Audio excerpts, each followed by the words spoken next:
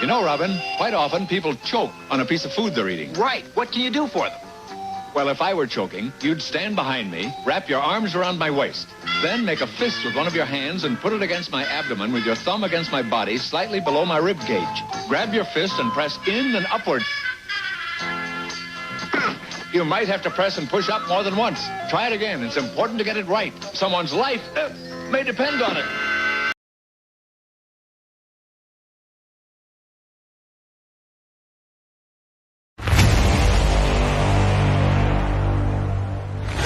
It's finally here.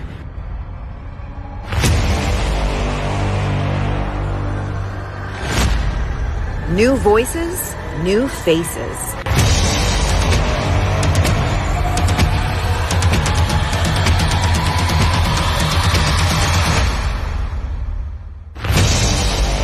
Welcome to the Pantheon.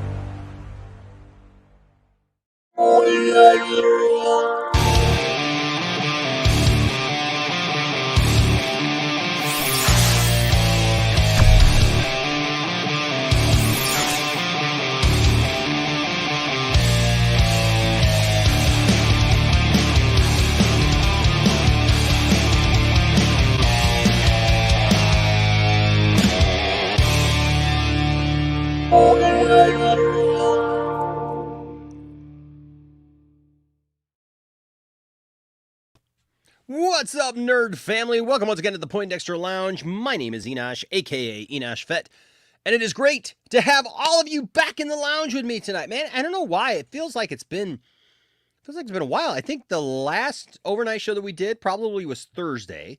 I was on Dave's show on the Vodka stream over on the Film Junkie channel on Friday. Saturday we were here live overnight for a while, but I was cooking. We did a cooking show first for the lounge, and so that was good. And then last night, I'll be honest with you. So after the cooking show, I got a half an hour of sleep between that and having to get up and go to church on Sunday morning and feed all the people. We had a big dinner, all the stuff that I made. People loved it. They enjoyed it all, man. It was really great. And I didn't get home till like 5:30 p.m. And when I walked in the door, last thing I remember is I came in and I sat on my couch. You know that moment like you've been doing stuff all day, like you've been working really hard, and you just kind of sit down on your couch and you just go, oh, right? And I was going to watch something. I was going to watch something on TV, and I woke up at 2 a.m. And my Poindexter backstage group, where a lot of the people that we stream with are in there, and people were asking, like William was asking, like, did I miss something? Usually we do a Sunday night shenanigans show. Is Enosh doing that? Like, what are we doing? And people were like, no, I don't think he is. And so I kind of got around. I went upstairs and I crashed, and I woke up today at noon. I was so exhausted, and I've been having like a stuffy thing, but we're here tonight. We're back, and back for the live show, for the overnight show, and so welcome. I'm so glad that you're here. Look, if this is your first time to the lounge, just know that the Poindexter Lounge is a place for nerds. It's a place where we can get together, both you and me and all of us, and talk about the things that we love. Things like TV shows, movies, games, sci-fi, fantasy, comic books, superheroes, toys, and so much more. And if those are things that get you excited, if those are things that get your blood pumping, then you have definitely found the right place. So please hit that subscribe button and that notification bell, and join this growing group of nerds. We're so glad to have you. I just came from the MSK stream. We talked about some stuff that was in the past of the channel, some people that we've had some back and forth with, as it were, at times. Somebody that we check in with here every once in a while at the channel. But some of you know what that means, and I'm sure we will at some point tonight. But yeah, so it's a good night. Our good friend Brian had his show earlier tonight and did a watch party. We'll talk to him a little bit about that. And then we had the second episode of Sci-Fi Center Presents today, and they did a deep dive into Watchmen, and it was a great panel discussion. Man, they did an awesome job on that. So good stuff. Tonight we got some people here, and I'm sure more people will join us as the night goes on. But I'm just glad that you're here. All right. And so I'm very, very thankful that you're here. As we always do, I do want to start off the show by thanking those who support the channel because you guys keep the lights on here. And when I say that, I mean, we say that, you use that term where you keep the lights on here. You guys, though, you keep us going. You keep us being able to do a show. And so for that, I'm thankful. So thank you to all of our Patreon supporters. And thank you to all the members of the channel. One second, I got to sneeze. Chew. I kind of held that one in. But thank you to everybody who's a member of the channel. You can be a member of the channel too. Why don't you be a member of the channel? Come on, join us. Join the cool kids. It's $2, man. Come on, you could do it. And everyone who gives super chats, thank you guys so much for that. Really, really appreciate each and every one of you. It means the world to us. And all those who send in something every once in a while just to support the channel. Thank you guys. Can't tell you how much that means to us. We're really, really grateful. And then everyone who has bought something from our store. Look, I'm amazed that you guys would want to wear something with the Poindexter Lounge on it. So it means everything to me. So thank you guys for your support of the lounge. And because of that, we usually like to give you a little something back. Look, I'm not in a position that I can give away PS5s and stuff like that. Look, I wish I was. And I will tell you this. If we were in that type of position where this was like my full-time gig, man, and we were, one of these large super channels, whatever, I'd absolutely do that because I think that you guys are honestly the best community anywhere I've seen. Hands down. You guys are fantastic. And so, but right now we just got a cool little giveaway. Probably give this away either tomorrow or the next night. Because I like to give people a chance to get their stuff in. Because for our giveaways, all you have to do is either be a Patreon supporter, so a patron, a member, or give a super chat or donate to the channel in some way. But we're giving away this box of cereal right here, the Masters of the Universe Revelation Skella God. Now I have the power crunch. It's real cereal. It actually comes with an action figure. So you can get an action figure in there, world's smallest action figure. And yeah, so there you go. There's all kinds of cool stuff. You can actually eat the cereal. It's actually still good. It's still like, sealed in there. And it says that it's good until November. So as long as you, get to it, it does contain wheat. So if you're gluten-free, I'm sorry. Probably not going to work for you, but it says contains bioengineered ingredients.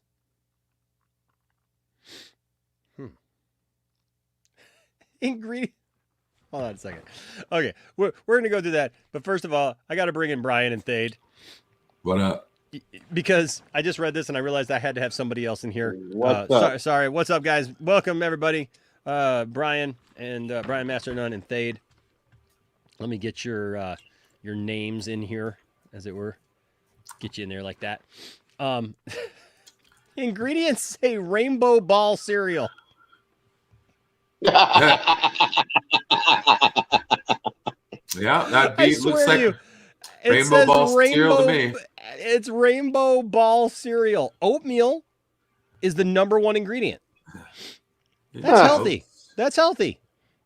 I was like, okay, can we talk about gluten and allergies for a certain second here? Okay. Sure. I work at a sandwich shop. Okay. Now, if I had an intolerance to gluten, I would just not eat sandwiches anymore. I wouldn't want to have bread made out of cellulose. Ooh. Yeah, probably not. Probably not. Weird. Do you guys sell bread made out of cellulose? Gluten-free bread. It's got really? Yeah. I mean, you can eat it. It's basically wood pulp. There's a lot of things you can eat. Yeah, but it's like eating cardstock, isn't it? Well, it's kind of a part of the binding agents. I'm not quite sure the scientifics of it, but yeah, they don't use flour. Well, cellulose is the stuff they make playing cards out of. So you're basically eating cardstock, or more or less wood pulp. Wood pulp. There you go. What's up, Anthony? Welcome to the show, bro. I was just showing them. I was just showing everybody my rainbow ball cereal. I've got one of these in my living room, folks. So I'm giving you something that even I treasure. So don't anybody tell you, Enosh is just giving you something cheap. First of all, this cereal was not cheap. Yeah, cereal's expensive. Is that a General Mills box? Like, ooh. No, this is not General Mills. This is made by a company. It's distributed by a company called Get Your Geek On. And I will just tell you this. Yes, I may have gotten it at a cheap, but They were charging $20 for this box because it's a collector's item. Oh yeah, It's a collector's item, folks. And so listen, I have this as 50,000 of them. no, I have That's this cool. in my living room. It's just a cool thing, and that's why I wanted to share it with you guys. So I bought a second one for you guys. So That's there you go. badass. I want to get to a couple things here. First of all, what's up? First right in there, man. Mr. Magoo right out the gate with a $5 super chat. Thank you, sir. I appreciate that. Says, hey, Enosh. I pray all is good with you and the lounge and my super nerds. God bless you all. Thank you so much, my friend. I appreciate you and being the first super chat of the night. So let's see. What can we give the first super chat of the night? Let's see. Oh, you know what? You were the first comment even of the night. First comment on everything. So guess what? Whoa! I think we got a show. Oh, yeah, we got a show. We definitely got a show. Oh, yeah, there's a show. And speaking of a show, welcome, Krypton's Core. Welcome. Hey, guys. Ready to blow up Krypton's Core like, 1,200 times tonight. What's up, Dat Dude Vince? What's going on, my friend? Donovan is here. So it seems like now this story with Ezra isn't all adding up. Right? No, it's really Everybody not. quick to like pounce, right? Yeah, and I know, man, I showed that video. You guys can find the video right here. Actually, maybe we'll watch it a little bit here, a little bit later. One of those videos. Yeah, it says I even saw a video going around yesterday of Ezra actually being nice and respectful with other patrons and getting them drinks and on him, right? But people are ready to demonize everybody, and so we'll talk about that tonight. Anchorman's here, says, hi, Nash, I've been depressed all day, but I hope you do a good stream. Hey, yo, Anchorman.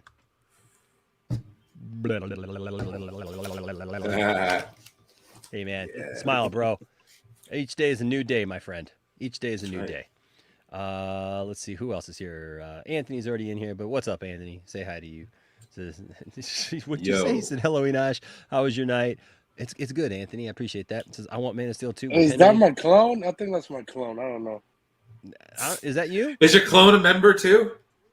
Hey, who knows? Your clone's a member as well. Hey, what's up, Awesome. Hal Jordan? Good to see you, my friend. Heck yeah. What's up, Darth Scipio? Lord Sinise. I just did a Lord Sinise a couple minutes ago. What's up? Moshugai?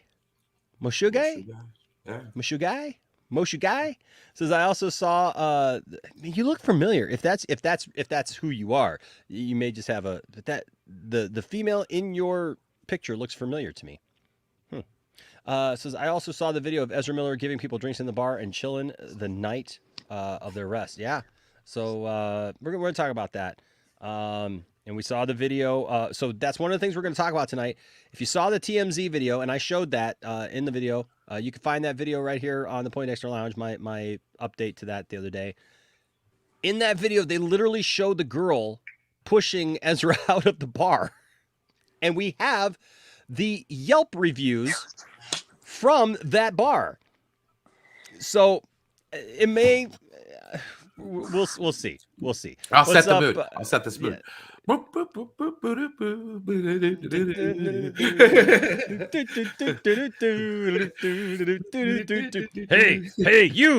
you're droids. We don't serve their kind in here. Yeah. What's up, Aaron? Good to see you, Aaron. Good to see you, Integrity. Says, like I pointed out many times before, another month goes by, and once again, as usual, we have more good signs for Snyder fans, pointing to the most obvious sequel of all time. Zack Snyder's Justice League 2 is inevitable. And don't forget, you left out the best part, dude. I am your source. You forgot the best part. Integrity. I got toys to show you guys in just a second. What's up, DC Talk with Extended? What's going on, my friend? Bat Super, what's going on? Mask of Shy is here. What's up, Alessandro? Always good to see you, my friend, for sure. Danny L is here. Says, hey, everybody. Hope you all having a dope night. We are having a dope night. H. Bartz is here. What's up, H. Bartz? H. Bartz in the house. Jeff Glotfelty in the house. Says, what's up, everyone? I love that. Dude says, add it up. Zack Snyder's Justice League sales, success, plus merger, plus Snyder hints teasing, plus Affleck returning, plus now Zod, Feora, and more returning, plus failed DC films, plus Ray Fisher bold stance, plus Zaslav comments, plus hashtag inevitable. Plus more. Oh my gosh, I love that. I love that. I love that. I love that. That's awesome, man. What's up, Azteca? Good to see you. Slade and Friends says, hey, Enosh, just imagine this. I make a really cheesy 2000 movie about a spring break pizza party on the beach that gets taken over by Peter Pan type pirates, and the only way out is a food fight. Directed by Brian Master of None. I was gonna say I feel like I've seen that movie already, but I wasn't gonna say anything. I think Brian had like a fever dream of that movie once, didn't you? That certainly was a fever. I don't know. Fever, I don't know about the the dream. flavor of a Pringle. Oh, a little rough on the edges there. Oh my gosh. Oh wait, there's more. Plus cast tweets support, plus trades and scoopers pushing a nonsensical narrative trying to kill something that's supposedly already dead, plus comments by directors, plus fan pressure, plus Justice League cliffhangers, plus more. Hashtag wake up. And then Todd, I love just Todd just goes in all chill. I mean, Marvel is the gold standard. You know, Todd, you may actually have liked watching part of the vodka stream on Friday when I was on with Dave, the film junkie, because I kid you not, and it was all I had to do to not laugh. And I was actually thinking, wait just a second. Maybe Todd Fair is not really Todd Fair. Maybe Todd Fair is my friend, either Dave. I think Dave said it. And Stephen Colbert might have said it. I knew Stephen Colbert said it, but Dave might have said it too. But I was sitting there thinking, like, wait, is Todd Stephen in disguise? Because he literally said like 2 or 3 times, Marvel is the gold standard. And if Marvel's the gold standard, then this, and then somebody else said, if Marvel's the gold standard for this or that. Well, like, it is. I mean, for comic book movies, yes. Yes, I shall call it Pirate Pizza Party. PPP. Triple P. Fear Jason is here. Anthony Strader is here. The whole gang is here, man. Look at this. Dork Knight is here. What's going on, Dork Knight? Blake Taylor is here. Cherie is here. I love it. Look at all the wonderful people who are here tonight. You guys are the greatest chat in history. You guys are just awesome. Zeno is here. Says, I'm happy to keep your lights on, Enosh. Thank you, Zeno. And I'm happy to have you here taking up our energy. We try to give out that energy and you take it in, all right? No, Slade and Friends, I have not yet announced the show. Slade and Friends made the logo for Tiffany's new show. They are simply waiting for confirmation on what day of the week the show is going to premiere. And then we're going to get a formal announcement. And we'll also get another announcement about another show on top of that covers gaming. Is it by Jimbo? Your ears have been ringing. I'm not saying a word about who it is, what it is, whatever. I'm just saying there's a gaming show Is it by Jimbo? that will have gameplay as well. It will have gaming news and gameplay. That's all I'm saying. I'm guessing it's Jimbo. I'm not saying who it is. You're gonna have to. You're just gonna have to guess, bro. Quit trying to spoil a mystery, man. What the heck's wrong with you? You always know what the end of the book says. He just said Tony's here. Tony, bro, you're always welcome. You got the link, bro. You're here, bro. What's up? Hey, Todd Fair with a $20 super chat. Tony or Todd. I'm sorry, I saw Tony. Todd dropping the $20 super chat. Thank you, brother. Says Enosh, the MCU is on a roll. Moon Knight and Doctor Strange 2. The MCU proves again why they are the gold standard. Now, with a K, not an N. That's true. He's gold got standard you there, of Todd. He's got you there. Standard of like decline. Yeah, sure. I got you. Moon Knight has been garnering a little bit of. Brian, Moon Knight's been doing good. It almost got 2 million views by watching the first episode. It's not bad. I have not watched it yet. I have not watched it yet. Is it that good? Because I have not watched it yet. Talking about, but it's a good. I mean, I've never read a Moon Knight comic, and I like that. I enjoyed the first episode, but a lot of people are like, this sucks. I'm like, dude, it's a different interpretation. I hate people. I'm so over people's like, it's not comic book character, or they didn't do that in the books. I can't stand those nerds, really. I'm a big nerd at it. They did the same shit with Harry Potter. They're doing it with every freaking comic book movie. Oh, it's not the same. Blah, blah, blah. Why do you want to watch something you already read? I don't understand this. Why do you want to basically? Because it was awesome then. Be the same thing you already read and awesome you already to know see. the story. It's 'Cause better I if read they interpret it differently. I do not get that. Because I read it You know. before. I want to watch it. Yeah, Thade. I enjoy it. It's very different. Isaac did a great performance. I think it's awesome. Maybe you'll like it. What's up, Jeff Gloffelty? There's my guy right there with the $9.99 super chat. Says it's time to get my nerd on. Fantastic. Yeah. Heck Yo, yeah. these By the way, super chats is going crazy tonight. speaking of getting your nerd on, make sure to get your love life questions, even if they're just fake love life questions. Make sure to either email them to me at poindexterlounge@gmail.com or message them to me or whatever, or leave them on comments of videos or whatever, because we are going to have a Love Line show. Love Line show. Did you guys catch 20 questions this weekend? You mean a with hotline RJ? show? What's that? You mean a hotline show? Will somebody call in and talk to you about their life? No. Well, we're probably not going to do a call-in show for it because I want to keep it to like people write in and I will give them my farcical answers to their love life. That would be good.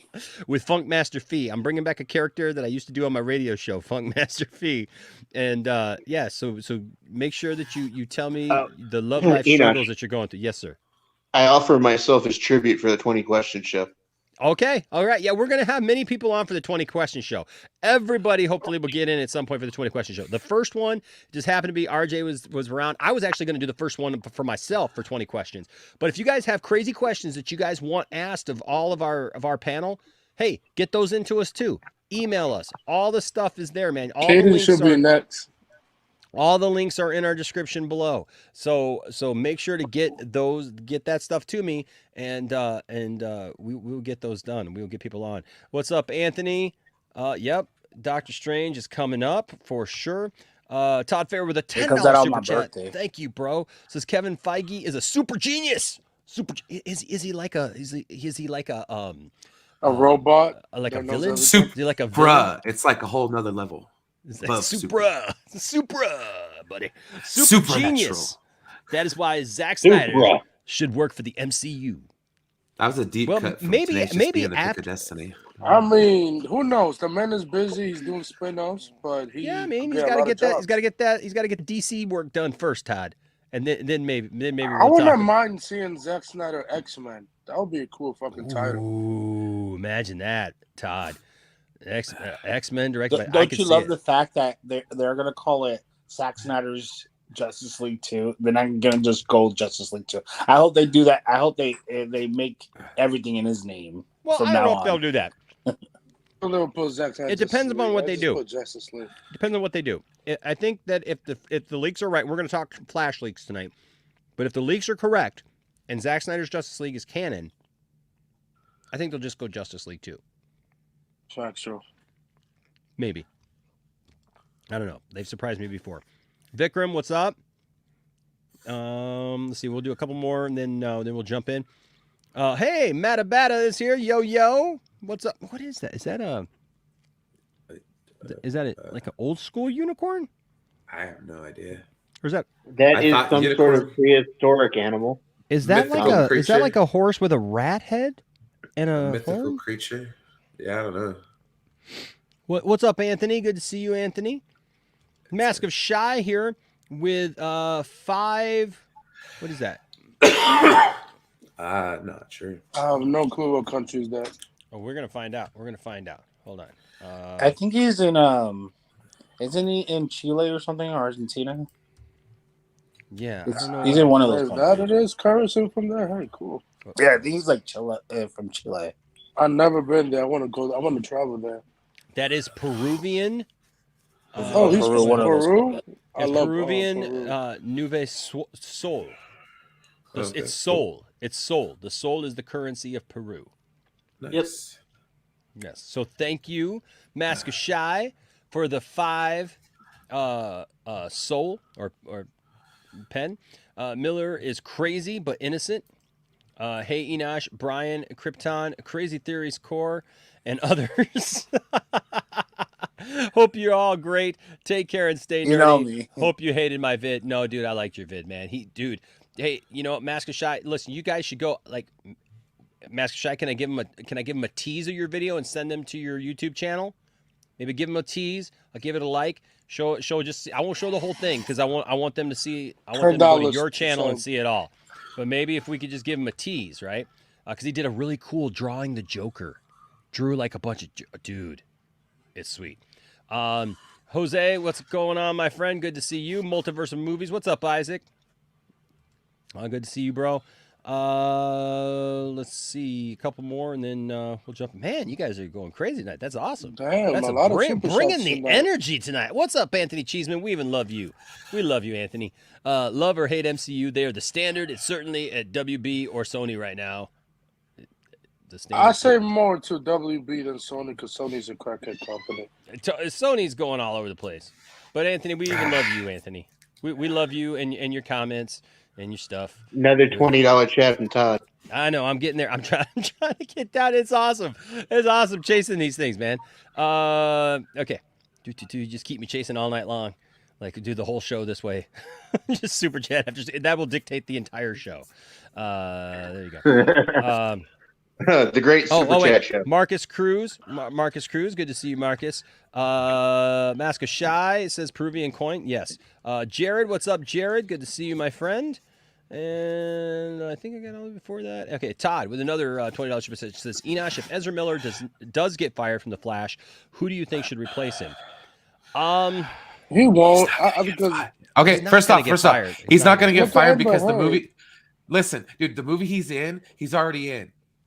Yeah. So they can't retroactively fire him. Yeah, and he's not going to get fired anyway. That doesn't make any sense. A lot of people were speculating what happened, and like I was the only one in that group. They're like, you guys got to chill. Nothing's going to happen to him. We don't know the whole story. We got to calm down. People were like demanding his head to be cut off. Well, look. Oh, he's the most violent. He is so freaking violent. And all that. I'm like, what are you guys talking about?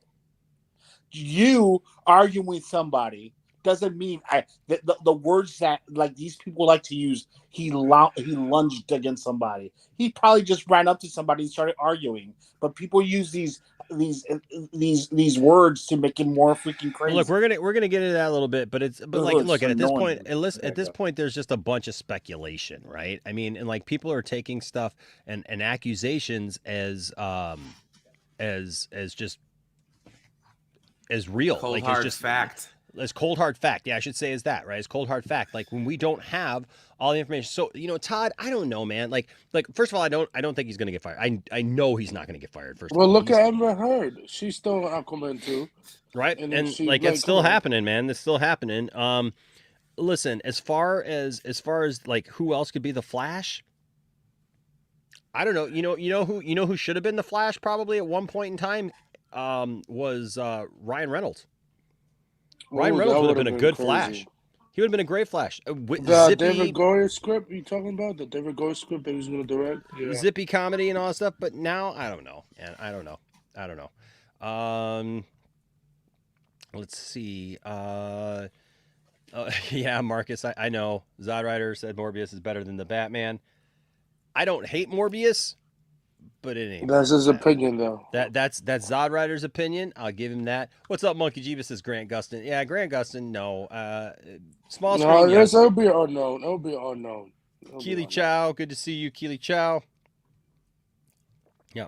So, hey, what's up, Claire? And Claire, you absolutely hit it. You absolutely hit it. That is it right there. We've never heard Ezra's side of the story, but we are going to take a look at some stuff tonight.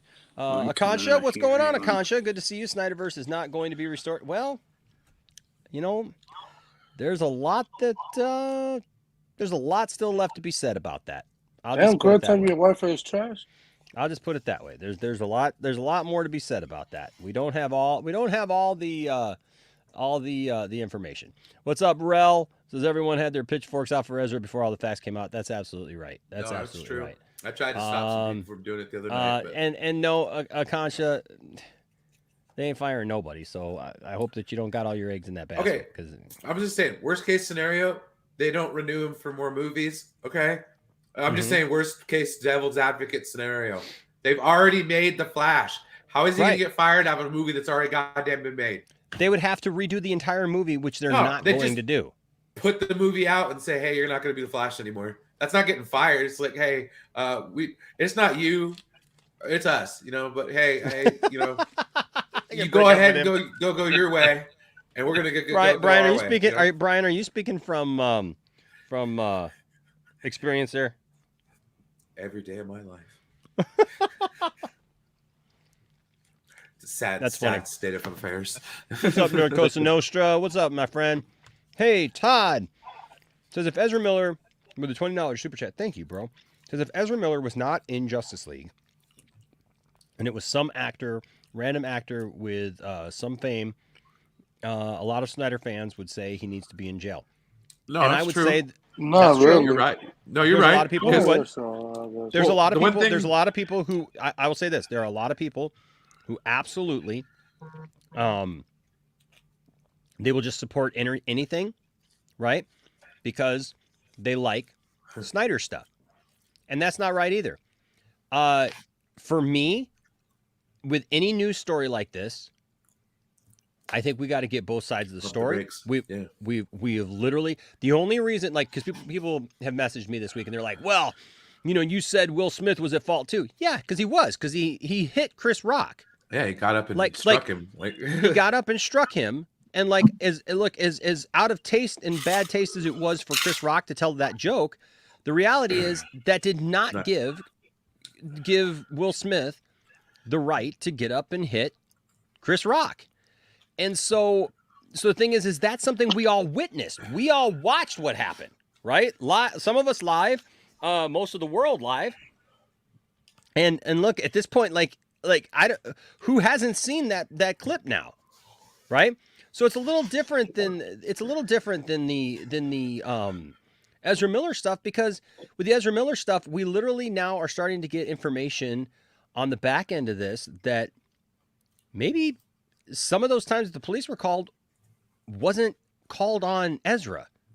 Literally, his friends may have been the one calling the police because things were happening to them, because apparently from the leaks that have been coming out, they had received really bad treatment while in Hawaii from some certain people because of Ezra's sexual preferences, or what, you know, being Jewish. They were being Jewish, being queer, being all these things. So, you know, it's a little different because none of us were there. Now we're seeing videos. I can show you a video right now of the fact that Ezra got assaulted and pushed out of the bar, not the bar that night that he supposedly got the police called on him, but I can show you video right now of him sitting there peacefully with everybody, bringing people drinks, being super nice, watching people sing karaoke. Things can obviously escalate crazy out of turn, but the reality is like there ain't no video of him going crazy. Nobody took video of him like acting a fool, but you know, there's video of that. So, you know, and then, but there is video of a lady pushing him out of the bar, being, you know, insulting to him, and he doesn't push her back. He doesn't go after her. It said that they called the cops, and there's video of him standing there peacefully with the cops. So I agree with you, Todd. I agree with you, Todd. There are absolutely those who, if that was the case, that they would say he needs to be in jail. I say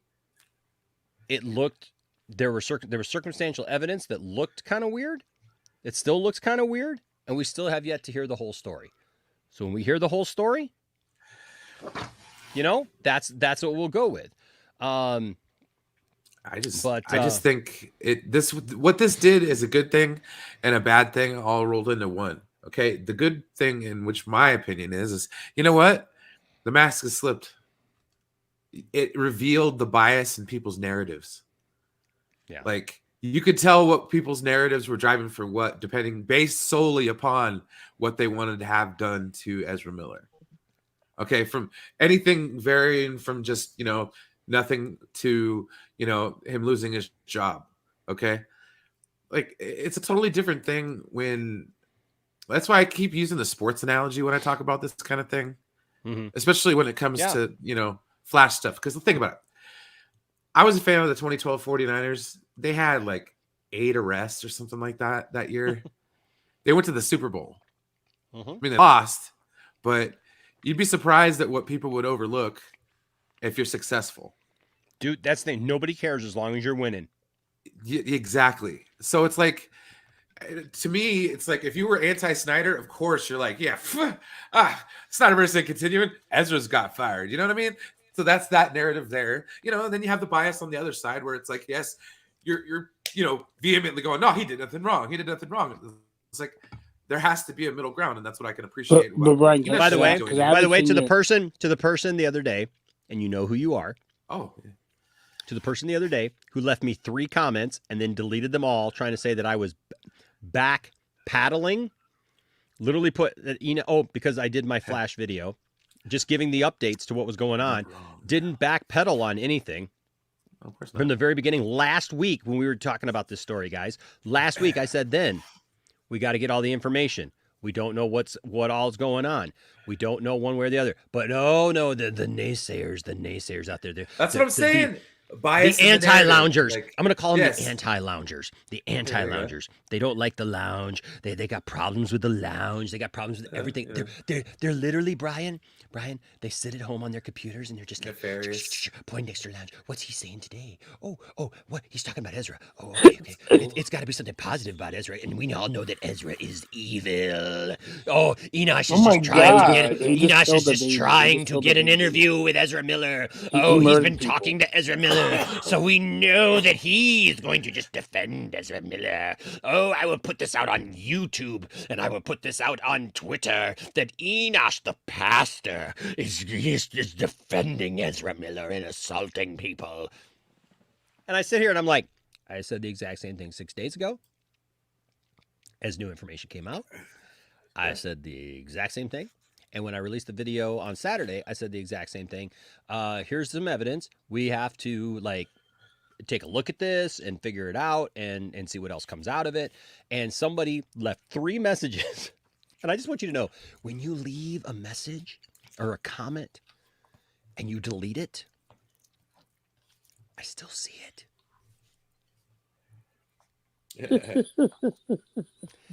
That's crazy. Think about that one, keyboard warrior. That left 3 comments and deleted 1, 2, 3 comments. There were 3. And then there were 2 comments.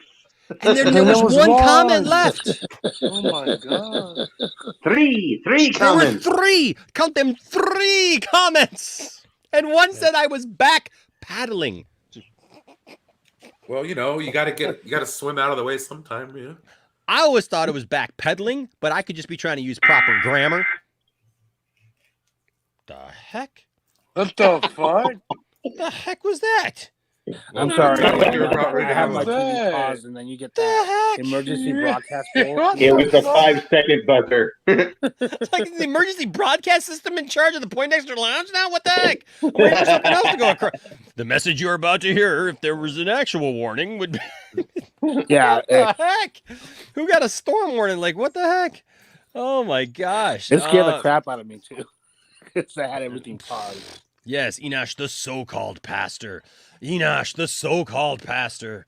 Oh, yes, Enosh is pasteurized. Enosh, are you auditioning for Star Wars? I might be. You never know. You'll never know the power of the dark side of the lounge. Well, it's pretty fun. It's the purge. Hamada is there's coming. Cookies.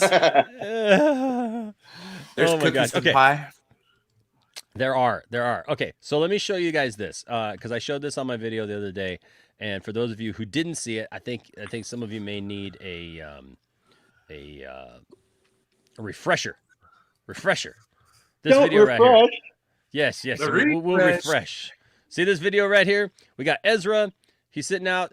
The information that came out said that he was you were trying to get in this bar.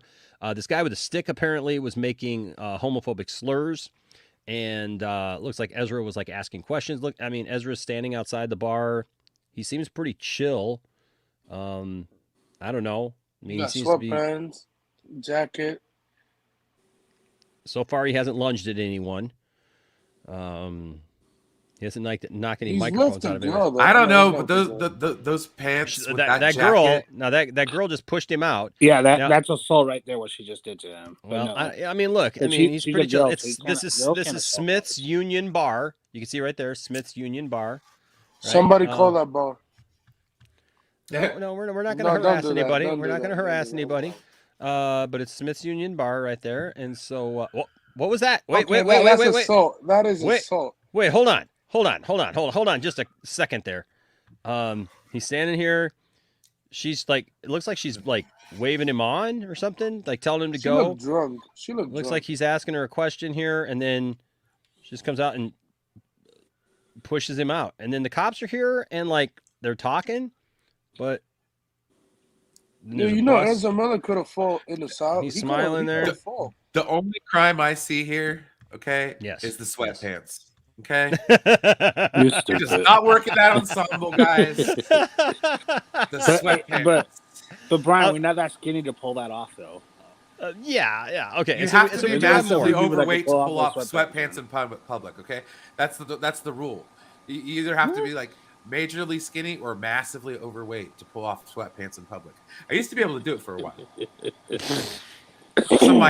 Some of my heavier days. Okay. All No, right. I'm just Let's see and see what was the Mad Goose Wizard, right? Mad Goose Wizard. Yeah, there it is. Mad Goose Wizard is this and we'll pull this up here real quick. For those that for those of you guys who just wondering, by the way, Stella just joined us. Hello, Stella. Hello, everyone. Who's still Stella. I'm always glad to have Stella here. Stella is a very wise and wonderful woman. That made me laugh. Okay. So Mad Goose Wizard. Stella the Wide. Mad Goose Wizard, look at this. Mad Goose Wizard like posted footage here from inside the bar on the night of the arrest. They were calm, friendly, and cool. I mean, look, there's like obviously he's assaulting somebody right here. Yeah, it's like, do you have Flock of Seagulls on your playlist? That's a good song. All right. Well, look at this guy.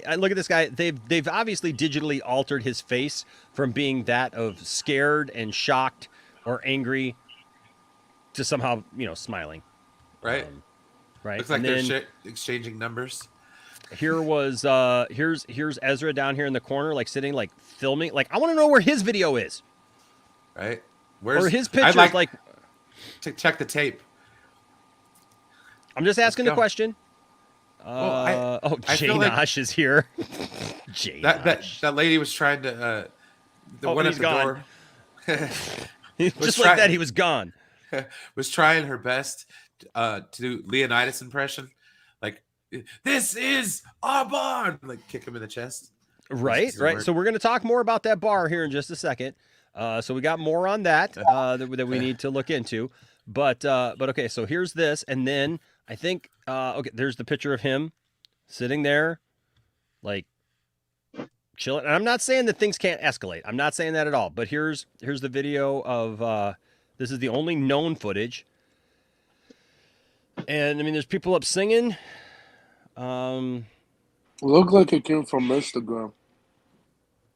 Yeah, somebody filming like this, but like Somebody posts on Instagram because he's it can tell filming, by like Instagram. everybody's like he sits down in front, like he's he's not like blocking him. I don't know, man. Like like I said, we can't tell like what happened afterwards. Obviously, people can have stuff going on, but here is the picture again. Well, that's the never mind. Sorry. That was just the thing I already had. There's an This article. is Sparta. Yeah. So here's the girl. It opened the thing for me. So here's the girl pushing him out. Here's him standing here. So it says that Ezra attempted to enter the bar and was told that they don't let Jewish queers into the bar. The kid with the stick was spewing homophobic slurs. Ezra insisted that he had the right to service and was violently pushed almost into oncoming traffic.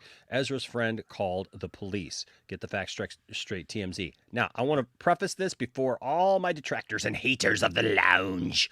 The lounge, what did I call them? The anti-loungers. The anti-loungers.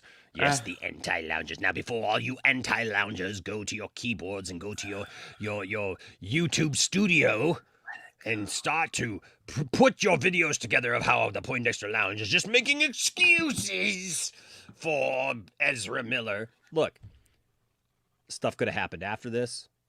Something could have happened if he lunged at somebody, or first of all, the night that he got arrested there. That's not the bar that he got arrested. I'm sorry, but the night that he got arrested, I should say, still, like, we saw those pictures of him calmly sitting there. Look, most nights start like people are calm, people are whatever, and then things can escalate. I wasn't there. I can't speak for it because I wasn't there. All I can do is report what is being reported, and some of the reports that are coming out are that he did not seek out this stuff. There's also some reports that are coming out that say that EZRA, the people that he was staying with, actually were posting on Reddit about him and his stay with them, and some things that shouldn't have been posted or whatever. And that's what made him upset. I'm not saying that gives him right, but there's nothing in there that says, there was nothing in the police report that says he actually assaulted them. There's been people talking about this week that he assaulted them. I was being sarcastic. I know. That's what there were people saying that he assaulted them. There's nothing in the police report that says he assaulted them. It says he burst into their bedroom and said, "I will bury you and your slut wife." Now, I ask you this question. Have any of you guys ever seen the movie 12 Angry Men?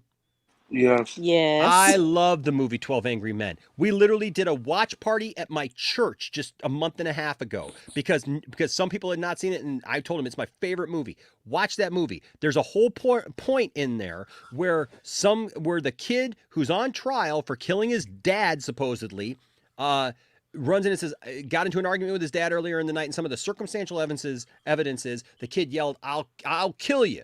Well, they proved literally in the juror's room, because the one guy who was like, "Well, that's all. See, he told him he was going to kill him." Later on in the movie, he gets so pissed off at Henry Fonda that he jumps up and goes, "Did you hear what he said? I'll kill him." And he goes, "You didn't really mean you'd kill me, did you?" Of course not. People say a lot of things in anger when they are angry. This is, again, not to defend actions that may or may not be wrong within context.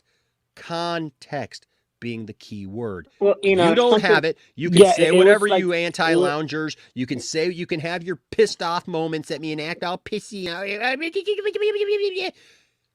You don't have the context either.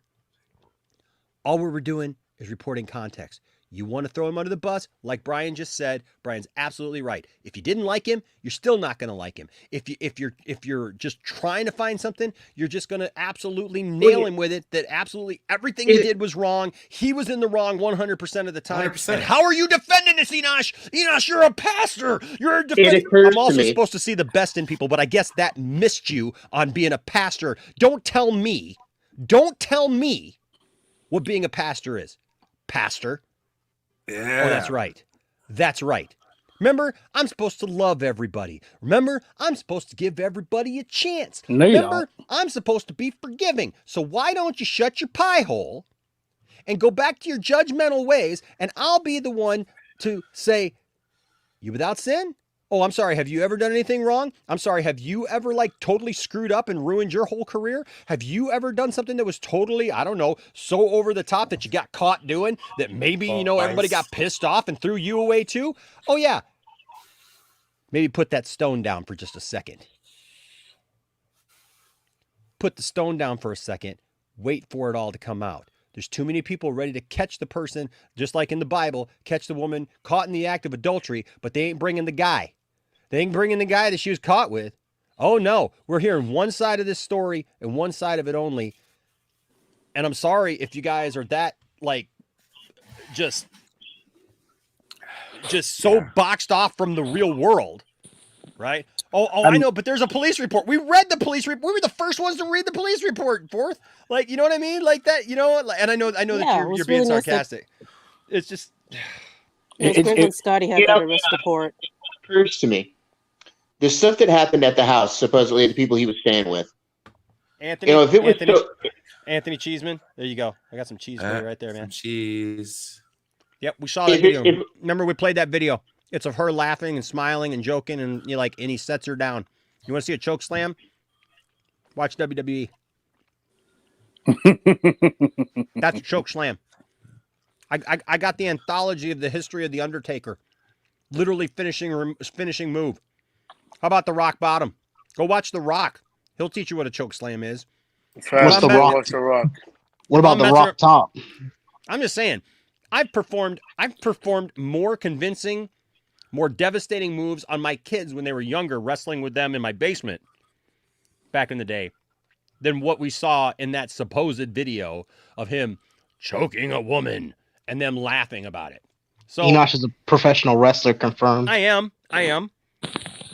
I'd do that. I'd do that in a heartbeat. That'd be fun. It's just an excuse that people are saying. He didn't I'm sorry, do Thade. anything. Thade, I cut you off, man. I cut you off, bro. I'm so sorry. It occurs to me that the stuff that happened at the house, yeah, we do have a temporary restraining order on that, sure. But if it was as violent as all that, him running in, threatening them and everything, and I saw previously this week an article that was put out where somebody said that he threatened to burn them, not bury them. But according to the report we read, it said bury, not burn. So whatever. They can't read either. That's the problem. They can't read either. Yeah, but the thing that occurs to me is like if all this stuff went on, if he was holding onto their wallets and everything else, that the cops would have been called on that. And the only thing we have is a filed temporary restraining order. We don't actually we haven't heard that he was arrested for that second incident. So what occurs to me is that this could be questionable.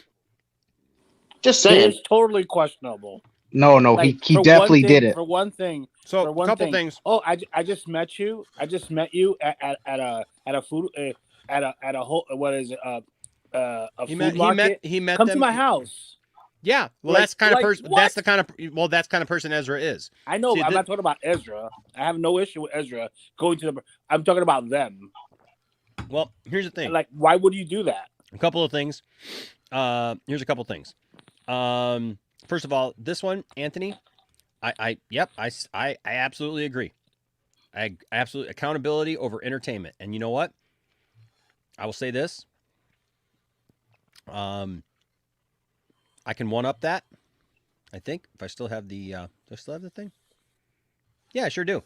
There you go. Mine's bigger. There you go. Listen, Mine- Anthony Cheeseman Oh, is yes. a troll. He just likes My- to say stuff. How you like that, Anthony? To contradict everybody. Mine's You don't even have to bigger. worry and talk to him about that. Mm-hmm. My A over E is bigger than that one. But I appreciate you sharing it because you know what? Everything that we're saying about today, nothing takes away from accountability over entertainment. Nothing. Very true. So what the hell are you talking about? Like what the hell is that post to I just try to feel what? To try to make Ezra out to be bad. I don't know how He many does times we this got all to the say it. time. I know. No, I'm saying we don't know the circumstances around what happened. So here's the thing. Yes, accountability. Yes. If the story comes out that Ezra absolutely did this, he's got a court date, he's got things. If more information comes out and it looks and it shows us that he was the aggressor, that he did these things, mind you, y'all are making assumptions, people calling for him to be fired, and they haven't heard the other side of the story. Like, what fight have you ever been in that, like, there's just one side to that story? Like, you're just going to tell me that, like, Ezra woke up that morning on their couch and just burst into their living room and said, I'm going to bury you and your slut wife? Yes. If that's the case, then you know what? Yeah, he really does need some help. And I'll be the first one to admit it. But how many, do you really think that that's what happened? I mean, you're going to tell me that things escalated? Like, oh, what did the lady burn his eggs? Like, my burned God, it. I All should of be a sudden, scared to he death. just went Like nuts. literally, when I talked to Ezra, he was asking about where we live now and stuff, and like I was asking him like before if he wanted to be on the show when I first started talking to him, and I think he thought that I was asking if he wanted to come over. That's why I totally believe this, because he was like, "Yeah, sure, I'd love to come over. I'd love to come out. Like, where are you guys at these days?" I'm like, babe, whatever. I'm like, dude, I'll just say this: if he ever comes over, I mean, I'm not going to try to piss him off. Right? Yeah, he'll. I'm gonna make sure that his eggs are perfect. Hey, you could always give him the Macho Man treatment.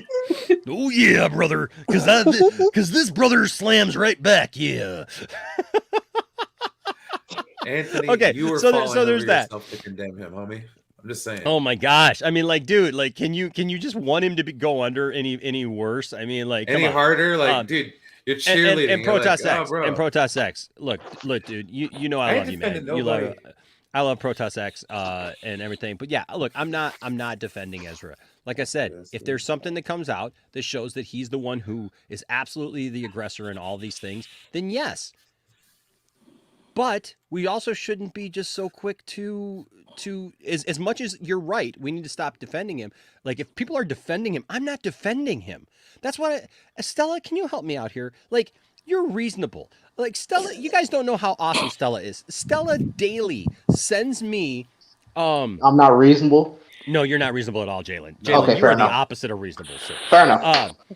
No, Stella is so amazing. Stella every day sends me encouraging like memes and videos to just encourage me and like lighten the mood and everything. And Stella is completely like chill and like, but I will just say this, like, Stella, I don't know what to do anymore to like put out there that like I have not taken a side on it. People are acting like because I'm defending justice, ironically, right? For justice to be done. Process. For due process to be done and not just to jump on, well, TMZ said this, so he must be guilty. Let's all join it together. Let's all join together. Let's all put our symbols together like little robot monkeys and just go, oh, down with Ezra, down with Ezra, down with Ezra, down with Ezra, right? No, because the weekly world news knows. I'm just saying, like they have the best stuff right in the line. Yeah, the grocery store, aliens are tabloid real. sensation, the Bat Boy. I mean, come on, guys, let's go.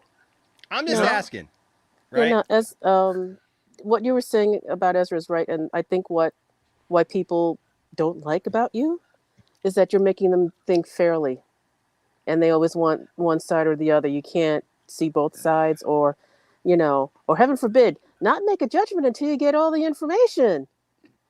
Because from what I caught coming in, and yes, I may be slightly out of context, and I came in a little late because I had some family business to take care of. But by that she means she's in the mafia. Yeah. Don't make you want to see a choke slam. Stella, no, Enosh, Stella will lift you high to the rafters, brother. No, Enosh, I'm the one that's in the mafia. Into the mat. No, but what you're saying, I believe Enosh, Stella was on the card. She was originally the person who was supposed to take on Seth Rollins, the mystery person, until Cody Rhodes came in at the last second.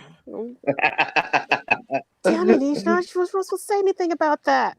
Oh man, I forgot. It was told to me in confidence. Now she's going to come after me, guys. I ain't scared of William, but I'm scared of Stella showing up at my door. Let me tell you. Well, what I wanted to say is, sorry. God, no, it's okay. You're right. What people don't like is that we're actually trying to have a fair conversation. I've noticed these days that, oh no, I have to be over there. If you're over there, then you're over there. I can't take that. Hi, folks, grow up. See both sides of the story. And when I was in management, they always came to me because I was the fair manager. They knew even though if I didn't like them, I'd still have the professionalism and the decorum to treat them properly. So in the case of Ezra, all the stuff that's coming out is the exact opposite of what is being reported about him. Okay? Yes, that is my opinion, world according to me. But these videos and stuff, Ezra is not the aggressor. Okay? And I know you had a little bit about probably my comment about people seeking deep pockets. Again, in the stuff that I've heard and seen in my lifetime, a lot of people go, if you work for someone that has deep pockets, a company you work for deep pockets, people do the dumb things to somehow sue you, make money, all that. Mm-hmm. Again, from my limited experience of being 13 rows away from Ezra when he came on stage at San Diego Comic-Con, he's a nice guy. He's energetic, very probably loving and trusting person. And of course, there are going to be jerks that are going to take advantage of that. Again, world according to me. Anthony, I literally just said that. Yeah, and the whole fact that Brian, people don't like us, we're not defending him. Okay, That's why I we're tire we're of this we're just trying to conversation. show. I don't even want to talk about this anymore because it's like Now it's you went and did it, ridiculous. Anthony. Now you're pissing off Brian. Brian's gonna get all pissed off and want to leave. And Oh, now I'm not he's gonna get pissed off. I'm just gonna leave. Don't leave, Brian. Don't Don't leave, leave, Brian. Don't I make people don't- like this Brian, leave. Brian, I got some peanut butter guys, here for you, man. Hang on, Have some peanut butter. Put me on. Don't be hangry. Don't be hangry, Brian. I'm not hangry. Eat some peanut butter No, there, brother. Listen to me here. Yes. Okay, All right, guys, I blew we've you up. been Hold going on and on and on and on for like the last let me week get about that. this stuff. Let me get Anthony okay, out of guys? your face there. Okay. And let me tell you, dude, and it's right. Like I said, dude, this just shows people's bias. This is why I told it in the chat. Okay, everybody in this room, you need to go and understand what it's like to be a damn sports fan. I'm telling you, you don't understand.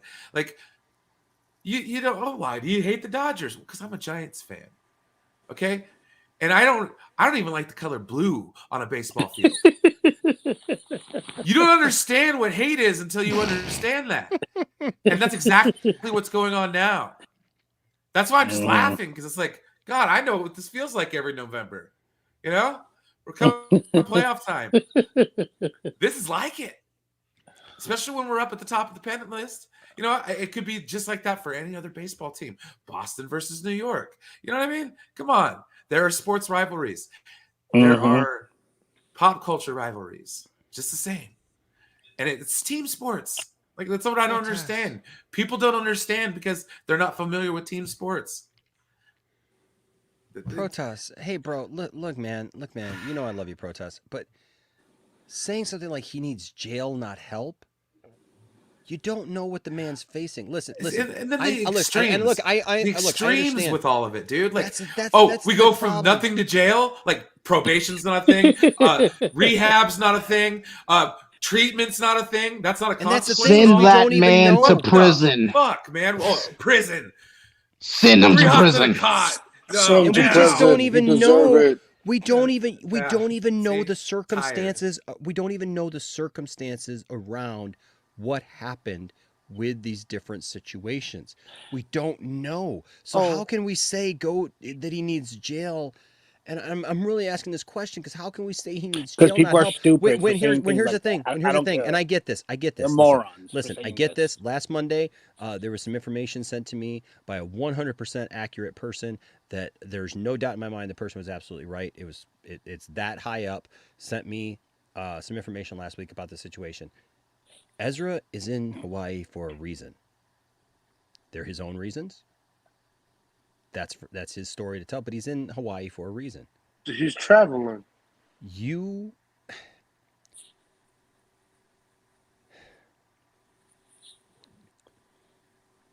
People do things and say things and act ways when they're under duress. We just watch that, for God's sake. Did you see me calling for Will Smith to get arrested? No. He was obviously under duress. I mean, my gosh, the guy is like in so much stress and everything else. But what he did wasn't right. You understand that, like, EZRA hasn't even done what Will Smith did? Yeah, yet people are ready to condemn him right away. Like, literally, we're talking about, like, that he supposedly took a microphone. They slapped a microphone out of a girl's hand. And that he didn't say they slapped. He just grabbed it out of her hand. Yeah, like he grabbed it or whatever. Like, yeah, it wasn't even slapped. It was just that, like, he got it out of her hand, whatever. We don't know how. I mean, it just said, took it out of her hand. And then it says he lunged at a guy in that bar, right? But that could literally, people are acting like lunge means attack. Like, he didn't get arrested for assault. He got arrested for disorderly conduct. Okay, which could have been anything. And from the other reports, it's because he was baited by some people who were there who were talking derogatorily about him and the people that he was with because of who EZRA is as a person, his preferences and things like that. And people know those things about EZRA, or they discover those things about EZRA, and so they will say things. Lunging, if I'm playing darts with someone and maybe I'm drunk, maybe they're drunk, we're going back and forth, and they say something that gets in my face or whatever, and I go, that's lunging. It doesn't say that he speared him. Again, back to the pro wrestling things, okay? Like, are we thinking that that's lunging? You think that like he speared him in a corner or something? It's fake. It's fake. Yeah, like come on, like that's all I'm saying. I'm not going off on you. I'm not going off on anyone. I'm just saying we really got to put a couple of thoughts together and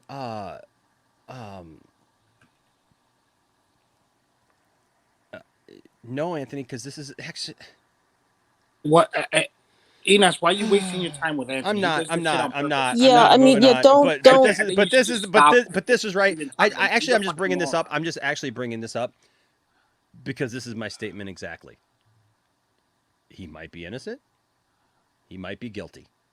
All of you yelling at me and leaving comments and deleting comments after you left them, thinking that I won't see them, know this. This is exactly what I've said. He may be innocent. He may be guilty. If he's innocent, then people need to leave him alone. If he's guilty, then he needs to take responsibility for what he's done, right? Those are the facts. Those are absolutely what happened. Those are absolutely how it should be dealt with. In the meantime, look, you can go to, and this is the end of this, and then we're going to move on because I don't want to lose Brian. I love Brian too much. Whoops. I love Brian too much. Brian's on his last leg. It's so He can't rare stand to it. catch me on here. No, honestly, dude, I don't want to. I'm not that No, guy. no. I love Brian. No, because we're done anyways. I will just tell you all this. Brian, but you're right. Because I'm Brian's sorry. absolutely right. People have drawn hard lines in the sand on this one. No one's gonna get. No, there is no give in this situation. So it's like whatever, dude. Yeah. How are you biased? So- Because the only thing you complain about is people defending him, Anthony. That's how you're biased. I will just tell you this. Look it up I'll in the just tell you dictionary, this. homie. Go to Yelp. Okay? Go to Yelp. Look up Smith's Union Bar. I will just That's tell you this. It's open. It closed at 2:00. It closed in 5 minutes. Total shit. Yeah. If you're so worried about this, go here. Check out some of their reviews. Now, look, I know Yelp reviews can be all over the place, right? I know they can be. There is a lot here, though, that talks about this. And this is the bar, by the way. This is not the bar that he got arrested in. This is the bar that we just watched the video where the girl pushed him out, where the girl assaulted him. Mind you, notice that he didn't press charges against the girl, right? She assaulted him. We literally watched that one. He did not lunge at her. He didn't do anything to her. She pushed him out. Do we need to show the video again? Because we just showed it. Yeah, right? she was. She literally came out. She pushed him away once. She physically touched him once. And then when he just was talking to her, she reached out and pushed him almost out into the street. If Ezra did that to that girl, how many of you would be in here right now going, see, this shows that he is aggressive, he is angry, he's a horrible person, and he should be taken off the Flash. I guess that girl shouldn't be in the Flash movie either because she assaulted him. He did not assault her. I will just say this. If you read some of these Yelp reviews, here's a 1-star one right here, just from back in November. Talks about how the work there are insulting. Literally, this one talks about a person who literally was talking about one of the person's friends saying that they looked like a homeless person, like he belongs in a tent on the street. They came in and they realized it was the bartender. Yeah, and this guy had been heckling them as they were walking in the bar. Several reports of literally just like somebody, they don't have a bouncer and some guy who just like is there. Like, because it's like a dive bar. So it's like a regular, like, dive establishment type of bar where like there's just a bunch of people, whatever. And apparently some of the people just take things upon themselves. Like there's no cover charge to get in, yet people are telling various people, certain people of certain backgrounds, the LGBTQ community, people who represent that community, people who represent other looks and look differently than them, telling people that they can't get in until they pay the fee. People walking out and then being told that they can't get back in, even though there's their party is still in there, while other people who are the right color are let back in. Told that they're all fulled up, even though they literally just came out, and that they're going to have to wait in line again, which is fine. Like, if there's one in, one out, that's fine. But literally they came outside for a second. We're going back in, told to go back and wait in line. They waited in line, and they literally called the 2 white people behind them to step in front of them. Listen, I'm just going to say this. I know Yelp can be all over the place. I'm like, it's not the like, customers can be all over the place. I'm just saying this. This is literally the place that we just watched the girl push Ezra out of. So that's what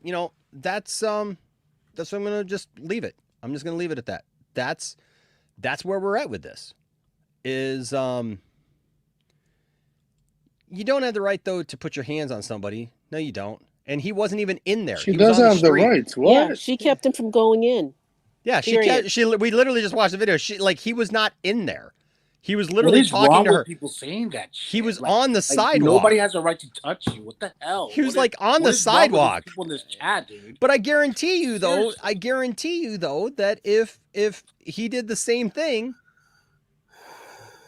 Oh my god! Yeah. Oh my he should god! go to He jail. almost killed her. That's what I'm saying. Is that like he should be in jail? He should be in jail. He was on the. We literally just watched the video, guys. You guys are breaking Brian.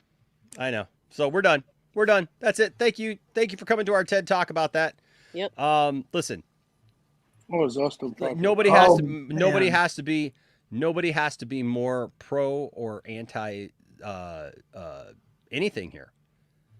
I'm telling you guys, and the reason why I'm saying this is because this new information came out, this new stuff that came out, these videos and all this stuff, and there's people still ready to crucify the man. Okay. Yeah, for the there was one man. Infraction. There was one man that died for my sins. I don't need Ezra Miller to do it as well. Okay. I'm getting ready. I'm getting ready to celebrate that in 2 weeks. Okay, because of my faith, I don't need anybody to try to put Ezra Miller up on a cross in the next couple of weeks, or anyone else for that matter. For God's sake, nobody's telling you to love the man. Nobody's telling you to believe the man's innocent. I'm not saying that I necessarily believe he's innocent of all these things. I'm saying we got to chill with all this no, I agree. And Anthony, I actually agree with this. I agree with this. He was obviously being disorderly, and that's why they arrested him. That's why he had to post $500 bail. But the reality is that was a situation that obviously the police went to, and they assessed the situation and they took care of it. But even so, we don't know the other allegations. We don't know what happened. Each situation, we're not saying is that there's nothing there that just like RJ says here. He says, I think clearly something happened that they felt he needed to be arrested for. When it comes to the restraining order, again, let's see what the court says and what the new details come out. Thank you, RJ.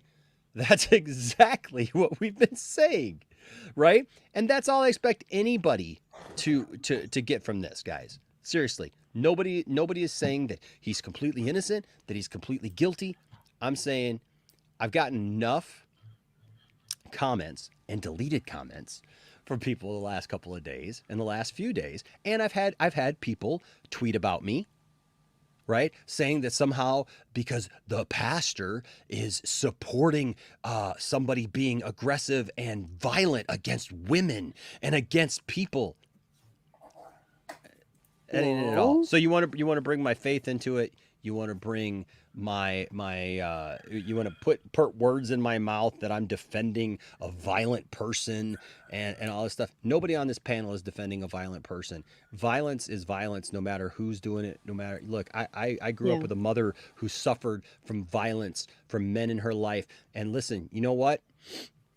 I've had to duck in situations from the time I was 5 and 6 years old living with her as things were being thrown across our house. Okay, so don't tell me about violence. All right, I lived in violence. My mother was also a very violent person. My mother was diagnosed paranoid, schizophrenic, manic depressive, was addicted to drugs, was addicted to alcohol. And you know what? I had to pry my mother, my own mother, off my grandmother with a baseball bat at the age of 9 years old. I had to take a baseball bat and threaten my mother because my mother had my grandmother down on the floor with a handful of her hair. My grandmother's hair never grew back out the same way. To the day she died last year, she had thinning hair on top of her head because my mother had ripped so much out. So don't tell me about violence. Don't tell me about excusing violence. Get out of here with that BS if that's your stance on it. Because that's not my stance on it. My stance on it is this. Everybody has a right to defend themselves. Everybody has a right to present their side of the story. And until you hear that, stop trying to crucify people. It's not right. We see it in the tabloids every day. And you know what ends up happening? Is somebody ends up getting depressed and something bad ends up happening. And then everybody's like, oh, they were gone too soon. And then we get the A&E behind the life or whatever of whoever. And it's like, the pressures were so much and nobody supported this person and nobody came around this person and nobody, looked at what was actually going on. And then what happens? So there you go. All right. Okay. That being said. Well, shit, I'm sorry you went through that, Enosh. The anti-lounger is here. Yes. Yes, I'm here. I love you, bro. I love you, bro. Y'all. Uh-oh, I love William. you too. Uh-oh, William's trying to pick a fight with Brian. William's trying to pick a fight with Brian. He says, screw you, Brian. Go Dodgers. Orange and black till the day I die, bro.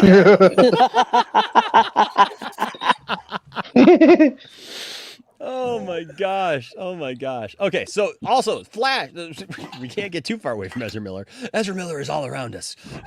We're living and breathing Ezra Miller. Oh, don't say all that. The time.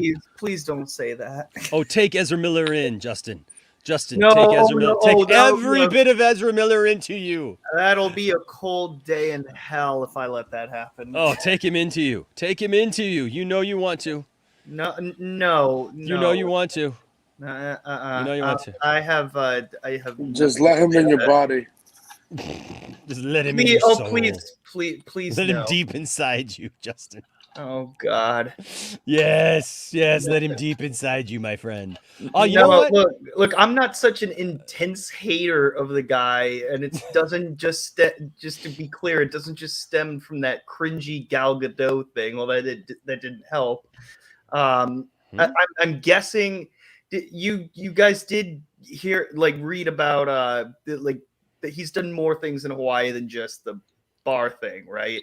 Can we not talk about this anymore? Let's just talk about the movie. Yeah, dude. We know the police. The police were called revolving around Ezra Miller. I think 10 times it was reported. But the thing is, it's now being reported though that those were not all calls and reports on Ezra. That it were places Ezra was, and some of those actually was Ezra's parties calling because they were being refused service at some places. And because of who they are, because of who harassment Ezra and is. discrimination are a big thing. Yeah, and so those were parts of it. Right? My concern was hearing about him breaking into a hotel room. He would have been arrested for that. I do that all the time. So he would have been arrested for that. So again, we need all the facts. We gotta cut I haven't heard that one. I haven't heard that one. I haven't heard anything about a hotel. You can either you can talk about it later if you want. But... If he would have broken into a hotel room, the hotel would have arrested him. So he would have been in jail. And we would have known Justin, are you sure you're not talking about? Justin, are you sure you're not talking about the bedroom that he broke into? Yeah. And told that was their house. He was staying with them. Oh, okay. See, I just wanted to clarify. No. Now you know what, and that's good. That's good to have a conversation. If you have a question, right, Brian? If you have a question, right, it's good to find out the truth, right? So yeah, he was staying with them, Justin. To kind of bring it to an end, he was staying with them for a week. He met that couple at a farmer's market the week before. They invited him to come stay with him. He was staying with them. Monday morning, they're the ones who actually bailed him out.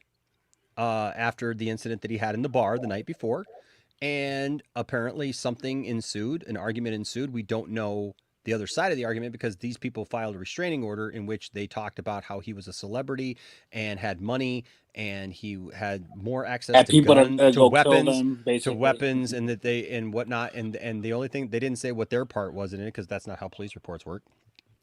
It just simply was that he burst into their bedroom, and said, "I will bury you and your slut wife," which probably means something started with it. But you know what? I think it's time.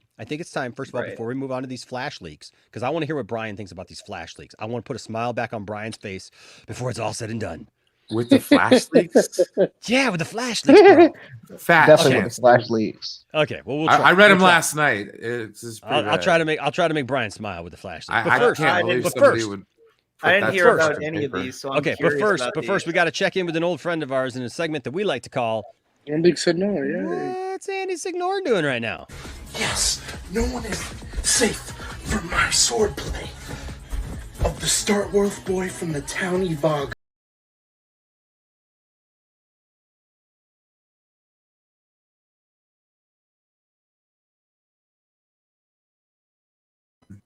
Believeth. Well, this is how the night started. That's how the night ended What up. But in this is how the night hell was started. that? Master Caslarus, I banish thee to the 7th realm of the dimension, Icano.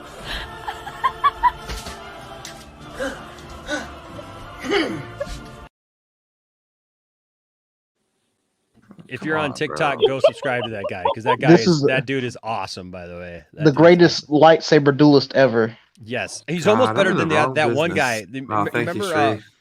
Shree. I'm He's better than virtually. Luke Skywalker. You remember that one? He was overweight too. In fact, I think like he was called Fatty something. Like on YouTube, he had a YouTube channel, and like he always was shirtless, and like he was like lightsaber fighting with people, and he would fall over on stuff. Like you know, Yeah, I've seen that guy before. Yeah, he had a whole thing going on there for a while. But no. Claire says he's lunging And thrusting. And thrusting. and thrusting. He's thrusting and lunging and Thrusting. yes. Thank you, Matabata. Airsoft Fatty. Have you guys ever seen Airsoft Fatty? Yeah. Yes, I have. Oh, dude, I think I bet you have. Hold on a second here. Hold on a second. Is You he got- you is he guys- the anger is not the way of the Jedi guy? Yes. Yes, I know. Yes. Hold on a second. Airsoft, or is it? Is this it? Oh wait. Hold. What the heck is this? Okay. I'm just trying to. Okay, here we go. Here it is. I doubt we'll get dinged for this. Hopefully not. This guy.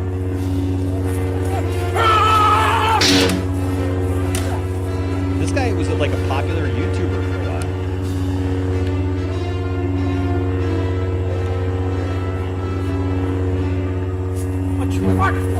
I'm in the wrong business.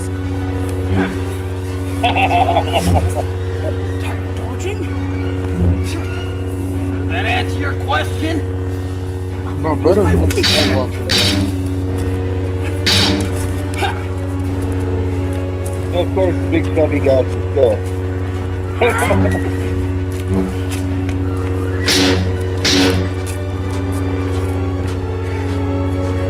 He starts monologuing over here in a minute. And that's always like the downfall of the villain. You start monologuing.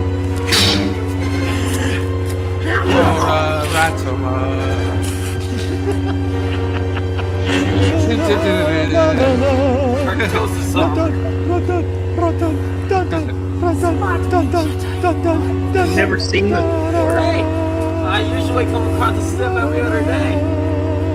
Hi, camera there. Hi, you're sick. Hi, I'm Bounty Hunter. Baba D. Flats. Seriously, what kind of name is that? It's my dad's junior name. Oh my god, better than Luke Skywalker. One-handed it. Ooh. He just Barely dropped a it. flesh wound. Oh, here it is. Here it is. One electrician. One more. Out. Just like the old days of the Sith Army. Anger is not the way of the Jedi. Anger's not the way of the Jedi. He tries to tell him, but he starts monologuing, dude. That could have been our monologuing. our sequel trilogy protagonist. You can't monologue, brother. You can't do it. You gotta be in the fight. I'm just saying. Just saying, you got to I'm gonna go take a Also- bump on the couch. I'll be right back. I got a lightsaber to take my shirt off. I'll be back in 10 minutes. No. Make some YouTube Brian- magic, baby. Brian, I tell you what, bro, that's what we got to do, man. We got to recreate that moment when you and I finally meet. We'll get our Brian, lightsabers out. excited. And I'll be yes. out like, One Shirtless has to have a lightsaber shirt duel? on, though. Oh, it's going on. We're gonna call Well, it the one of duel you- of the weights. the duel of the you and me, bro. You and me, bro. You and me. Oh, it's gonna be amazing, amazing. The duel of the fatties. I You and me. call the Palpatine lightsaber. All right. All right. So here's the Flash leaks. First of all, you guys have read these, right? Nope. No, I have not. Yeah. No, I have not. I didn't want to. I'm aware of it though. Winners. I'll say this. Yeah, it's I'll not say that this. bad, y'all. It's not It's that it's bad. really not that bad. It really At Did you all. read the same thing I read? Remember, Called it, like, this is the what Black this is what I'm Jedi saying. A lot of people are DCU or calling these something. I don't know what timelines. that's These are not timelines. He's literally going and jumping into a different Okay. universe. Yeah. Same It's not called a difference, timeline. I'm Krypton. tired of people. Oh, the timeline. No, timeline means he's going from the past, from the future to the Different past, timelines, a in the different same universe. It means the He's same actually thing. jumping to a Same. different It's the universe. same Same difference, So yeah, Krypton. It's the same thing. Same Bro, thing. it's It's the the same It's the same thing. thing. It's the It's the same same thing, Relax. Krypton. I'm just gonna Sorry. mute you so you listen to me. It's the same damn thing. It's the same difference. A timeline is a I'm universe. tired of No, hearing it's this. not. It's the same Oh difference. god, dude. No. Okay. Yeah, I'll A stop universe, talking Hey about Justin. universe Hey is- Justin. You know what what is that was almost timing? as hard to listen to as? Yeah. Sammy Hagar.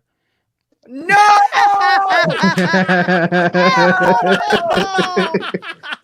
That's not even Why did you do remotely me I like figured- that? Don't do me like that. I figured everybody else on the panel was pissed off, so I might as I'd well try to rather piss you listen to up. pound. I'd rather listen to Pound Cake right now than this I'll take it. conversation. I'll take Okay. It's like, God dang it, Krypton. Let's Every watch time Krypton attack you bring it again. up. A timeline and a No. multiverse It's are the Wrong. same It's shit. It's the Wrong. same Wrong. difference. Shit. You're Same incorrect. thing. Hold on. Shh. Krypton, everybody calm down. Calm down. Listen. Krypton, I'm gonna bury you. hold on. They're absolutely right. Think about Back to the Future. When they go back in time and they split off the timeline into a different timeline, it's an alternate universe. It's an alternate reality where It's they an are now. ultimate So when they go, ultimate, no, it's it's an a sa- ultimate hold- reality. But Krypton. Let Enoch talk. Sun's going Go down. drink Big a fella. beer. The sun. Sun's going down. no, big but let fella. me explain it. No, because No. I'm talking right now. No, I'm you talking did, right you did now. explain. Let me explain Same to thing. you. Let me explain to you what it is. I understand what you're saying, Krypton. Okay, so let me try to go there. Okay, I understand what you're saying. There's a lot of people freaking out because they think this is the main continuity and this is just going to be what they're going to be stuck with forever, and there's not going to be anything else. That's not what it is. It is an alternate timeline, which means it's an alternate universe. Because an alternate timeline is another universe. You didn't delete that universe. All you did was spur off into a different reality, a different timeline. It's different. Stuff still happens in the one thing, but you're in the other thing. Just like in Star Trek, when Spock goes back and they do the whole thing, and it spawns off the Kelvin timeline, right? All this other stuff still happened. We all still saw all that, but now they're just showing us this reality because that's what Spock went back to and that's what he's living in now. That So just means that they're done telling that. Okay, old so story. can I well, tell tell you me this? hold on. Okay. So with these leaks, yes, you are absolutely right. The Flash is jumping from timeline to timeline, from universe to universe.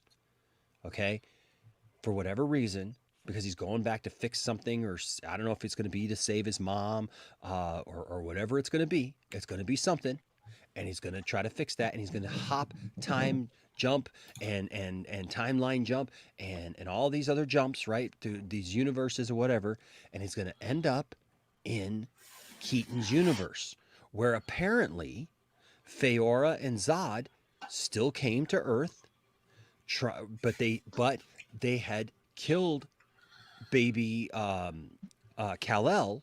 Yeah, they choked out baby Kal-El before he left, but Supergirl, Kara Zor-El, got out and was the one who got to Earth, and so they came here for the exact same reason, to terraform, to do everything, but in that universe, in that timeline, it was Kara on Keaton's Earth. Okay, this There's is why. no more reason to explain, bro, because that's what it is. Yes, you guys are telling me what I think it's not, and let me just explain why I know it's different. Because you just gave me the example, Back to the Future. It was the same Biff. It was the same. It was the same Biff. It was the same characters in the. I when can't they- take this Okay, conversation. wait. It looked the Let me same. explain. No. It Hold wasn't on. Okay, okay. Because of Keaton. Because of Keaton, that is it's not a totally timeline. different. That argument Because is of Keaton. not. Wait. It's a completely different universe. Do you understand what I'm saying? Wait. Because of Keaton, Okay. if it was Krypton. if it was Krypton. James D. Morgan, or if it was somebody else, or if it was Batman, then yes, it's a different timeline. He's jumped into a Krypton. different universe. That's not a Krypton. No, timeline dude, Krypton. You're saying the same difference. You are, No, dude. I'm not. Literally different Li- universes, different universes, and different Potato, and potato. It's Yes, it's the different same I'm difference. not. Yes. Okay, fine. different universes and timelines can play out differently depending upon how the things happened. So But yes, Keaton can't happen. yes, If it Oh can. my God. It's in a different Yes, timeline. Keaton can't. Okay, Don't you wait. understand? Krypton. If it's the Krypton. same timeline, it would be James D. Morgan. It would be Batman. Keaton can't Krypton. happen.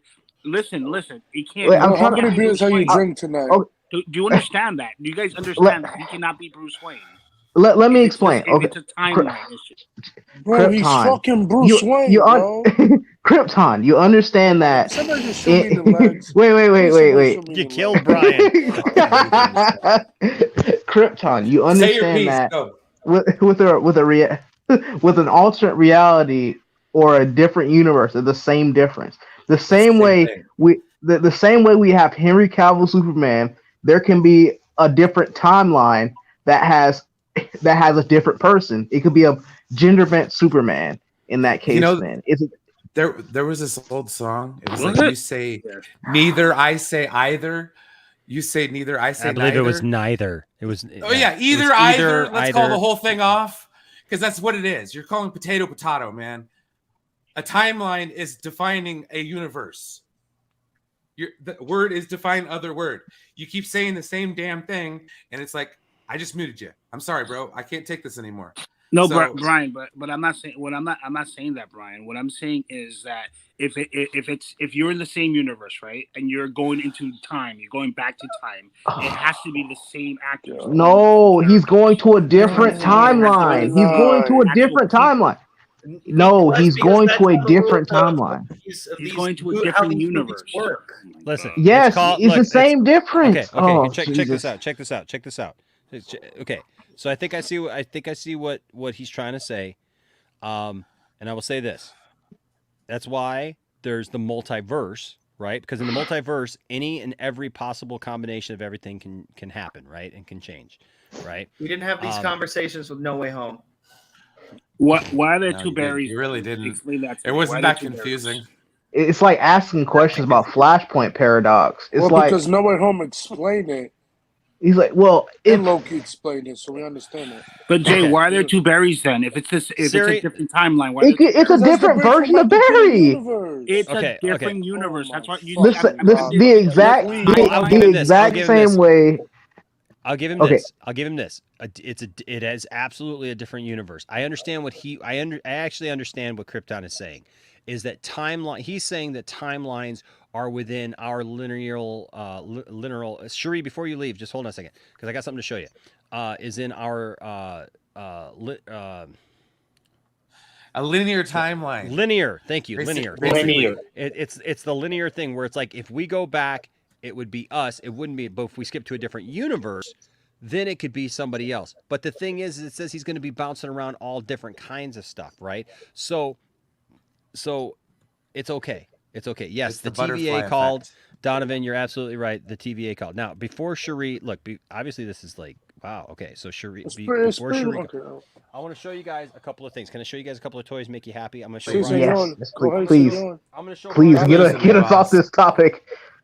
Okay, check it. Check. I this just, out. I don't know. I just don't think it's. Check these guys out right here. Oh, Look at those that's guys. I got nice. those guys on clearance, right there. Some Optimus Prime action, some Megatron action. Doesn't that bring a smile to your face, Brian? Sure. Whoop. Yeah, cool. Man, look at him. Look at him. Just He was already ruining. damaged. That box was already damaged. It's compromised now. No. No, check out the back of that box. Check out the back of that box. Oh, that should Can they can they transform or no? No. They're just Okay. They're just those reaction 5-point of articulation figures. Okay. Right? Like Elias. Are these old school ones? What's that? Are these old school ones? They're no, G1. No, these just came out. Yeah, I mean they look like G1, but they just came out. Yeah, I was gonna say they look retro. And yeah, they look cool. they look like the retro ones. So there's that. I like that. I also got They're one of based on G1. This is based on G1, but it does not transform. These are the new 6-inch figures. I've got Optimus Prime, and I've got Bumblebee, and I've got Starscream. What the world is that? What the fuck is that? I swear. That was Justin. Oh, I'm sorry. Was I? Yeah, you were making a bunch of noise, but okay. Oh, Anyways. it's just I was gonna show the one that I have. Oh, you got one? Transformers one. So. Which one you got? The only one I have so far, just at home, is just this Marty McFly one. Oh yeah, I got that. I got Griff today for Tiffany. You got Griff? Yeah, they just came out with Griff, and he comes with the hoverboard and everything. I got all of that line, all of those figures in my living room right now. Heck yeah. Different changes for Marty, and actually a good friend of mine sent it to me and wrote me a letter. Sky Valley. Yeah, Sky Valley. Guess what? You know what? Flint kids don't need it. So there you go. And I don't live in Flint. I know you think I do, but I don't. What is that? It's hey Justin, whenever you're please don't make us deaf. Yeah, you're feeding back, dude. Justin's rotor is about to explode. Sky Valley has thought he's been funny this last week, leaving this sell your toys for Flint and blah blah blah. Oh, I'm sorry, because people can't collect anything, right? Like because all the woes of your city fall on you too, right? Is that right? Because the water crisis, is like pretty much over. Right. So you can feel sorry for everybody if you want to, but I'm sure that you're not selling everything that you own to fix all the woes supposedly of your. It's pure altruism, is what you're saying, right? Yeah. How about you sell the device that you're using to watch this stream? How about this? How about I do this? How about I invest in the economy of my city? There you go. So that there are jobs. How about you sell your microphone right now? There you go. That being said, so this is Starscream. Do you got the Bumblebee one? Yes, I do have the Bumblebee one. Nice. He looks like From the Bumblebee. movies? He actually looks like Bumblebee. No, not from the movies. From the cartoon. Hey, William. And look, he actually comes with his crown and everything from there. These don't transform, but because they're just like posable action figures. But I kind of dig that they're just in their, Where's the blaster at? That right, was on Shuri? the back. Oh, all the blaster, all the okay. stuff is on the side. Yeah. Oh, that's nice. Yeah, all the stuff is on the side. You're right, Shuri. You're right. See, there's the crown and all that good stuff, all that fun stuff. Yes. That version of Starscream lasted for literally 30 seconds. Yeah. The Galvatron blasted him. Well, That's I mean, the with the crown. crown, but that's all of Gen 1. Yeah, and that's how he looked through all of Gen 1. Still, I mean, the only difference is he when he wore the puts crown. a crown on. That's He only puts the crown he puts on the movie, remember? And Monkey Jeeva says that Bumblebee was a Walmart exclusive. Really? Well, I'm glad I got it because there was only one left. I got this guy. He was open. Sergeant Slaughter. Love that. Let's see. Oh, I got Bill Burr. For the Mandalorian. Yeah, I got Bill Burr. They got his helmet on. I don't know why they got his helmet on. Yeah. He should be. His shit should be off. Does it come off? Does the figure? Did it come off on the figure? Yeah, it comes off of the figure, so I don't know why they put it on him. Yeah, they usually have the helmet to the side. Yeah, I know. They should have the helmet to the side, but so I got him. I also got. This goes along with the Ezra Miller story, right? You ready for this? Hey, I don't like you. Or, he doesn't like you. I don't like you either. You must watch yourself. You won't admit. Man, I have the death sentence on 12 systems. You'll be dead. Hey, trust me, this little one's not worth the trouble. Yes. Come, let's have something to drink. So I got those two guys, and I got this. No. Casey and April. Casey and April sitting in a tree. Kiss From the 1990 Turtles. Yeah. Yeah, look at that, baby. Look at I that. want them turtles now. I want them turtles. They literally come with a tube and a can of turtle wax. And it literally says turtle wax. It says turtle wax. Oh, and it's got the pictures. It's got the pictures that April draws. Cool. That is cool. You know what? Now I've got to go watch that movie. Thank you, Enosh. We're going to have to do a watch party. And then I showed this to Brian earlier. But check this out. Also a quotable moment. I have that. Where did you get yours from? I got mine from Target. Are they making out in this one? No, Yes, it's Woke Trek. It's Woke Trek. Star Trek 2. Yes. Yeah. Star Trek 2, they're on the con, dude. Yeah, I have that. That is one I didn't see the glass. Are my It would friend. be funnier. It would be funnier though. Like honestly, Out of follow me danger? with this though. Would it be funnier though if Dr. McCoy was leaning against the glass, just all passed out because he got bumped? Oh, from when he Right. came in. Yes. He should be. Damn, he should be, Brian. It'd be a bigger box. Remember. I love the detail. Look at the glove. The glove he I know. used. Dude. I love I that like detail. that. Ship I like The that. glove. Out The of glove is danger. there. Yeah. I never took the Kobayashi Maru. How do you But it like does sound like you want to listen my to some solution? Careless Whisper though, like. Well, Time know, for we gotta- Sasquatch sax. It's Sasquatch time or what? Sasquatch. Sasquatch. Sam It's Squanch? Sasquatch. It's Sasquatch time. Sasquatch time. That's some Trailer Sasquatch. Park Boys. Sasquatch. Sam It's Zack Scratch time. That's It's what Affleck. Ricky, What? Ricky Zack called it. Snyder, Star Trek. It's Zack It's Snyder's Star Affleck. Trek. Okay, yeah. So hold on a second. I'm trying to look for it. Hey, everybody, chill out for just a Don't second. laugh because this is genuinely serious. Here we go. Serious moment.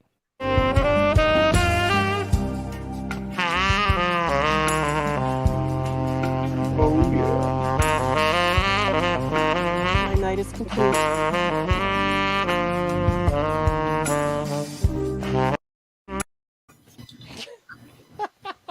Okay, I'm There's good. a video Good we night. showed over on Brodan's channel, which is a guy named Peter Kane talking about how he got sexually used by a Sasquatch. Oh jeez, I do have a Sasquatch. Sasquatch. Sasquatch. Sasquatch. Hashtag Sasquatch. Sasquatch. Yeah. Well, I'm just my thing is Sasquatch. what's the name of that form of literature that is basically themed relationships between Kirk and Erotic Spock? fiction. Yes, but I thought there was a Shipping? special. There was no. Like, there's actually like a name for that genre of Star Trek literature. So Slash. I don't know. Yowie. Yeah, I'm not sure. Yeah, Yowie. whatever. Do you have a I think name it was for it? Slash. Yeah. Slash. Isn't Star Trek Yowie? erotic Isn't fanfiction? Yowie Craig and Tweet? Oh, slash fic. That's what it's So called. Slash. It's Yeah. slash fiction, yeah. Slash fiction. Yeah, What the hell? yeah. It's all about like. fiction. I guess people have obsessions about writing stories about Kirk and Yeah, McCoy Spock. getting it on and Spock getting it on. It was It mostly was Kirk and it's Spock. mostly Kirk and Spock, but over on Supernatural, it's like they ship the brothers together a lot. Oh, that's Kind of What? disturbing. I'm so happy I never watched that show. It's not the show's fault, William. It's the people that watch it. the weird mother effers that watch it. Not the cult leader. It's just a cult. Oh, Supernatural is a masterpiece. What? The nighttime is the Supernatural's an nighttime. amazing The nighttime show. is the Yeah, I'm nighttime. rewatching. I'm actually rewatching Supernatural. I'm up to season 4 now. Yeah, you're on you're on one of the best seasons. Yeah, the season with the angels is the best. When they introduce the angels. Well, season 4 and season 5 are really good. Yeah. Because it was supposed to end. It was supposed to end in season 5. Yeah, season 5 was supposed to be the last season. Because that Yeah. Krempy left after season 5. but they decided to go back to it had anyway. 10 more Back to seasons, the Okay. back to the Flash League. Okay. So 30 minutes later. Okay. So can I just briefly? I'll just briefly. Everybody just mute go your over- mic while Edosh goes Yes. through this. All right. Yes, all right. I will. briefly, Just I'll just briefly briefly touch on go it. down a couple of this. Okay. So it says to make it clear, this is an incomprehensive plot leak. So is unable to entirely reflect the contents of the film itself. Unfortunately, some elements are bound to be lost in translation along the way. If any scoopers or sources, such as Viewer Anon, would like to shed further light in this regard, that would be much appreciated. Viewer Anon is welcome to come on here. Whatever, but this is in the thing on Reddit.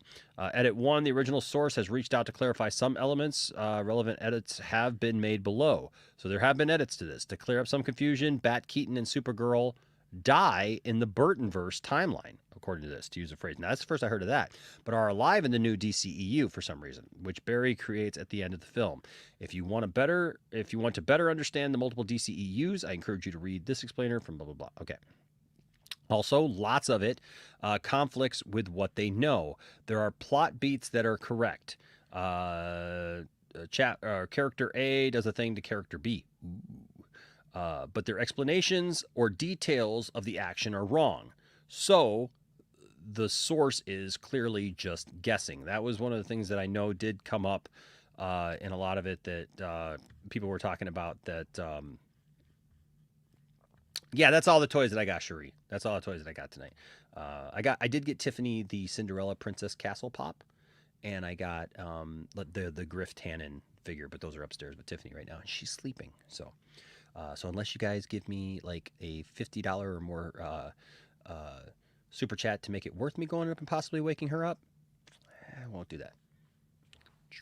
I would like to see the Accuse me of grifting. one Yes, I'm tomorrow. baiting you for a big super chat so that the anti-loungers can sit there and go, yeah, Enosh is shilling for money. He's begging. He's begging for money. He's begging people to What give a him money so that disgusting he can buy plot toys that he should sell to help the citizens of Flint. Listen to this clout chaser.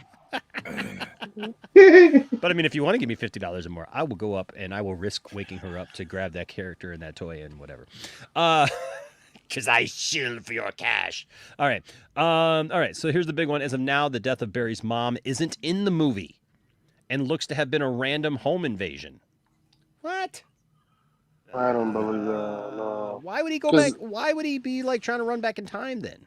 Because some leaks say that Reverse Flash is in there, but it's a stunt double. So, Okay. No. Says further disputes Viewer Anon further disputes the accuracy of the source's claims as well as the aforementioned post because of lots of people have asked. The Flash plot link I've seen on DCEU leaks and DC spoilers is not accurate. It gets a couple of things right, but almost none of the details. So I think they just lucked out guessing at stuff based on other scoopers info. So basically, what we always say all the time: go watch the movie. I'm sorry. that Don't just trust doesn't any sound appealing, though. Right. Don't trust any flash leaks that don't mention these three things: can of tomatoes, Eric Stoltz, baby shower. Eric, what? He's referring to the video that leaked last year of Flash catching babies. I got that video, but I know he's Eric Stoltz. What's the Eric Stoltz thing, though? Well, he was supposed to be Marty McFly in Back to the Future. Yeah, I wonder if he goes to an alternate timeline where they show. What if he goes to an alternate timeline where they show deleted scenes of Eric Stoltz as Marty McFly in a movie? That'd be cool. They could. They cool. No. You want it. You want Rocky Dennis. You know you do. No. The Mask was enough. Okay. Actually, The Mask is a really good movie, dude. I know. It's a I great don't movie. want any. One of my favorite Eric Stoltz movies That was a real guy. Memphis That was a real Belle. guy, and Okay, so Memphis Belle's a good movie. real quickly, because I know people have been asking me to share this and stuff, and just give my opinion about it, and I'm just going to do that real quick, and then we'll move on, because I have something after this. There's a 100% a tease for Reverse Flash when Barry's mom is killed. A yellow figure smiles at Barry and lunges at him. Uh-oh. I'll be happy. There's Are they lunging gonna in the file a movie. police report? Oh wait. Uh-oh. They're gonna blame his dad. He's gonna go to jail. Oh. He might. You just never know, bro. If this is true, I'd be happy. I'd be jumping in theaters. Too long. Sitting here too long. Hey, hey Brian, fat guy problems. You know how like when you're a big guy and you've been sitting here for way too long and your belt is like. Oh, digging into the. Oh yeah, say no more, my friend. Oh, thanks, Enoch. I got a good screen. I took my pants off as soon as I got home. I took my pants off as soon as I got home. I don't wear that belt when I'm Nice screenshot moment, Enoch. I appreciate it. You're welcome. You're welcome. The super chats should just roll in now. Right? That's how that works. My pants are undone. Waft in. Anyway, they're just wafted. Well, usually when the cam girl flashes a little bit, it starts the money going. Yes, the tips coming in. The Flash should file a restraining order against Reverse Flash. That will solve it all. His dad's gonna catch a bad rap. Okay, that would be funny if heroes did restraining orders on villains. Right, that'd be hilarious. I want to see that. I want to see that scene. All right, I'm sorry, Joker. You have to stay 50 feet away. All right, no actor or voice. It's pretty hard to make the figure out because he's just standing in the dark and you can only see his yellow arm and his red eyes. It's Tom Covenant. Dude, I'd be down with it, dude. Okay. The emotional parts are good. Ezra has amazing chemistry with the woman who plays Barry's mom, and I heard people started crying when Barry realized, he couldn't save her. It's 1,000 times better than the one in CW, which I will say, you know what? I will say this. People can say whatever they want to about the Flash now, but when they showed those moments of him with his mom back in time when he went to go save her on the CW, that was so sad. And then he had to leave her when he had to leave her and let her die. I was crying. Dude, that was real. And you know what was even realer? I had John Wesley Shipp explain that to me 2 days before that season finale of The Flash. Explain that to me and my family and literally share it with us. And he was talking about how this is from John Wesley Shipp's mouth to my ears. He said because you know how he gets knocked out or whatever, he gets, he's laying on the ground in the room. He said he had to listen while Ezra or Grant Gustin gave the speech, right? And he said he almost messed up the take because he was bawling himself on the ground. And he said when they finished the scene, Grant Gustin was so emotionally spent that he had to go to his trailer for an hour and just sit there by himself, and that there was not a dry eye on the set. So I'm not saying that Ezra Miller can't do a good job of it. I'm just saying do not try to take a pot shot at the CW's version of that scene, because that was a great scene. Yes, John Wesley Shipp, the actor, the guy who played the Flash in the old series, and the guy who's Grant Gustin's dad on the show. We met him, got the picture to prove it, and heck yeah. All right. It says, to say 1,000% better, it'd be like, no. I'm Relax sorry. with that. We're not going to be able to continue with the movie if it's 1,000% better. That's hyperbole right there. Black Flash is not really the villain of the film. It is Future Flash wearing Black Flash suit. They kind of merge the two characters. It's essentially Future Flash just wearing Black Flash's suit. Okay, there are 3 Barrys in the film, and the Barry we see in the trailers, long hair, gets brutally killed by Evil Barry, Future Flash, who is also him from the future. The film's Future Flash is an amalgam of the comics versions of Future Flash and Black Flash. Yes, we got that from what you just said up here. The Future Flash is actually just the second Barry, long hair, but from the future. If they kill him, how's he from the future? His motivation is that when DCEU Barry came to his universe, he ruined everything and destroyed his world. He had gotten obsessed into saving his world and keeps trying to reverse time from it getting destroyed, but it fails. So he decided to go after the person who caused this, our Barry. Future Flash spent 10 years trying to reverse time and figure out a safe way to stop Zod from destroying his world. Why is Zod coming back from the dead? Yeah. I'm just saying, why is he the villain in a Flash movie? There's so many good Flash villains. You're picking Superman's villain. You're picking Michael Keaton to come back. You're picking Ben Affleck. I don't know, man. Yes, Captain Cold as the main villain. Just saying, Barry was about to go back in time, but someone, Future Barry, tried to kill him and accidentally knocked him out of the Speed Force into an alternate universe, Keaton's world. Sasha Calle, Supergirl, is one of the best parts of the movie, with some calling it the best performance in the movie. Barry 1, our Barry, got stuck in Keaton's world and finds Barry 2, who also has Flash powers, and they both get Keaton, Batman, and Supergirl to fight a threat. Zod? Question mark. They lose, and Barry 1 and 2 try to reverse time to save the universe, but it fails. Barry 1 gives up, but Barry 2 doesn't. That's when Future Flash Barry 2 appears, revealing he tried to repeat multiple times, but it failed. So instead of repeating time to stop this incident, he enters the Speed Force to try and kill the person who caused this in the first place, Barry 1. The way Ezra's Barry is portrayed in the film has him act more like a Wally Bart hybrid than he does Barry in some scenes. I believe that. Yeah, probably. Apart from some scenes. Ezra acts a bit like comic Barry. He gets the heart and essence of the character right and only acts like a Wally Bart hybrid in some scenes, mostly the humor parts, like freaking out like a fangirl when he sees the Batmobile. Trust me when I say this, you're going to love Ezra as Barry more than you did in both Justice League movies. Well, that's good. I mean, at least not the Snyder. Hey, that's at least Justice League. That was a pretty low bar. Like, let's be honest. Yeah. Justice League's trash. Yeah. But let's be honest. I mean, in Snyder Cut, he was good. So I mean, if he's better, then okay, I'll wait to see. Is what I'm telling you. I'll wait to see. But I just RJ makes a point in the chat. I just looked it up. Michael Shannon is coming back as Zod in the Flash, according to IMDb. No, it's true, but I don't care. Like, why in the hell would they do that? Yeah, I'm just asking why. Like they're just Deadline confirm it. Yeah, Deadline will confirm. They're gonna show an exclusive scene of Zod. Because you didn't have Superman to fight.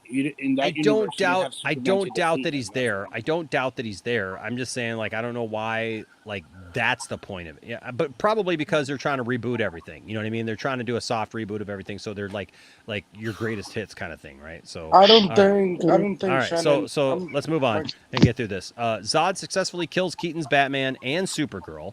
Supergirl gets her neck snapped, of course. It's actually pretty effing brutal. Worse than when Superman snapped Zod's. Zod kills Cavill's Superman as a baby. Killing Super Baby leak is 100% true, this says.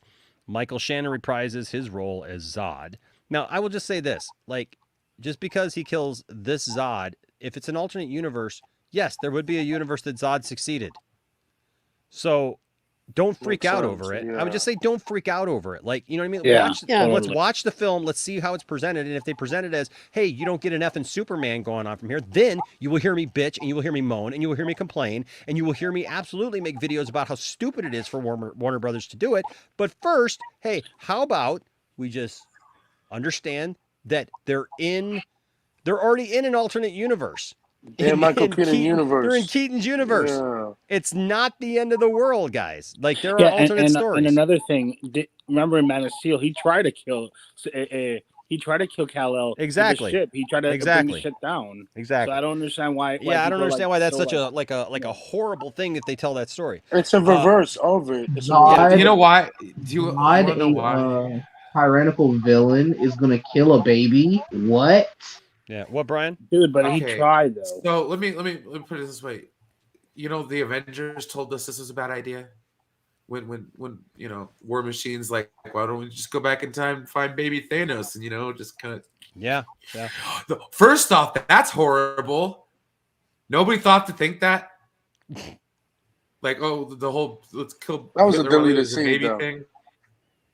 Like, I mean that's a thing that they say about baby Hitler all the time. Yeah, I know. You could have killed him, So I it's think that was revisionist history. If it's shoulda, coulda, woulda. You know what I mean? I don't know. It's just even a Deadpool too. This takes what situation which appears to be a complete and total mess, and it just makes it more convoluted and even more of a mess. So like.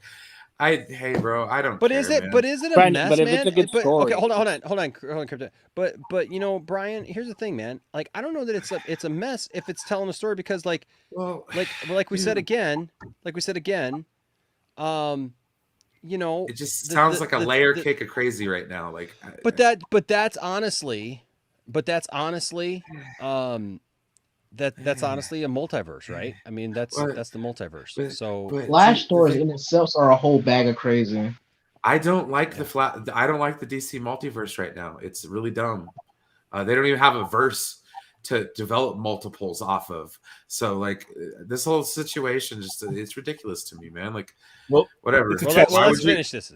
Why would you abandon this? I'll shut up. You're good. No, we're good. We're almost done. We're almost done. Zod, Michael Shannon reprises his role as Zod. Cage is also not Superman in Keaton's world. It's Cavill, before he got killed as a baby by Zod. Future Flash and Flash have a massive race because Future Flash wants to kill him. Barry doesn't want to die. Really? Pretty much like Salvatore. It's pretty much like Salvatore. It says when they do that, they travel into the multiverse. We see a crap load of different universes. Pattinson's Batman universe? I don't believe that. That's fake. Okay. Linda Carter, Wonder Woman? I do believe that. Adam West, Batman? I do believe that. Grant Gustin, etc. Okay. Superman's existence is left somewhat ambiguous. Zod and Feora are alive in the new timeline since Superman never killed them. Any film and TV show, including Peacemaker, released between Man of Steel and Shazam 2, are set in the old timeline. Shazam 2 is set in the old timeline. Everything after The Flash is set in the new timeline. Green Lantern, Zatanna, Batgirl. Iris is only a cameo in the movie. She only appears at the end when Barry's father is released from prison. WB's plan is to use Keaton as temporary replacement for DCEU Batman. This is an after crisis, which are leading up to Pattinson will be the new DC. No, they crossed that out. Update. They will now say that they all know that Pattinson will be involved. Hold on. They now say that all they know is that Pattinson will be involved in Crisis. Nothing of whether he will join the DCEU full time afterwards. No, that's fake. That's fake. Yeah, that's every fake. scoop is fake. Yeah, everything that everything that's been said. I mean, unless they're just complete liars or they just completely go back. Which look, which Mary's will be who knows, pissed, man? We've seen so much in the last 2 years. Who the heck knows?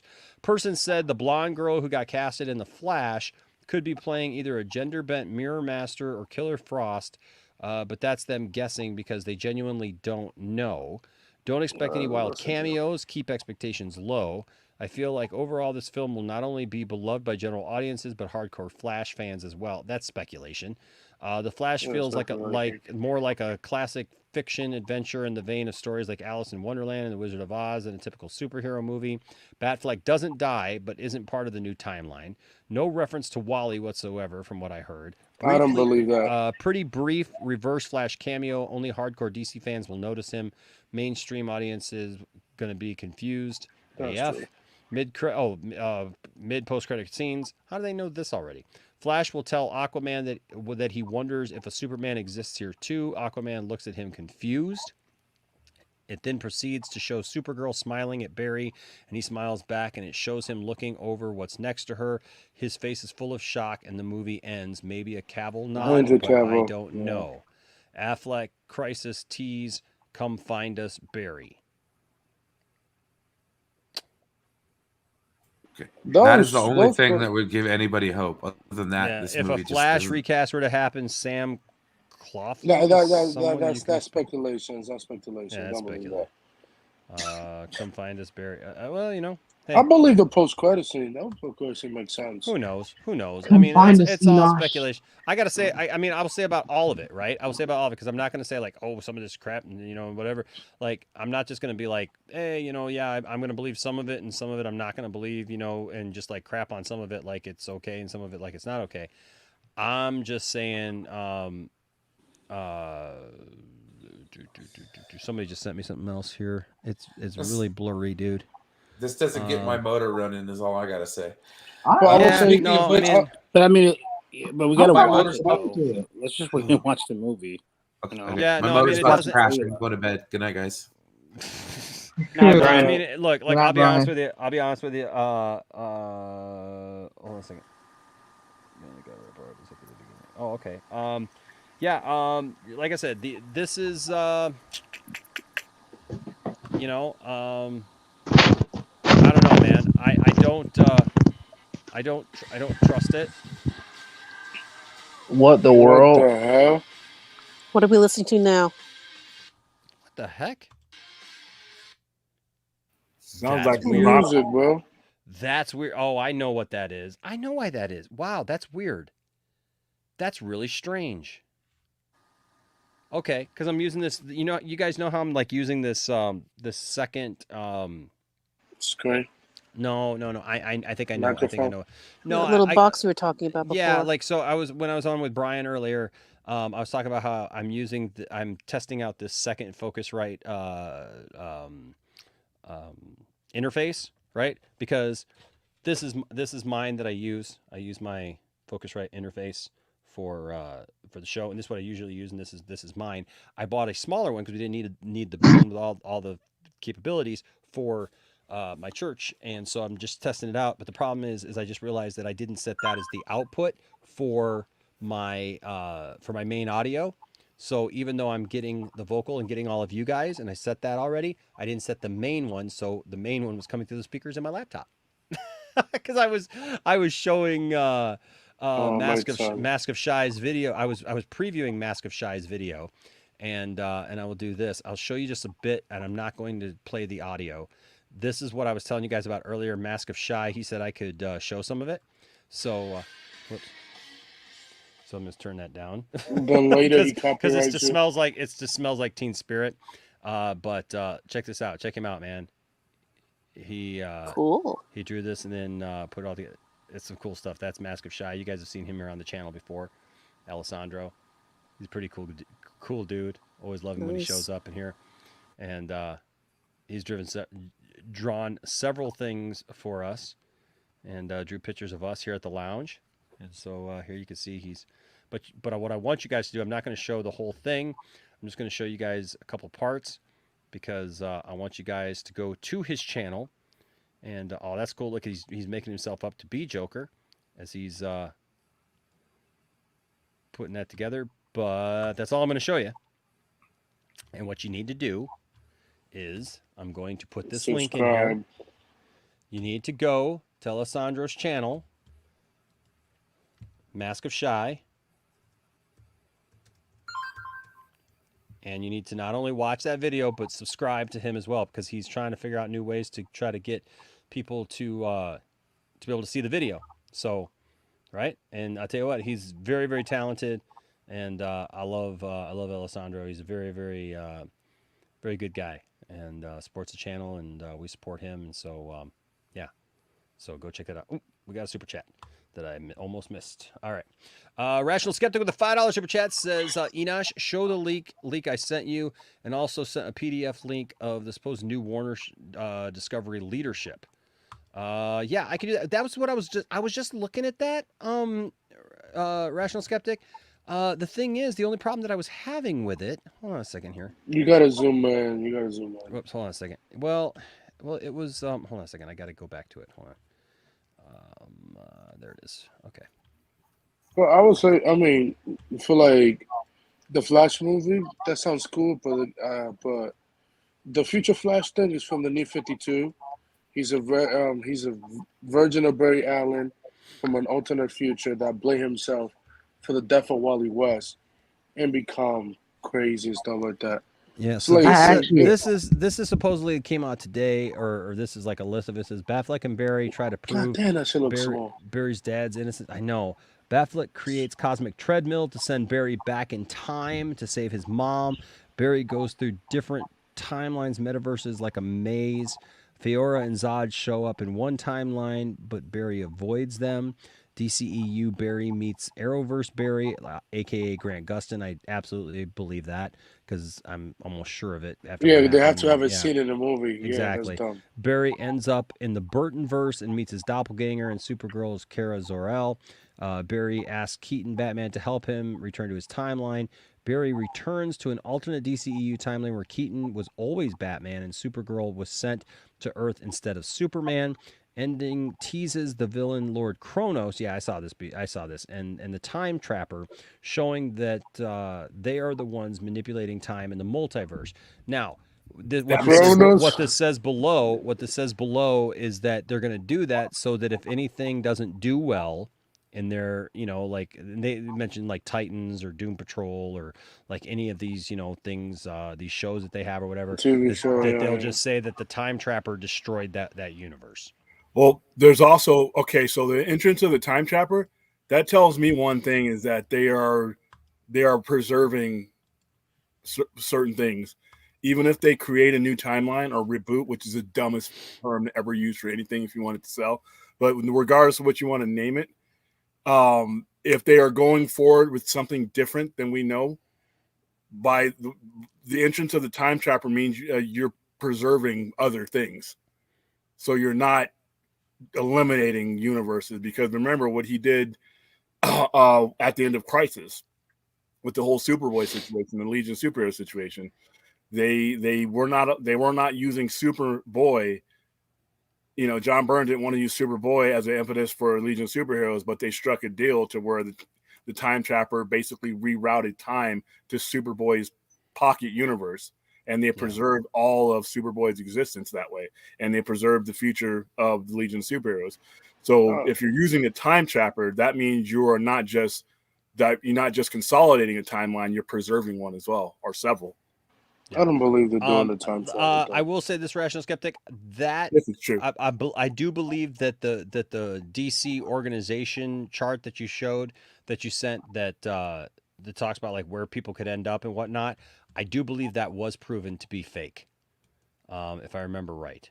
Yeah, because you could edit it and stuff like that if you wanted to. Well, it's a PDF file, but I can't blow it up to be dude. It's all blurry, man. I can't even read this one, man. But I do believe that this is the one, because if I'm looking at this right, this is the one that was proven to be fake. So yeah, so there's that. But you know, it basically, for those of you guys who are here, it just talked about, you know, different structures like it could look like. RJ that brings up a good point, says they seem eager to do Crisis and unite everything in a big crossover. Plus, it could wrap up a lot of storylines and allow them to restructure and do a hard reboot that they can build up towards. It could. Yeah, they got to be really careful. I don't believe it. I'm sorry. They don't earn the Crisis stuff. You run just the biggest risk of turning people off as you do of pulling it off. You're basically telling a lot of people that basically what you're watching, what you haven't watched, or what you are watching can be just blown away at the end of all this. It could work, but they got to communicate this to the audience. So be very careful. I'm not saying it won't work, but they are going to have to do a better job of explaining what they're doing than they have the past 7 years, or it could blow up before it even gets started. And we've already seen that the perception of an upcoming film can be ambushed no matter how good the film is. So they got to I do want to make a note to the chat. Time Trapper was not part of the original Crisis. He was part of 0 Hour, which was technically the second Crisis. Time Trapper came right after. Remember, right after the Crisis in 1987. It was the Time Trapper that separated that universe. That's cool, H-Barts, by the way. Remember? Yeah, but that was later. That wasn't during original Crisis. No, it was just right after the Crisis, though. It was right after, yeah. Yeah, but he was part of... But no, Time Trapper was the major villain, though, in 0 Hour. It was... Yeah, that was 4 years later. That was 4 years later. Yeah, 5 years later, yeah, but still. No. He was a major part right after the Crisis because of what he was able to do. His powers... Yeah, right. That his powers pretty much... What they wanted to do with Crisis and what the Time Trapper could do kind of like ran up against each other. I mean, you couldn't really destroy... Why not do Chromos? Why not do Chromos? You know, and preserve them. They literally undid what they were doing 6 months after they did it. That's why I hate Crisis.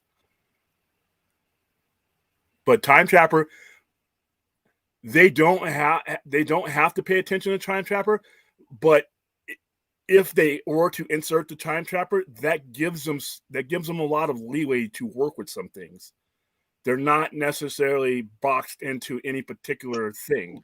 They can try some things, and you know, they can preserve some things. If I'm them, I put the Time Trapper in just to give them an out. You know? Yeah, I would too. This is a test screening. The reason why you do test screenings is to test the you know, not only among some of the people that are watching it, but they're leaking some of this stuff out, and they're looking at the response to it. I mean, some of this stuff is going to get typical changed. No Way Home. Typical No Way Home. Yeah, I mean, plus you don't delay it. You know, it's being delayed so long. I think there's going to be some significant stuff done. I mean, other people disagree, but otherwise, release it. You know, release it when you were going to. I mean, there's a lot of different. Well, I definitely think there's going to be some reshoots. I definitely think there's going to be some reshoots.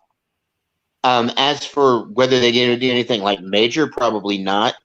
Yeah. But it depends. We've got a year, so a lot can be done in a year. The Time Trapper, just the thought of the Time Trapper intrigues me, because if they go forward with a universe that, I'm not that interested in, but they preserve universes that I am and put them on different platforms, it's a win-win situation, because somebody, this universe that they're building will appeal to somebody. It just may not be me. It may be or maybe not. I like the idea of using the Time Trapper. He was a useful thing in the comic. Yeah, and he like I said, when you wanted to come up with an answer of why, how come this character can still exist after your big bad crisis that was supposed to consolidate everything to one, and then the Time Trapper being what he was. What if they use Dr. Manhattan? Can I ask you guys a question? Yeah. Can they use Dr. Manhattan? What? Can they use Dr. Manhattan again in Crisis? Could they use who again? I still don't understand. Dr. Manhattan. Dr. Manhattan. Dr. Manhattan? I don't know. Maybe. All right. If I'm DC and I'm writing right now, if Doctor Strange or any MCU film is in your mind while you're handling such a critical movie, I've said this before. Walter. You need to be delivering my pizza. You need to be delivering my FedEx packages. You need to be doing any number of jobs besides writing a movie. If you can't focus on your like I said, what it does box office wise, be honest with you, is not even a top priority. What it does narrative wise and perception wise, if I'm them, just make the best movie you can, and don't make the mistakes of the previous regime by regarding Marvel's product. And try to copy Marvel. It's not going to work. You're DC Stop Comics. copying Marvel, dude. You're the oldest comic book company ever. You copy Marvel when you don't have a leader. You need to go forward with this. So, like I said, if I would have a sign on the office at DC Films, good way to get fired. Give me some idea that copies anything going on in the MCU. It's a good way to get fired. That's a good way to be, on the outside of the corporate building selling hot dogs and not on the inside writing stories. That's my opinion. All right. So my question was to you guys: do you guys think if they do Final Crisis that they'll have characters in the movie, if it's a movie, characters from other shows? Oh, 100%. And other movies, will they have because what I think, this is what I've been thinking, Darkseid's Legion and him are too big to fight for only 8 superheroes. You have to bring more heroes from different, you have to have the Bat Family. You have to have, all the Green Lanterns. You have to have I'm sorry. so many I'm people sorry. fight. I burst out laughing because of the Bat Family. What are the Bat Family? It doesn't matter. They're pretty good at fighting, dude. They don't have to fight freaking. What did Batman do to the parademons? They don't have to be fighting freaking, Darkseid himself, for crying out loud. Batman killed him on his own just with a bullet. So yeah. So what I'm saying is that you have to have a lot of characters for that Darkseid war. I mean, the Justice League do it all the time. Like a multiverse war. Justice League did it on their own, and Justice League do it on it was the Justice League. Bro, just call it Justice League Apocalypse War. Just call it that. All right, so RJ, I wish you should come on here. I don't think they're going to think about the movie. I think more perception-wise, the audience. Didn't we just see a big multiverse? That is going to be okay. Two people got to do better here, fans. And right now, in this year that they have, the word multiverse should not even come up in the DC offices. They need to come up with it using the terms of Earth 1 or 2 or 3, like they've been doing for 65 fucking years, or they used to need to use the term that also they coined as Elseworlds. How you package your product is going to lead to that perception. The word multiverse should not even be used from a DC employee. Leave that by the time that they get their story out, even Marvel fans are going to be sick of the multiverse to a certain point. Depending on how it's done. So you're not going to want to use that term. And once again, the difference between a multiverse being used as a plot device, which is what Marvel's doing, in DC, it's a way of life. Not really. If you go if you read comics, yeah. If you go back to the 60s when the alternate Earth came about, that is something that has been a parallel thing throughout DC through decades. It's not just a plot device. It's literally where lots of their stories have come from. Even after Crisis, you had Divergent Universes, Kingdom Come, all these things. So DC's been doing this as a way of business for decades now. It's not just a plot device. So they really need to use this year to distinguish themselves from all that. That's the reason I agree. That's the reason why I appreciate. I know people hate Greg Berlanti, but he used the multiverse concept to, let's say, Earth 1, Earth 2, Earth 89, Earth 75, whatever. He used it, and that was a great concept. I say this: have Greg Berlanti there to help you with the multiverse. He did a great job doing it with the Arrowverse. So they just need help, so somebody down understand it. And if they could label it Earth 1, Earth 2, Earth 3, whatever. And I would like that if they do that. Well, I think William said something a few weeks ago about labeling like certain movie series for DC with a certain like symbol, like for Earth 1, Earth 2, Earth 3. Yeah. You know, we talked about this once before. Yeah. And that would be a good way of doing it. Like you could list the TV shows or whatever as a certain Earth. You could do, you know, the Snyderverse could be like Earth whatever, and then like, I mean, if they would just give us like different timelines, but mark them as different timelines of what goes with what, then people could just choose between them. Like if you don't, Marcus, if you don't want to watch, I'm sorry, if you don't want to watch Earth ZZ, Zack Snyder's DC, then you don't have to. You can watch Earth 1 or Earth 2 or whatever, you know. Yeah. I will say that, I mean, here's the problem that they have, right, is that they did Crisis on Infinite Earths on the Arrowverse. Now, if they turn around then and say that maybe we saw it from the Arrowverse's perception of what Crisis on Infinite Earths was, but maybe Crisis is something that happens on multiple levels, and maybe that Crisis on Arrowverse wasn't the Crisis. Right. Remember, and Barry Ezra did show showed up. Ezra showed up on Crisis. So that's right. Ezra did show up on Crisis. So it could very well be that it's all going on at the same time, but we're just seeing it, you know, because time is relative. Time is relative, right? So the science behind time says that you could really be anywhere in time all at the same time, right? So we may be seeing it 3-4 years later. But what we saw from Ezra Miller showing up could show up, and I think it will show up actually, because that was actually placed there by Warner Brothers. So I believe that it's a scene that Warner Brothers specifically said, we want this in. This will be in, so that they could actually eventually do this in the Flash movie and show just that. But what if Grant is not in the Flash movie? That would be terrible. It's a wasted opportunity. I will just say that if Grant wasn't in the Flash movie, it's a wasted opportunity. Fuck you. I don't know if it's an FU. I just think that it's a wasted opportunity, and I think that it makes him showing up on Crisis on Infinite Earths kind of pointless. Then, you know,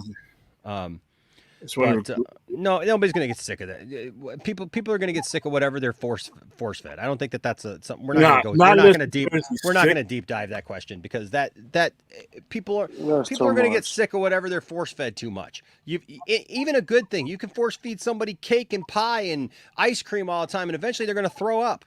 Like, you know, it's just, I don't know. I want them to be controlled with. I mean, unless you got a different take on that, William. I don't know. I mean, like, well, to me, not necessarily sick of, but depending on how it's rolled out, there could be saturation to the point where it's kind of blinding, because they've never really told stories like this before, where you're dealing with a lot of different things at once. When you tell a multiverse story in a comic book, it's different. You have a lot of pages. You have a lot of time. You even have up to a year, depending on what kind of story you're telling. Yeah. When a movie is not a comic book. It flows differently. So when you're giving all that information, depending on how it's done and how much time you used to do it, these aren't all going to be 3-hour movies. You know, like I said, not TV series, different. But you're talking about movies, you know, in a finite amount of time. So when you're trying to tell a multiverse story, I don't know You know, they could nail it, but there is a chance that this form of storytelling does not translate over into the type of setting that the MCU is. You know, and you can't say it's going to work because they've never tried this before. All right. Yeah. So, well, listen, and look, saying that people aren't going to get sick of the DC multiverse, and then literally turning around and the same thing and say people are literally waiting for Secret Wars, whatever. It's Secret Wars is something totally different. So there you go. And don't tell people to shut up, Marcus. Wow, damn. This is my opinion. I think Greg Berlanti should be a second producer in DC movies to tell them the multiverse in each Earth. That's my opinion, because he explained it perfectly fine. Like, for example, Titans is on Earth 9, while Doom Patrol is on Earth 22. So I want them to explain each multiverse from each Earth 1 to whatever. I want that. I just wanted to see that in the Flash movie. Listen, bro. Yeah, because just if tell they me. explain it, it says this is how it goes. Because a lot of people don't know, right? But like, give us like we know how it works. But you know, it's for general audiences too. 100%. So Yeah. they have to explain how the multiverse or the different Earths work in the movie, so people don't come out of there and like, what the hell just happened? So I think that Anthony, I think they're going to explain it a little bit because they have to. If they just tell me, hey, there's infinite multiverses, you know, they're different, they're categorized as different Earths, and then, like, you know, they don't have to tell me there's Earth 1, there's Earth 2, there's Earth 95. I don't need all that. You know, just tell me, hey, there's, you know, infinite possibilities, infinite multiverse, or a multiverse with infinite possibilities in it. I'm pretty sure the average Joe Bob will get it. Yeah, I think that if they go about it the right way, it's not going to. And by the way, anti-lounger, Jalen, your mic is a little bit hot. Just saying. Sorry, I apologize. You may want to turn that down. Like before, a second ago when I came in here, I didn't have my headphones on. Like I couldn't hear anybody else, and all of a sudden I heard. I'm sorry, I'm on my phone, so Yeah, I'm kind of close to it. Yeah, I think you may be in the Spaceballs universe. He's in a Space Jam universe. All right. Like, what did I have up here? What were we looking at? Before I went to all that stuff. We had that. Oh yeah, I showed Alessandro's stuff. You know what I'm going to do? I'm going to go. You know what's funny enough? When children try to use big words and they sound like fucking morons. Let me just put it that way. Oh. So this is something. Okay, so yeah, so we talked about the Flash, we talked about all the Supergirl stuff, Superman being erased, all that blah blah blah, right? So here's something that was interesting. Did you guys see that Warner Brothers? I saw people saying this, and so like I wanted to bring it in because like if somebody can show me or somebody could tell me and verify this for me, people are talking about that. About the fact that Warner Brothers is following both Zack Snyder and Ray Fisher.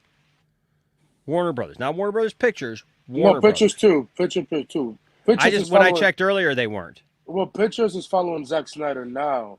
Okay. Not Ray Fisher. Okay. Was that something that was new? It's new because they unfollowed Zack Snyder a long time ago. Did they? Okay. I think I remember something about that. Yeah. But no, I know it's legit. I know it's legit, RJ. That wasn't really, there's been a couple things that like, cause remember last week when the slap happened and I was trying to look for the, that, hey, guess what? I'm just going to tell it now. I wasn't going to say anything unless you said it again, Sky Valley. But remember that coward that I told you this last weekend posted 3 things and then took them all down? That was Sky Valley. Thank you for visiting. And guess what? Bye.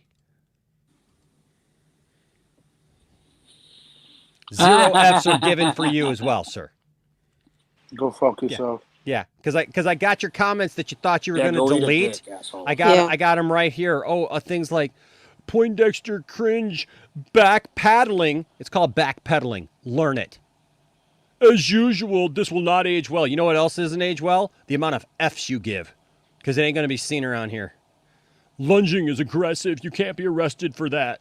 Or you can be arrested for that. My dad is a cop. Get a clue. Good. Go call your dad, Sky. See if he can get you unblocked. Doubt it's going to happen. Thank you. And thank you for your dad's service, because your dad's obviously better than the way you act in here. So there you go. Damn, that's tough. Yes, it is. It is tough because that's the new Enosh. I am not going to put up with absolute BS. Yeah, don't from put up people. with nobody. Yeah, and Screw that. And if you like get I said, blocked, you've like I earned said, it. I got 3 things for you, and they ain't Wolverine claws. There you go. 3 things. Go fuck yourself. Yeah. Well, RJ, I already explained earlier. Sky Valley is basically a coward. And I got my theories on that too. But Sky Valley came in this weekend, leaving all kinds of like sarcastic and rude comments and stuff like that, and then deleted them all. Said that I was back paddling, and then deleted them all. I wasn't going to say anything until came in with the 0 Fs given thing. So if you give 0 Fs, why are you here? Why are you here? Hate watching my channel. Thank you. William, you're mute. You might. William. Yeah, he left a comment on our stream too because I was on. We were doing a stream and I forgot something. Conchu. I forgot the guy and I knew who he was. And he's like, "Why don't you do some research?" And I'm like, "Dude, are you serious?" A brain hate fart. watching. Hate Yeah, watching. Like, why are you watching this? And if you don't have and if you come back in when you're unblocked and you go, "Oh well, I wasn't trying to be mean," okay, then why are you being an a-hole? If you got something constructive to say, well, absolutely I'll listen to anybody who's got something constructive to say. I'll listen to all you guys. You guys can say, hey, Nash, I don't like you. I don't like your take on this. I don't like anything. Like I always say, seek to have good conversations, treat everybody with respect. You ain't treating people with respect, you ain't going to be around the lounge. And this is for you. Speaking of respecting and not respecting, this is for you, William. I'm pronouncing you guilty. Guilty. You're on mute, Jarrell. Jarrell, you have to unmute yourself. Dude, sorry. Can you hear me? I've gotten so used because of all those issues we had. I've just been muting myself. So. There you go. That's right. Yep. Hey, Enosh, is it his dementia? Well, what? Krypton, you drunk? What? No, that was funny. He was asking if William's problem was dementia because he's so old. Goes along with the hip replacement. Yeah, be careful. Don't hit your hip too hard there, Okay. William. Let me Don't point hit out it too hard with that laughter, bro. Let me point out if William's suffering from dementia, I'm just as old as he is, so I might be in trouble next too. Yeah, but some people age worse than others. Yeah, like you. Some people just age worse than others, and I mean this poor guy. We Yeah, gotta go a little bit lighter on him. He's like all fine talking wine. to himself. We can't hear him. You see his mouth moving. We can't hear him. He's like muted for like the last 20 minutes. And you know what's funny about you, William. Krypton, is like we can hear you, but you ain't moving your mouth. How's that work? We're just gonna take the funny all around. No, I'm just kidding. So, anyways, that was that. Okay, so what did I have? I had Marcus, your mother sent for Kevin Feige, bitch. Dude. Whoa.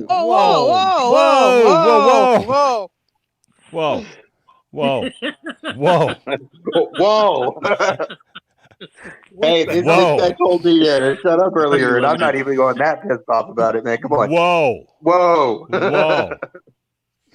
H Barts, are we seeing? Hold on, H Barts, are we seeing the birth of your next persona? Just asking. It'd be a great persona, H Barts. That's all I'm gonna say about that. RJ's like, what the F just happened? I don't know. There were things said. Glances were exchanged.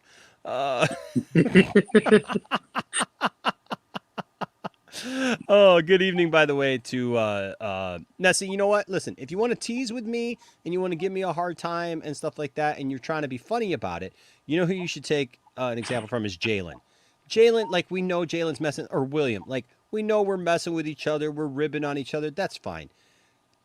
just don't come across like don't be coming across trying to be like so hard that you make yourself look like a dick to the rest of the people in the chat, or you make yourself look like a jerk to me or whatever. So Sky Valley, if you're still watching and you for some reason are just like, well, I'm just messing around, I'm just joking, okay, then you don't have to come so hard. I responded to his question that he left on our group or on our. What? thing. No laughter about that last one? No, Okay. I chuckled hard. I chuckled hard. I'm just asking, dude. You don't have to get off like that. All right, just saying. All right. Oh Lord. If you come too hard, you might hurt her. Don't want to hurt nobody, man, dude. Just let it go. Oh my God! I wish I would punch somebody in the face. Let it fly. Jesus. What? You wish to do what in the face? What are you doing in the face? Nothing. Okay. Let's see. What was the next thing? So RJ, no, I have not watched Moon Knight yet. In fact, if I got done with this stream, I was going to watch Moon Knight tonight, but this is if you haven't, why not, you MCU hater? Just no, that's fine. That's fine. He's joking. Don't listen to the negativity. I think people are just mad it's not 100% like the comic. You know, I'll probably like it. Look, I liked Morbius. I know that's a hot take, but for God's sake, I liked Morbius. But nobody's like, but like when I said I liked Morbius, it was like Morbius sucks. Enosh sucks because he likes Morbius. So like I like a DC or I mean a Marvel thing, and like I guess I don't like the right Marvel things because I also liked Eternals, and like I took a bunch of flack for that. I'll too, say so. this: if you like Morbius, congratulations to you, and wish you best for your future. I don't, but hey. That's the problem. That's the problem is there's no law that everybody doesn't like anything. It pulled in 84 million worldwide. What's up, Tony? I was blown away by that number. Well, technically, the budget was 83 million during COVID. So you've already made and like I said, remember there's backdoor deals for this through the streaming services and everything. It'll be on Netflix. Yeah, there's a backdoor. Netflix has a backdoor deal with it. Yeah, and those aren't cheap. And Disney Plus too.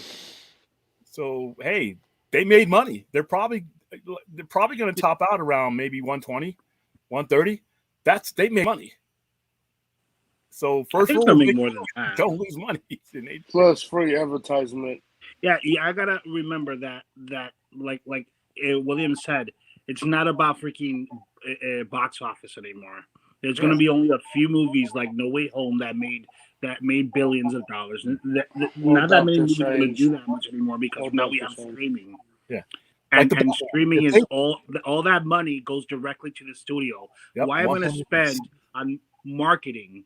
Why am I going to spend marketing and get 50% of the money that I'm getting because I'm going to a movie theater? I'm going to push that shit over. You think Batman is not going to make a lot of money?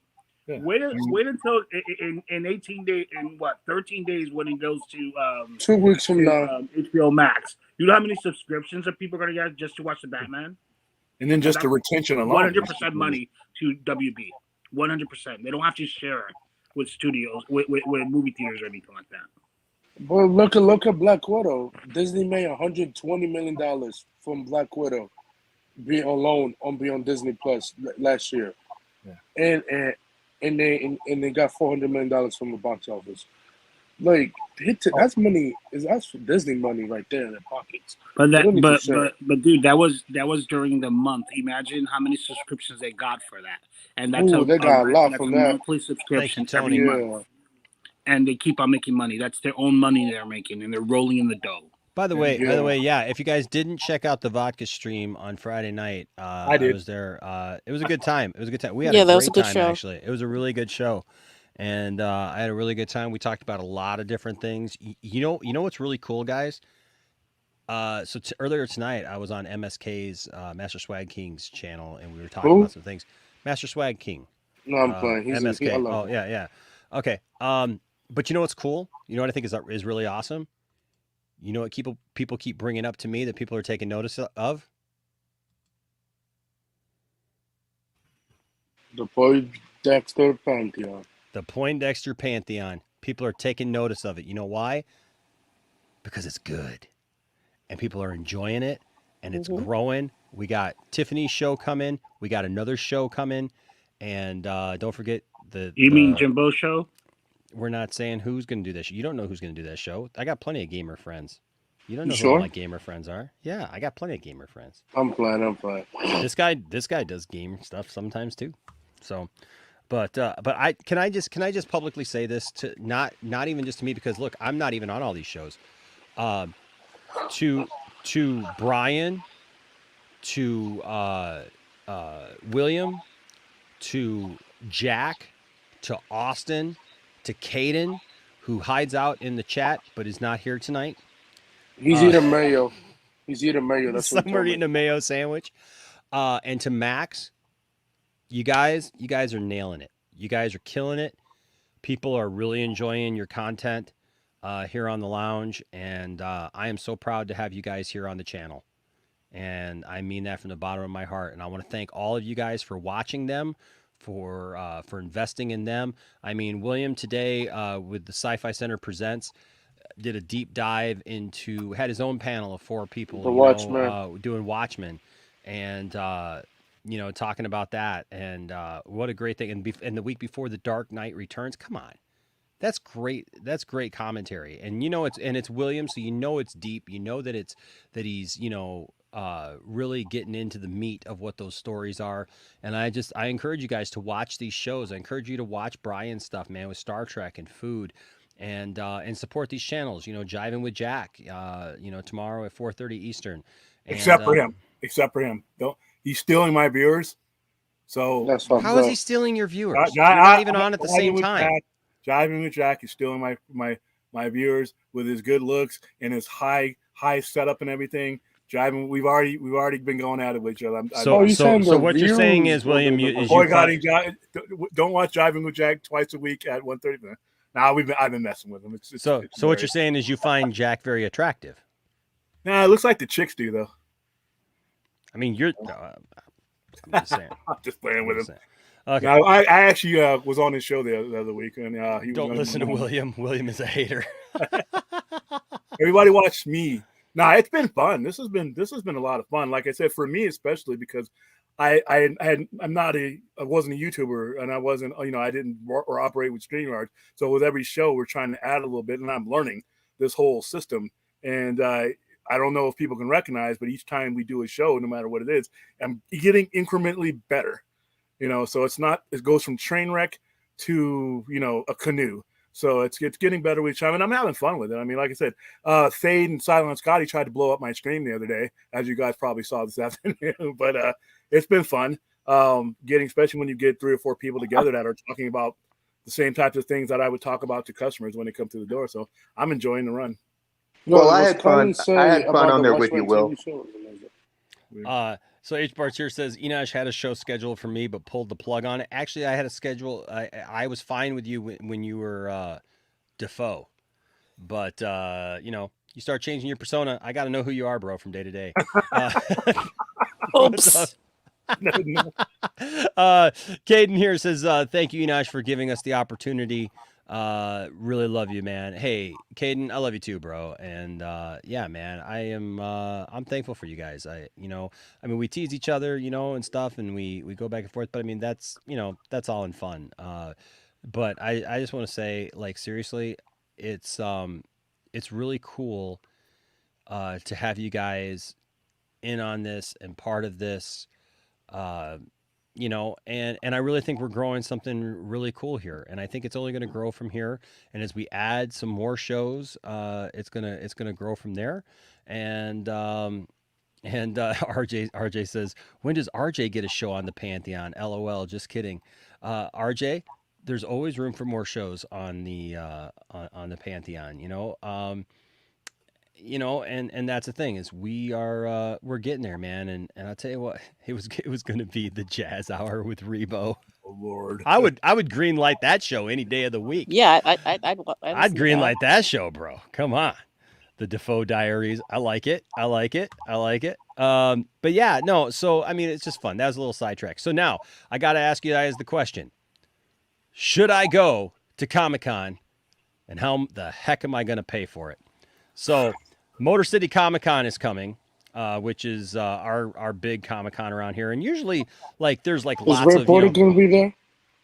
They haven't announced him yet. I keep pushing him for because they got a write-in thing, for it, and I keep going, man. You guys need to get Ray Porter. You need to get Ray Porter and Ray Fisher, man. I keep pushing.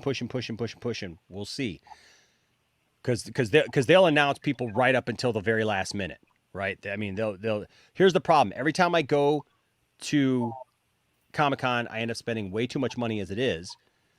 But here's the other problem. Here's the other problem. This year is DC-centric loaded. And William Shatner's there again this year. Oh my god! So I am in so much. go. So the last time William Shatner was there, I shared this on Brian's show. The last time William Shatner was there, though, the line was forever, and I only usually go one day. I don't spring for 3 days or do all that stuff. I usually only go one day. I get everything done in that one day. We're there when it opens, and we're there until it closes. But William Shatner's there, and William Shatner's line, it's like when Stan Lee was there. Oh, my God. Stan Lee was, out the door and around the corner, and so is this. Well, he's the GOAT. He is, and it's awesome, right? I mean, Robert Englund wasn't even as much, and I thought Robert Englund would, but I mean, Stan Lee and William Shatner. But check out the celebrity guests just announced so far. They're always. This is May 13th to the 15th. I'm trying to get press passes. But check out who's going to be there. First of all, somebody who I've already met, Aaron Smolinski, who was the baby Superman in Superman the movie. Oh yeah, remember that? Yeah. So he was on that. He was also the little boy in Superman 3. The Superman comes out of the photo booth and rips the photo off and hands it to the kid. That was him as well. Also, he was in Man of Steel. He was one of the guard. Yeah. He's one of the army guys behind him when Feora came down and picked up him and Lois. So he's a super nice guy. When I met him a couple years ago, because they did a Superman the movie collection. A lot of those same people came back this year, but they did a thing. Margot Kidder was supposed to be there, but she died literally a couple of weeks before, or a week before, whatever the show. But fortunately, I met Margot Kidder a couple of years before this, but when they were all there separately. But here's the thing: Aaron heard me talk about my love for Superman and why I love Superman, and that my son's middle name is Jor-El, and how it made me want to be a good dad and all this stuff. When their panel was done, he jumped down off of the stage and ran to my family and talked to us for 15 minutes. I'm friends with him on Facebook. I'm trying to get him to come on the channel. Interview? Ooh. Yeah, we'll see how it goes. Also, Alan Ritchson, who was Aquaman on Smallville. He was Hawk on Titans. And now he's Jack Reacher. Yeah. Alicia Silverstone is going to be there. Dude. That's good. 17-year-old me is like, oh, yes, please. Yes, please. But check out Brenton. Nightwing? Dude, Nightwing is going to be there. Katie Lotz, who plays White Canary, is going to be there. Carrie Jones, who is Black Chrysanthemum, is going to be there from Mandalorian. Christopher Eccleston, who was Doctor. Awesome. He was Doctor. But he was freaking Destro. Yeah, I'm sorry, Ninth Doctor. I mean, but he was freaking Destro from G.I. Joe, right? I mean, and I know people hate that movie, but dude, he was Destro. I don't care, right? Check this out. Curran Walters, who's Red Hood on Titans, is going to be there. Damian McClawhorn, who we figured out is who did we figure out that guy is? He was he's the kid from Superman 4 apparently, who Quest for Peace, yeah, the Quest for Peace, who writes to Superman. Danny Trejo is going to be there. Machete. Freddie Prinze Jr. is going to be there. So I'm getting DC and Star Wars stuff left and right. Freddie Stroma is going to be there. He's Vigilante. Vigilante. Yeah. Jack O'Halloran. I've already met Jack, who was Non in Superman 2. Who's Katie Cassidy? She played Black Canary. Black Canary on the CW. Oh, it's Black Canary. Yeah, and Malcolm Goodwin. Who's he? He's the Jack Reacher TV Zombie. show. Okay. Yeah. Okay. So, Mark McClure is going to be there. Wow. Oh Mariel Hemingway is going to be there. And Mark Pillow, who played freaking Nuclear Man. I swear to God, I'm going to wear my Nuclear Man shirt. I've got a Nuclear Man shirt. I swer to God, I'm going to wear it. You got to go to this. You got to do an interview with him, bro. Dude, Dude, I gotta get press passes. Also, Maxwell Jacob Friedman is gonna be there. You ever meet him live? He stays in character, and it's hilarious. Dude, Sarah Douglas is gonna be there. I don't think I've ever shown the video on the channel of Sarah Douglas. Sarah Douglas did a whole thing and told everybody to watch Poindexter Lunch. I don't even think I shared that. Oh my God. You still have Dare it? you not share that with us? I don't know. She did a whole thing telling everybody to come watch us. And oh my gosh. And I share. Well, I had up the one from what's her name? I get the butt plug. Who played April O'Neil? Who played April O'Neil? She did one for us. But Sarah Douglas, same year, did one for us, and William Shatner. And there's more to come, guys. But I don't know how I'm going to afford this. I swear to God, I'm going to have to do a GoFundMe to freaking just be able to go to this. Because there's no way. Well, there's a price to get in, and then are there separate prices to get autographs? Yes. There's a price to get in, and then there's prices for each one of these people. And I'm a little scared because I have to read up on a little bit more because we go every year, but 2020 it was shut down, obviously. Last year it came back, but Isaac went, and he said that it was done so much differently that like you couldn't get your picture taken like with the people like at their booth, that you had to get the professional photo, and if you did that, there was a glass between you or whatever, or you had to wear a mask. Now all the mask mandates are done. Hey, all the Enoch, mask mandates are done. I just realized who else Sarah Douglas played. She was in Conan the Destroyer. Yes. She was in a. Yeah. She's been in a ton of stuff. I remember She was that. Queen Taramis. Yeah, she was the evil queen in Conan the Destroyer. Queen Taramis, yeah. Thank you, RJ. I know, dude. Rob This a is bank. this is like insane. This is insane lineup. But there ain't no way I'm going to be able to afford all that. Here's the thing, though. There's a guy on that list who's 91 years old, 90. You got to make it because it's the same thing with me and Stan Lee. I made it to Stan Lee, and the one I went to was packed with stars. I never met. I didn't go to Stan Lee. I didn't meet Stan Lee, but I need. I just feel like this is the one that's 91. Yeah, Shatner is 91. Yeah, Shatner's 91, and he freaking went to space. He freaking went to space. Even if you go to that one, even if you get in and just go to Shatner, all those other guys are young enough to where you may see them again. Shatner's 90. I mean, he's in great health. Yeah. But 90, If you don't have Bill's autograph, go for that first. Yeah. Thanks. You should do a stream, literally.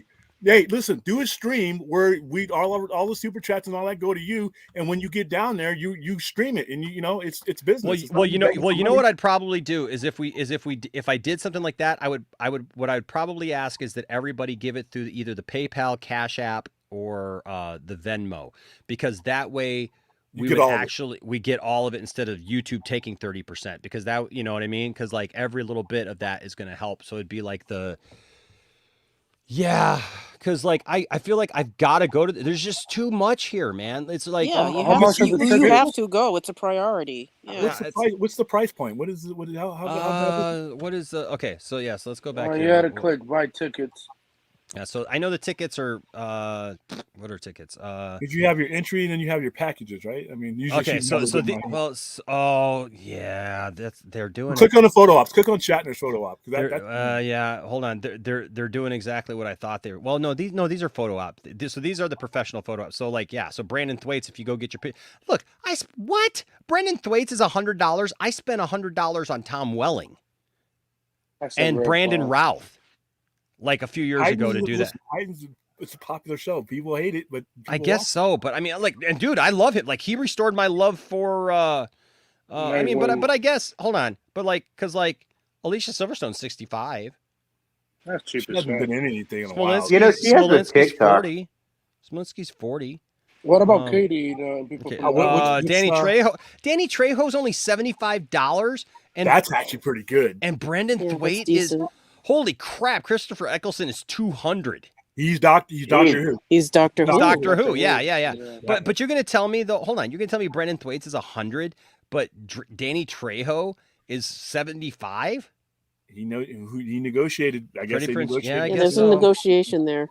I mean, it's the same as. I would get Danny Trejo in a heartbeat for that price. So if you okay, let's see here. I'd have him sign a machete. Mariel Hemingway, dude. What about the guy who played Aquaman from Smallville?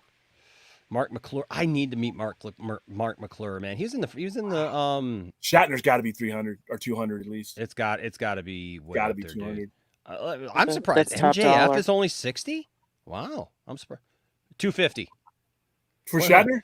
Yeah, 250. That's Unless good. you go on. Okay, sounds hold on. about right. Wait, what's this? Group D. What does that mean? Group D? Because what is it? Op tickets are good for a total of 4 fans in a single photo. Please note, photo or autograph tickets are not admission tickets, so they require separate. Well, we don't see what you said. But why? Oh, you're not. Oh, you're not seeing it? No.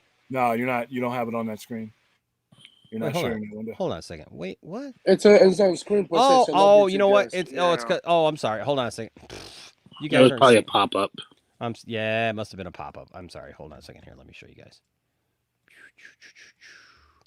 You guys weren't seeing the So Shatner. This what's this? I don't know why. No, but hold on. This is Saturday Group D. So I don't know what that means as far as that. But like, What does that mean? are you They guys go seeing this? Saturday? You guys Yeah, seeing they're this? doing yeah, it you guys. in Okay. sessions then. Yeah. So it looks like Group A is 250. Holy crap. But there's some details in there. That's why. yeah, there must be some details in here. Oh. Group A includes William Shatner photo op, a William Shatner autograph. Okay. Okay, that makes sense.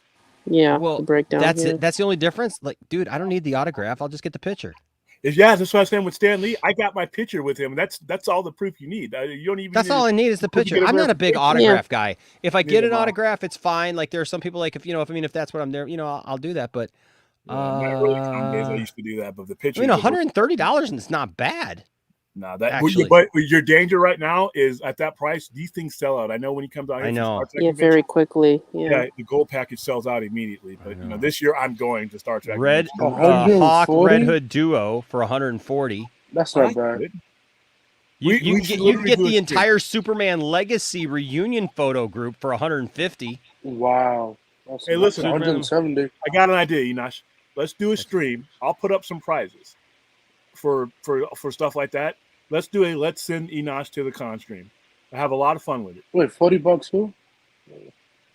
And That'll be cool. We'll cap it off, right? We'll get you enough to get in and get you some decent autographs. And we should do this soon because these packages are going to sell out. Shatner sells out everywhere he goes. No, you're right. Ellison's going to sell out everywhere he goes. So you should do something this weekend where we just let's send Enosh to the con, and I'll go through the store and I'll pick some stuff that they can have for prizes for people. We can sell raffle. We can do a prize wheel so people can buy a profit, and we can do the live prize wheel and we can send them out like you do when you do your thing. But so we can do. I got some pop figures. I got a Batmobile. I got a Pattinson Batmobile pop. We can probably put up there, and we just send you to the con. I'm down. I'm down. I'm not going to argue with that. Let's do it on I'm Saturday. down. Let's do it on Saturday. Yeah. Let's see. What we're running out of time. How much is for the Arrowverse? Yeah. Wait, what are tickets here? Tickets are. Wait, why did it go back? We still can't see it. You want to? Yeah. Another... No. Hold on a second. I was just seeing. Why did it go to that? Hold on a second. Okay. Hold on a second. Buy tickets. Oh, that's the photo ops. Hold on a second here. Buy tickets to the con. All right, you guys seeing that? Yeah, we see the lady. Okay, with the sword. Yeah, okay, cool. So buy tickets. Sick of long mission lines. How much are tickets? RFID. Oh, they got IFID or RFID wristbands this year. Ooh, fancy. That's fancy. That's fancy schmancy. Okay, here we go. So we got a Friday adult pass is $30. That's not bad. Actually, prices look like they're pretty stable this year. VIP is $250. That's not bad. Wow. Yeah, man. Saturday adult pass is $85. The weekend for the whole weekend, it's $85. That's good. That's a good price. And you're going by yourself, or are you taking people with you? Well, I mean, usually the family goes. But well, this will be a business trip, so this will be like you because you're going to be there, and when you get there, you cover it. You stream and you all kinds of stuff. Absolutely. Well, that's what I'm trying to do. So I'm trying to do a couple of things because they do have. I tried this last year and I didn't get. What's that $249 package on there? The VIP fan thing. What is that? That's a good package too. $10. That gets you the front of the line of certain things too. So that's for kids. Yeah. Oh, VIP. What does it give you? The VIP? Check out the details on that. Yeah. Yeah, when you get lineups like this, you got to go. Like I might What go is to that? Comic-Con this year, even though I hate Comic-Con. I might go there just for our own show and some of the things I might stream from there. But I just Hall H has turned me off to Comic-Con. Oh, please. hold on a You know how many times I've camped outside on the dock with that thing? As I hate the going to comic book Comic-Con. nerd in me, I have no use. I have YouTube. All Hall these H things drives are me up crazy YouTube. too, man. Yeah. There's What is only a the- few things that I've actually gone for a like it's sat on a long line for, and that was the release of certain video games and then the Harry Potter books when they came out. But I think, like I What said, is the VIP? Hold on. Click It's on not. it. It's not. I did. I tried to. All it did was take. It me might be to- sold out. All it took. No. All it did is take me. They're all just taking you to buy it. Like to put in your. It doesn't It's tell you not. what it Hold on. has. So I gotta come up here and see. Because for $250 for a VIP pass is not bad. That's a cool. You guys seeing that? Yeah, I see Ben that. Affleck costume. It's the Mandalorian helmet with a Joker grin. These cosplayers mix it up, man. It's hilarious. Oh, I know, man. It's cool. They also have a thing that I'm gonna try, because they've got press passes.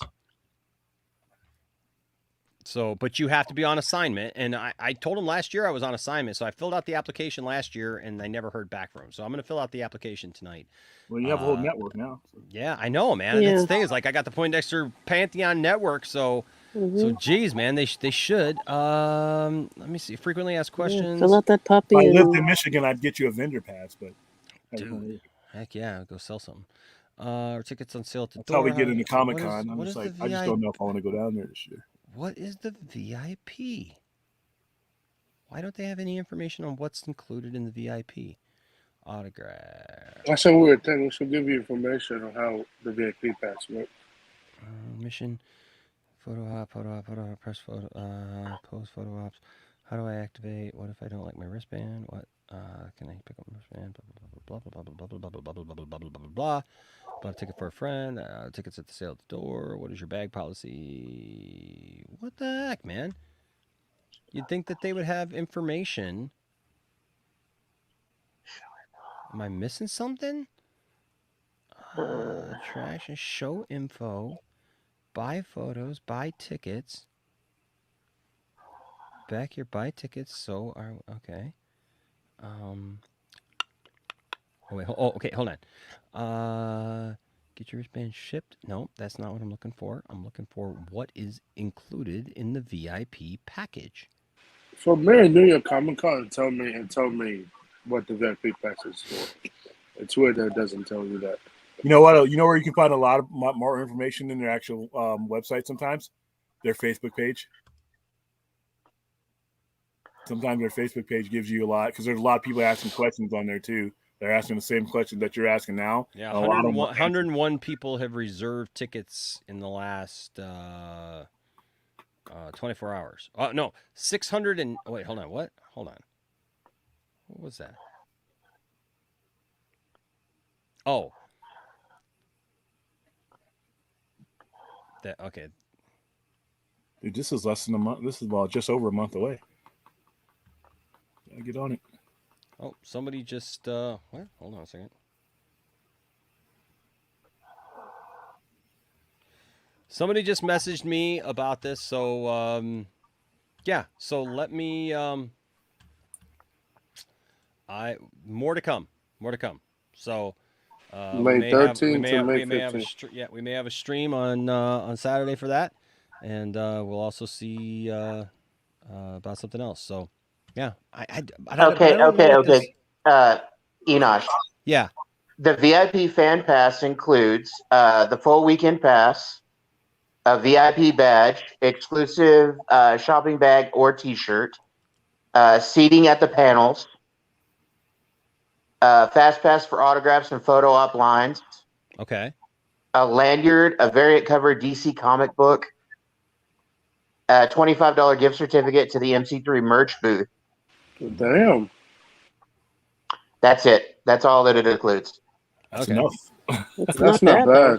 That's not I bad. mean, if you get a $25 certificate for the merch, I mean, that's like giving you $25 back. And that variant being it's probably limited to that convention is probably going to be worth Yeah.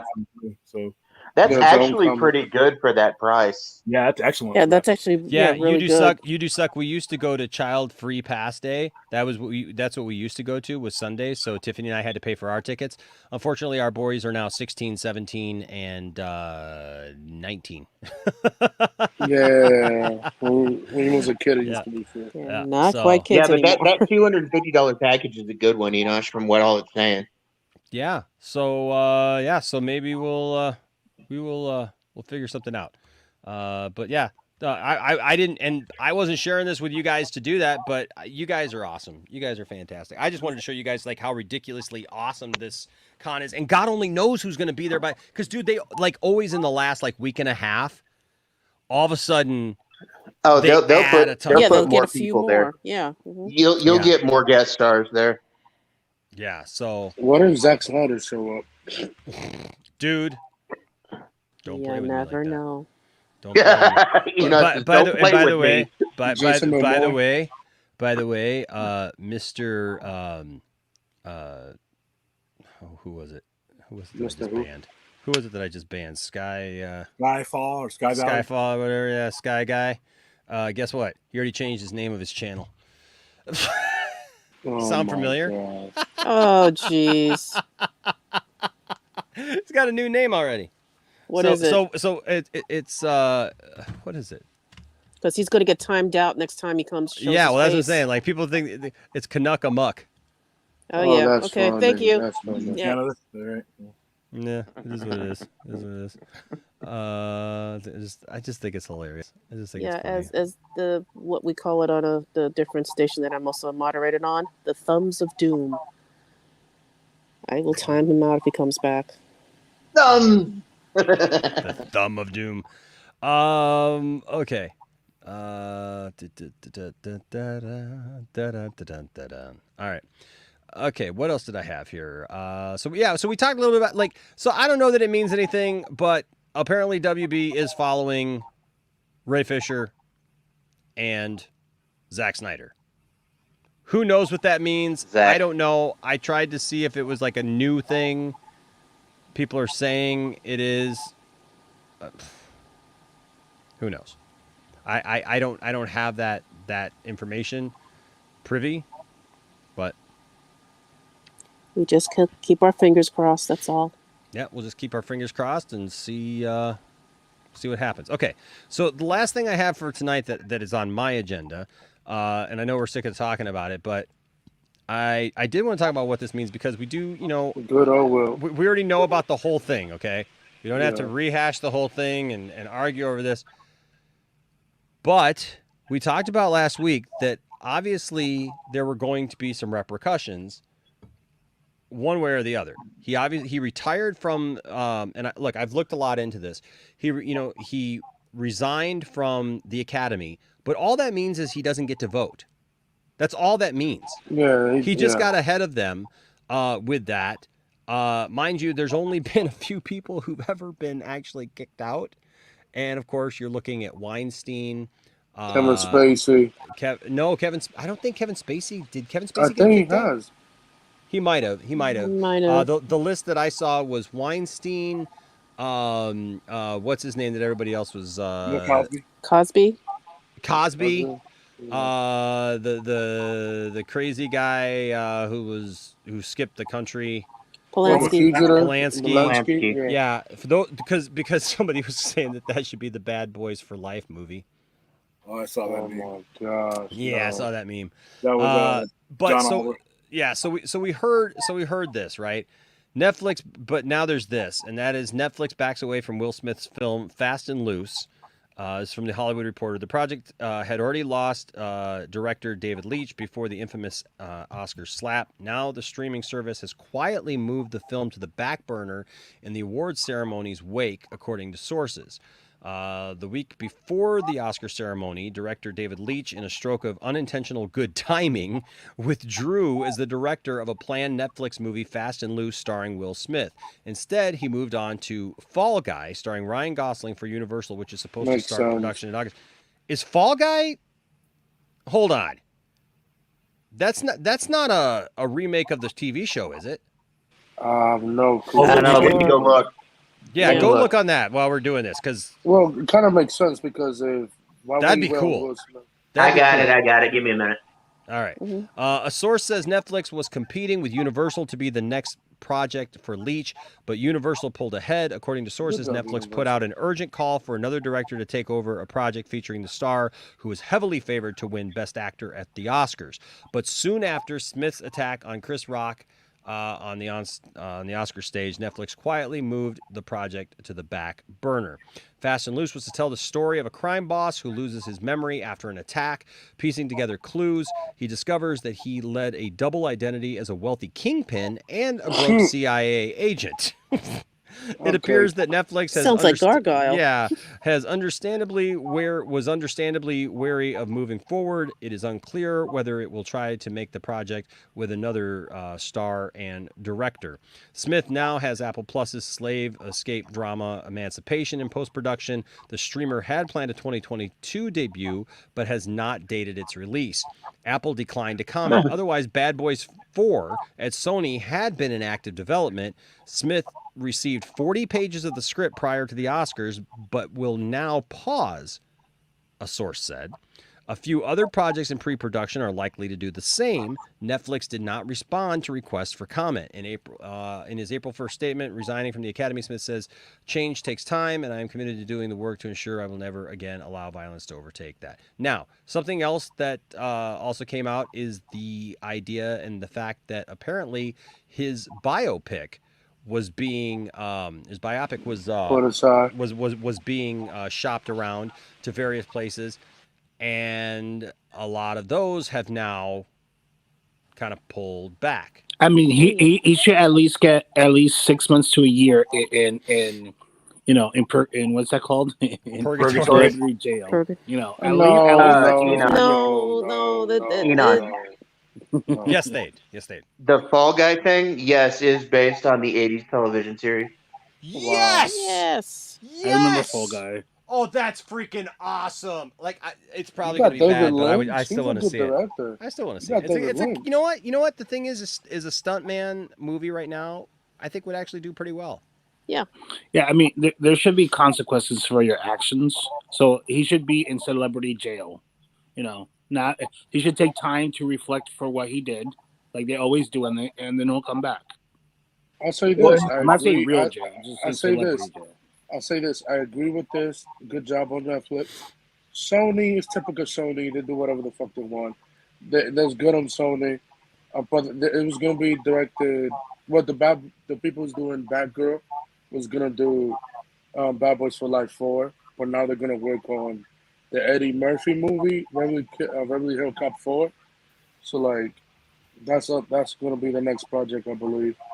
So that's good for Will Smith. Should take a break from acting, take off a year, or 1 year, 2 years. No, just a year. I mean, 6 months to a year. Everybody will forget. And then Gosling's been involved in a Wolfman style movie project coming up too. In a what? Wolfman. He's involved in a Wolfman project coming up too. Really? Wolfman, really? Yep. He also doing a Russo brother movie with Chris Evans on Netflix. Yep. It's called The Gray Man. Yep. He's been getting a lot of jobs. Damn. Dude, I freaking love Netflix, man.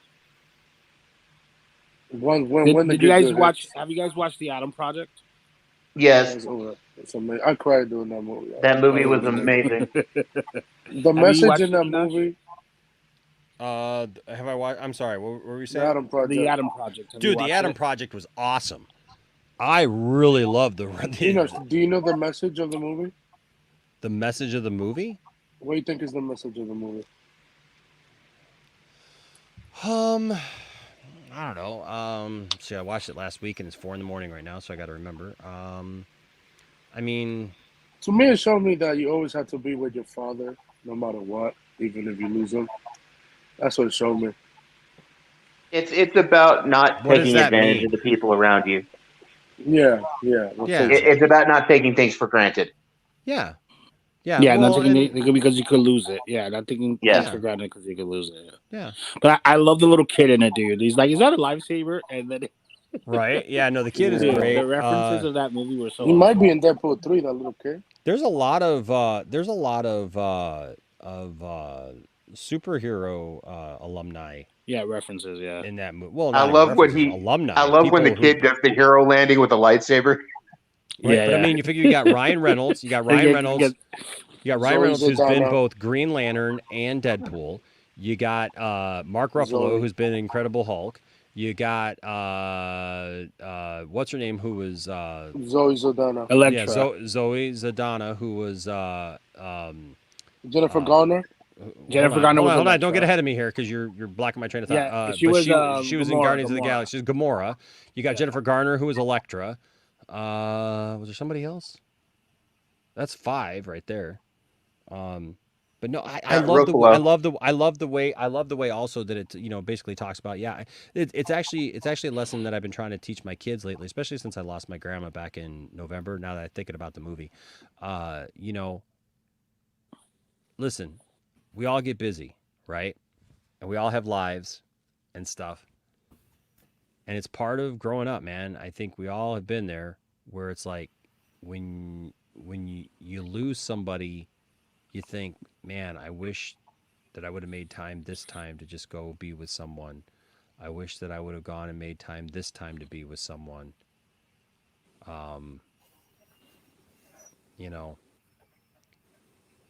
was telling my son a couple weeks ago because he was complaining about something and kind of being upset about something, and I told him, I said, well, why don't? Oh, because he didn't like little sus. He didn't like the food that we had in the house, right? And I said, okay. I said, well, why don't you go with me to go get some groceries tomorrow? And he says, well, because I don't want to. It's boring going to the store. And I said, you know how much I would give right now to just go to the store with Grandma Betty? I said, I would give up so much just to be able to go to the store with that woman one more time and just listen to her or just argue with her about some mundane thing or just some stupid thing one more time. I said, man, you think your parents are going to be here forever? You think the people are just going to be here forever? I said, there'll be a day when you'll wish that you could just go to the store just to be with me, regardless of how boring it is. I said, life is more than That video is so games. true. That Life is so more true. than video games and just how many Fortnite, campaigns you can do today or whatever game you're playing or whatever you're doing or YouTube videos or whatever. Life is so much more important than that, and the people in our lives are so much more important than that. And so it's I think it's something definitely to think about. But yeah, look, we all make mistakes. Will made this mistake. This mistake's going to stick with him for a while. The Academy still has to make their decision of what they're going to do, to him. I think he tried to get ahead of it a little bit because if you quit, but they cannot take away his Oscar though. Well, they could. Yeah, they can if they want They to. absolutely They can if they want to. I don't think they that's on the should. table, but they probably they gave won't. an Oscar. This is the whole thing. This is the double standard that I think, right? You have people, and I know I'm not going to say the words, because you told me, but you have people doing things to other people, and they actually, after the fact, they give them Oscars. Did they do it at the Oscars?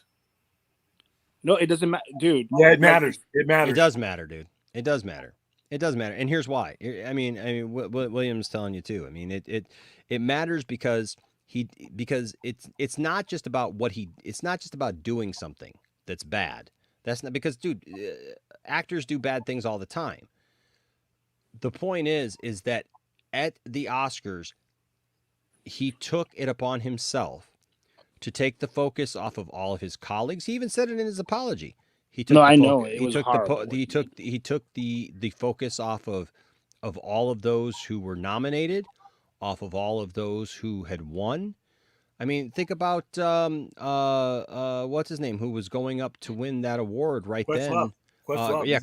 Yeah, Questlove for that documentary. Like, totally can you imagine? I mean, gone. that completely took the spark and the enjoyment. I'm sure he was still excited to win an Oscar, but my God, can you imagine?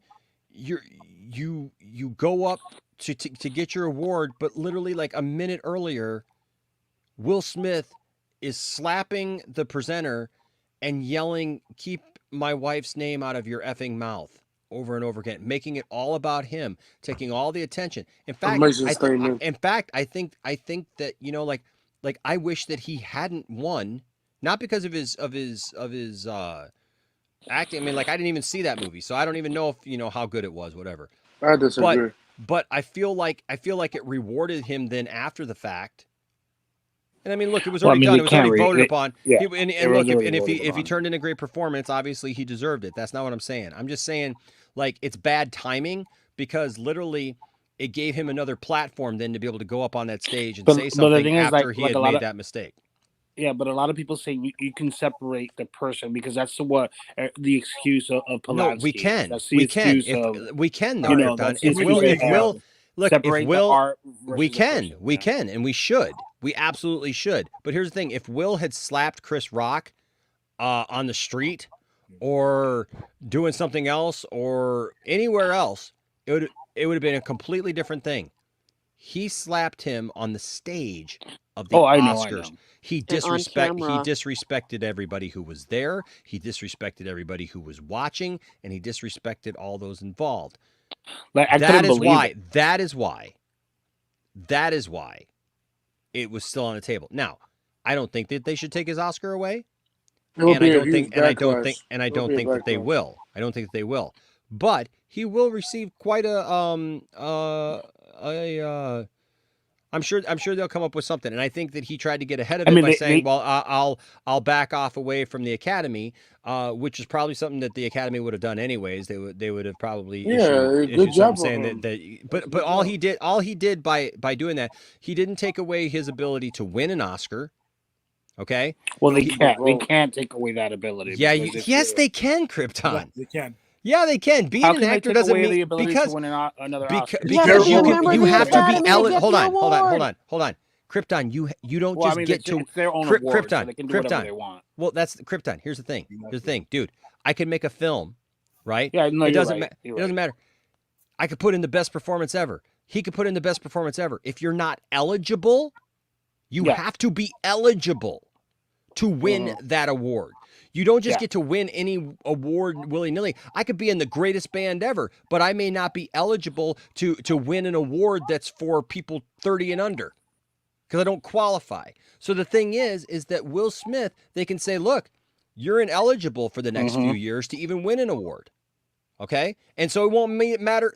That's why I think some of these films are probably pulling back a little bit to wait and see what happens. Because honestly, because I think he should be suspended. And I agree because when you make a film, when you make a film and you put all this money into it, right? You want your film to get as much recognition as possible. So if you're going to hire an actor the caliber and the price tag of Will Smith, who is now Oscar winner Will Smith, you are going to messed up his freaking career, man. So well, not fully, His career's not messed up. No, his career as a whole is not messed up, but it's definitely going to be on pause for a while. Because the thing is, in resigning from the Academy, he's not eligible for awards. That's not according to That's what not true. That's not true. I don't think you know, Krypton, because you didn't know what I just told you. No, that is not true. I mean, I used to be an actor. I know how the Academy works. Well, I'm just saying. Well, you didn't know what we just talked about, so I don't know. But what I'm saying is I would check that Thade. I don't know that for sure, but from what I was hearing today, because I've been watching a lot of stuff on this and talking a lot, that apparently him resigning from the Academy means only that he can't vote for the Academy. Let me look that up really quick. Because there's people that get nominated for the first time and they're not in the Academy. So because there's people who are not part of the Academy who actually win Academy Awards. Yeah. I believe from what I was watching today with some bigger channels and some reputable channels, they were saying that it just means that he would lose the right to vote. Yeah, he has not been. I'm reading so, right now. So, for example, like if I vote for Enos, I don't get the privilege again to vote. Yeah, it would be like if the Poindexter Lounge had its own like Poindexter Lounge Awards, right? And you have to be a member of the Poindexter Lounge channel, right? So you have to pay your dues. You have to be a member of the channel, right? So we got 56 members right now, right? So say we had an awards, and actually that'd be kind of cool. We should do an award system sometime. Actually, I was just looking at it. Yeah. Okay, so yeah, you are right. It is possible that he could gain awards again. He just loses his voting rights. But now they're saying that the Screen Actors Guild may sanction him too. Yeah. Yes. Chris And that Rock was that was something that I saw different. too. Now with the Screen Actors Guild, though, from because it was people from the Screen Actors Guild who were talking on this one video that I watched earlier today. They were talking about it. That even doesn't mean though that he can't still act if the Screen Actors Guild outs him. What it would mean is his choice of films will be very limited. Like action movies, because movies. because it doesn't matter, not the type of movies, not the type of movies, but the films themselves. Because some roles they may require that the person be part of the Screen Actors Guild. Some roles don't. They were talking about today that something a lot of people don't know is a lot of these people, a lot of people will join SAG, but a lot of low-level actors or some actors or whatever, low-level actors, people who do commercials and stuff like that, they're not necessarily in the Screen Actors Guild, right? Because they can get that kind of work, and there are plenty of companies who are willing to work with them. Some people feel that they're scabs, crossing, line, what again. Right, so does mean he can't play Deadshot again? What it would mean is that depending upon who's hiring him, if he's not part of the guild, that means he's not part of the union, right? So that means you don't get the benefits of being in the union. See what I'm saying? So you're not protected that way. And some productions are only union productions, so you can't. Exactly. You have to be in the union. I did watch John Campia's take on it too today. Jared. So would DC movies consider a union production?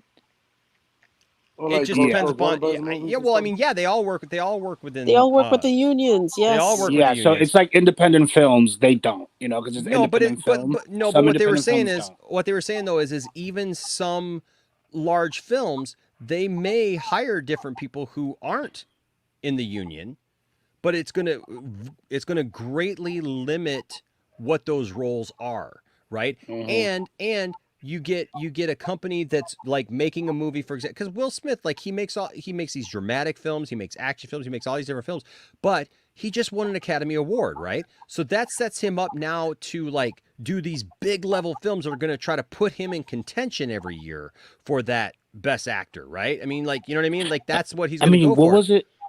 What was going through his mind? I don't know, man. Well, nobody's going to know. But we don't know. That's not our thing. Because remember, Tom Hanks, my point how is, he was able to win I'm trying to get this point out before I forget it.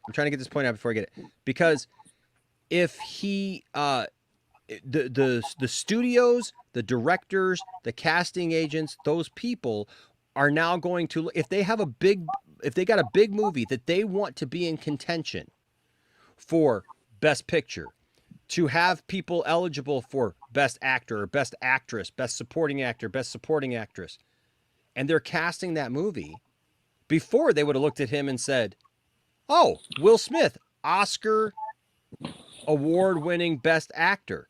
Yes, we want him in our film.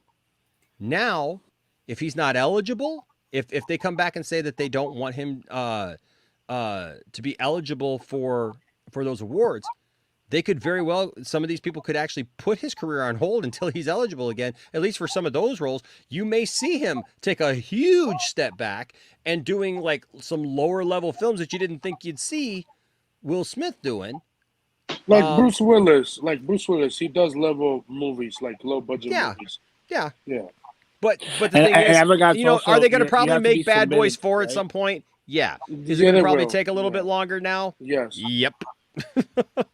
So yeah, because Bad Boys 3 made $400 million at the box office, 425, so it's good.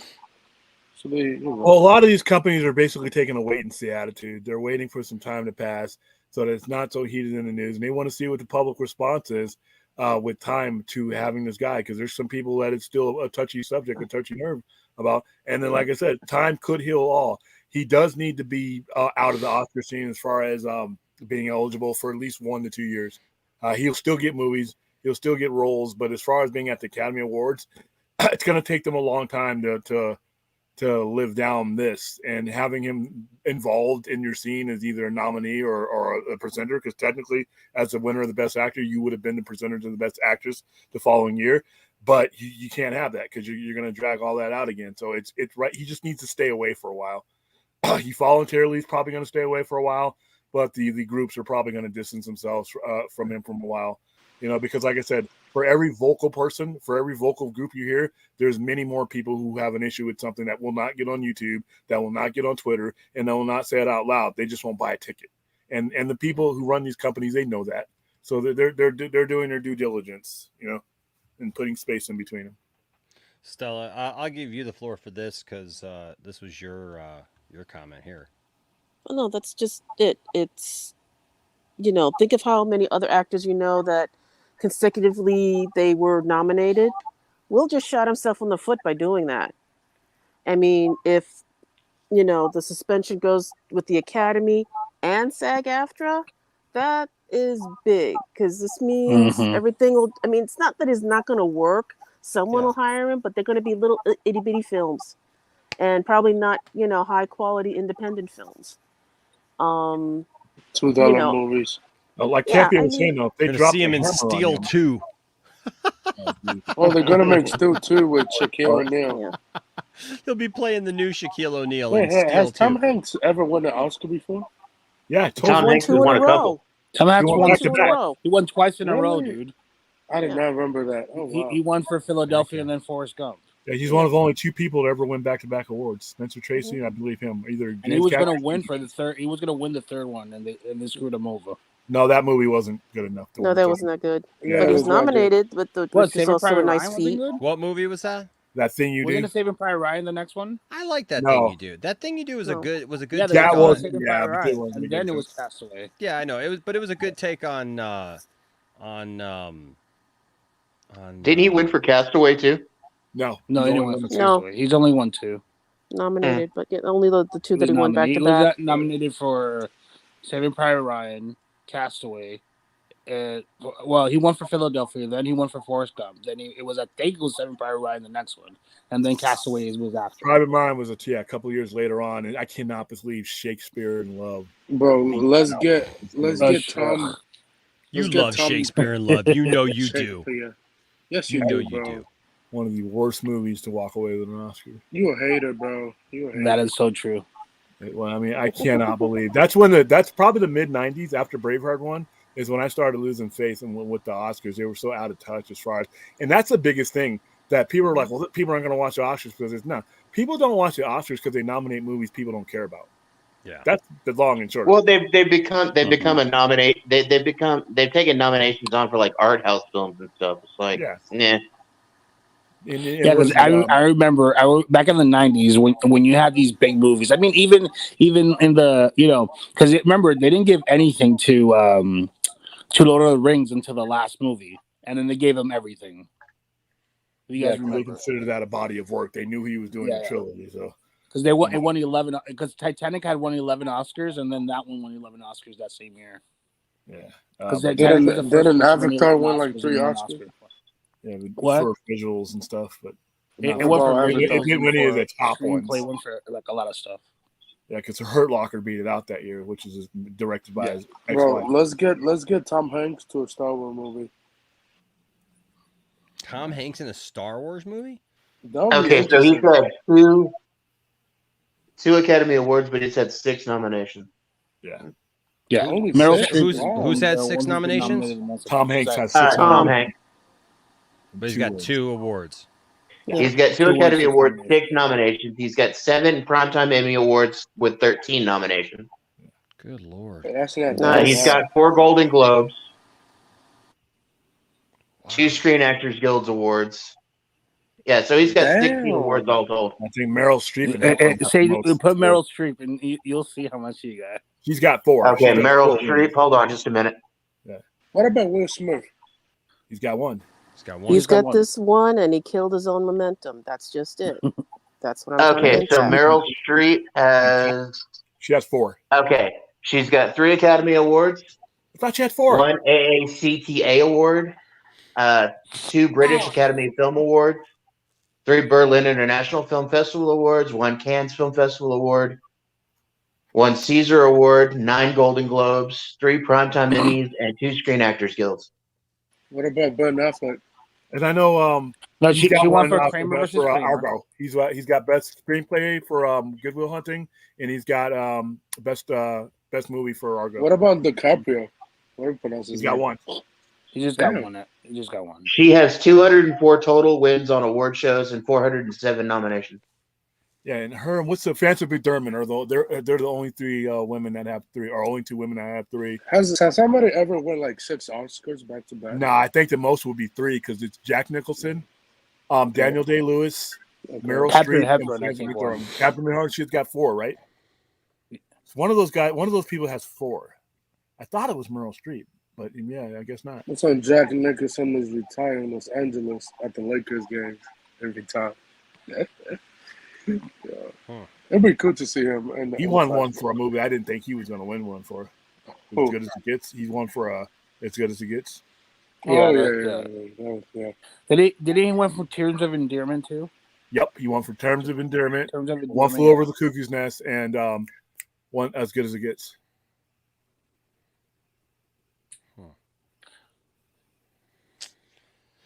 Well, time will tell just how much Will Smith has. Walt Disney actually had 26 Oscars.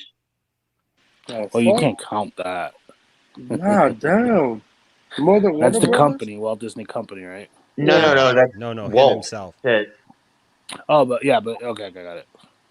He had 26 Oscars, including 4. Before the company, there was a man. He had 26 Oscars, including 4 honorary ones, out of 59 total nominations. Wow. They should do a biopic of him. I don't know if they have. Who has already won the have. most? They Who have. has won the most Oh, I gotta Oscars watch for that. acting? Was Yeah. Katharine Hepburn. With Yeah, 4? that's what I thought. She won 4 Best That's the Actress one, yeah. Oscars. She was nominated a total of 12 times. So By the way, folks, if you haven't already, you can vote. Smash it. You can vote for Poindexter Lounge very easily on Twitter. You can vote for Poindexter Lounge very easily. You on should do Twitter, like an award show. where we could do something. And Daniel Day-Lewis has the most for men. If you have not followed Poindexter Lounge on Twitter, please do so, because we are 3 Twitter followers away from having 3,000 Twitter followers. Awesome. The most Oscars for a male actor for an actor is Daniel Day-Lewis. For Best Actor. Yeah, for Best Actor, he has 3. Because Jack Nicholson has 3, but some of them are for supporting. Daniel Day-Lewis got Best Actor for My Left Foot, The Story of Christy Brown, and There Will Be Blood. And Lincoln. Didn't he win for Lincoln? Lincoln, yeah, that's right. Lincoln, okay. Yeah, it was Good My old Left Lincoln. Foot. My Lincoln Left Foot, and, There Will Be Blood, and Lincoln were the 3 that he won for. Okay. Because he won William like right Shatner. after. Because he won like 2 years after, right? Because it was There Will Be Blood he won, and then Lincoln he won like 2 years after. Who has the most Oscars of any person living is visual effects artist Dennis Muren. Really? That makes sense. Yeah. He has 9 Oscars to his name, honoring his works on E.T., Indiana Jones, and the Temple of Doom, Jurassic Park. And what about He was James also the Cameron? first visual artist to have a star on a Hollywood Walk of Fame. But Ridley Scott doesn't have one. Nice. Do the Oscars. Good. He should have. What? Yeah, he should What? have. Ridley Yeah, Scott George should have Lucas- Academy Award. No, he shouldn't. Dude, I don't think Scorsese has one. Yes, he does. He has one for He does. The Departed. Godfather. The Departed. The Oh, he director, did have more. right? the director with the most, the director with the most Who is it that Oscars was hasn't John had Ford. one yet, and they're, Here's like, really, really here's big? Krypton trying to figure out who has what. Shut up. Hey, John Ford has the most director Oscars. Here's Anthony trying to say Ridley Scott doesn't deserve one. That's what it looks like. Yeah, I cannot believe you said that. Hey, No, I know you're nobody trolling give me, a fuck but that's about okay. Ridley Scott. What? the director that has the most Oscars was John Looks Ford. like we know what our next 2 cents on nonsense is going to be about. Yeah. Wow. Did anybody hear me? Yeah, Am I heard just talking to myself here? No, we're hearing you. Bro, James Cameron should have more than Ridley Scott. Are you serious? John Ford has won the most Yeah, so Oscars serious. as director. I need an online drug test. Is there a way to test somebody over drugs online? I haven't. H. I Bart haven't should been win an good. Oscar for Best Leading Actor in a Shazam shirt. Guys, it's his work shirt. Yeah, at it's the not just a shirt Sci-Fi I wear Center. every day. It's the Sci-Fi Center work shirt. So come on. You should get a Ben. You should get a No, Ben. but Affleck. guys, There we who's the like? He's the got the famous proof on the director that side. hasn't won anything yet. What's up? It wasn't it Scorsese that he had not won for a long time and then he finally won. That's Yeah, what it was I was for The thinking about Departed. that. He got He went screwed for out The of a lot of Departed, them. yeah. He got screwed. He got screwed out of a lot of awards. Just like Ridley Like Scott. didn't he do Goodfellas? He did Goodfellas. I mean, that's another one. He was nominated for Masterpiece. Goodfellas. He was There nominated are for Raging Bull. there I are mean, 3 movies that are tied for the most Oscars in a year. Ben-Hur, Titanic, and Lord of the Rings: Return of the King. All each hold 11 Oscars apiece. 11 each. Yeah. I forgot about Ben-Hur. Yeah. Yeah, that's James Cameron for you. Better than Ridley Scott. Yeah. I think some of these directors, they do have an in for it, because how is Gladiator, the 2 things that made Gladiator the best movie of the year and it won for best Oscar? But 300 is better. Hold on. Is Shush. Joaquin No, Phoenix, it's not. who didn't win that year, who should have won that year for best supporting actor, and Ridley Scott, who directed the movie that won all the Oscars. So it's like they skipped over the things that drove that movie. Which And only 2 actors have posthumous Oscars. They're both Australians, Peter Finch and Heath Ledger. Heath Ledger. Yep. Heath is the GOAT. Yeah, Peter Finch won his for Network in 1976, and Heath Ledger for Dark Knight, of course. Yeah, that's a damn shame that guy didn't get to enjoy that. Peter Fincher was older, but Heath Ledger was only 29. He wasn't even 30 when he died. I mean, Isn't that crazy, dude? that's nuts. that's tragic. I mean, that's just. He didn't even get to enjoy his Oscar. It's like, What was his last movie? His last movie was in 2009. I Was right? Never Here. Yeah, that was I 2009. thought his last movie was Imaginarium of Dr. Parnassus. Well, which one was released? Which one did he make and which one was released? Because I know one was released way after he died. Yeah, there's one that was 2 years after his death. Yeah. Yeah, because it's kind of confusing because he had projects that were unfinished that they finished after he passed away. Yeah, they used body doubles and stuff like that, I believe. Something like that. Like they did for There's been a few actors that passed away and hit hard, like Paul Walker when he died. That hit me hard, dude. Oh, they did it with the Crow. Brandon Lee too. It was really his sad. body double. That movie, if he doesn't die, and I hate to say this because The Crow is one of my favorite all-time comic book movies. That movie bombs. That movie's at the bottom of the blockbuster list. And one of those movies where I'll say this: if Brandon Lee was alive, I actually disagree with you on that, Will. I love that movie. I know, I loved the movie too, but that movie was going straight to your local video store within 3 months. What about the reboot, William? They're doing right now. Listen. Oh, that's a question I had for everybody. What does everybody think of Bill Skarsgård in the reboot of The Crow? Oh, Jesus. I think he's doomed. Unless, here's the thing though, because The Crow wasn't just about the story. Just like Red Dawn, a lot of these movies is about when they were released and the atmosphere around what was going on when they were released. Bill Skarsgård is a great actor, but that's a lot of weight to put on people because The Crow is more about just an actor and actors, just like Halloween. McDowell is great. I think it was Roddy McDowell played Dr. Loomis. He's great. No, He's Donald Pleasance. Donald Pleasance. No, I'm talking about he's talking about the second one, right? Yeah. As great as yeah. As great an actor he was, the Loomis wasn't just about a remake of a movie. It was about how Donald Pleasance's cadence and voice, how he looked, how he was in the time that movie was released. Mm-hmm. When you remake these movies, sometimes it's just out of place. It's just the wrong time. Maybe they'll do a great job. It was, but it's trying to relive a moment. The last movie that Heath Ledger did was Imaginarium. Okay. Because they had to finish it with other people. Yeah, with body doubles and stuff like that. No, they finished it with other actors. Like different sections of that movie were finished with different actors. Jude Law, Johnny Depp, Colin Farrell. Oh, that's a lot of actors. Damn. They all came in and did different him at different timelines of the movie. different I time think period. they should never remake a movie unless they can do something drastically different that the very first one couldn't offer. And remember the Well, Jason I Momoa think Crow? Skarsgård may be able to do The Crow, but like you said, I don't know how well it's going to do. I What will about watch the it though, just to see. I mean, What about why the not? Jason Momoa one? No, I don't. I think they're all facing the same uphill battle. You're trying to relive a moment, and those median demographic that those actors draw on the most. This is almost a 30-year-old movie at this point.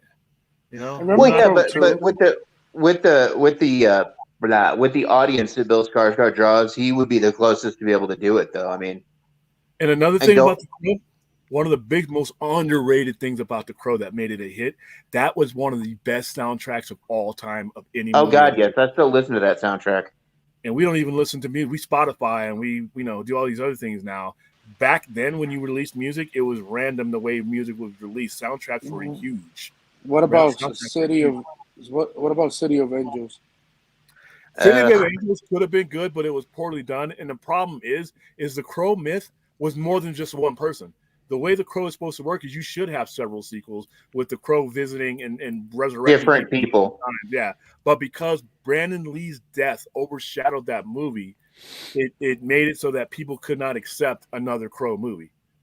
Yeah. All those Crow I movies. actually liked the third one. Salvation was a pretty good movie. I didn't like the one with the second one with Perez. I didn't think Vincent Perez did a good job. But I like. But the problem with that one is they tried to recreate the same Crow, pretty much that Brandon Lee was. The way the story. No, he was Ash Corbin. That was Ash Corbin. It was a different Crow. It just did similar idea. Came in the second one. That came in the second one was still him, right? No, it was Ash Corbin. It was an entirely different Crow. City of Angels? City of Angels was an entirely different Crow. His name was Ash Corbin. Hold on, because they bought. Wow, when was that? Was it 96? Crow's Stairway to Heaven is Crow's Stairway to Heaven is the one that was Eric Draven. That was Mark. And that was the TV series. That was the TV series. Okay, but if you look at them though, they all each of the movies were different men that were the Crow. But don't they all look like Eric Draven? Don't they all look like? I mean, they kind of stuck with the same look. No, actually, they didn't with Salvation. Eric Mobus played him in Salvation. It was a completely different look. But in City of Angels, he's similar, but it's a different situation. Like none of them. It's him and his son versus him and his girlfriend. It was a different situation, somewhat. Yeah, if you read the comics in each of the Crows that they did, because they actually so unlike what Motley Crue said, it wasn't the same old situation. No, not at all. It wasn't the same old ball and chain. Not at all. Not at all. Did you get a chance to read the comics that came out afterwards? Yes, I did. So you remember how different they all looked? I mean, drastic. I love the one chick that was missing her eyes and did the makeup with the blood on her. Anyway, she was cool. And they had the Indian reservation. That's what the movies that came afterwards were lacking for me. But like I said, the problem is when he died, that became that movie was like sealed. Unfortunately, I'll be honest with you. I didn't even know that there were different Crow characters. I'll be honest with you. Like, I just never really cared about the Crow. The most that I ever cared about the Crow was I felt like it probably inspired Sting. And the post thing. And that was kind of the it. thing is the very first comic book Crow was Eric Draven. That was the first one James O'Barr wrote. Yep. But then, like over the years, there's been like 26 different Crows in the comics, something like that. One night, he visits seriously the bird. Yeah, the bird well, it's because the Crow spirit takes and helps everybody that have died in bad ways. Yeah. What about Crow 3? The Crow 3 was Salvation. It was the Crow, Crow City of Angels, Crow Salvation, and Wicked Game was the last. Yeah. But if he like I said, if he lives and goes on to live out his life, that movie bombs, unfortunately, and it's sad because it's a great movie. He would have won. Well, yeah, but the thing, like, if Brandon Lee had lived, he had other things coming up. Is the thing that movie would have jump started his career. It wouldn't have killed him off as an actor. Well, that literally, but I don't think that movie does well.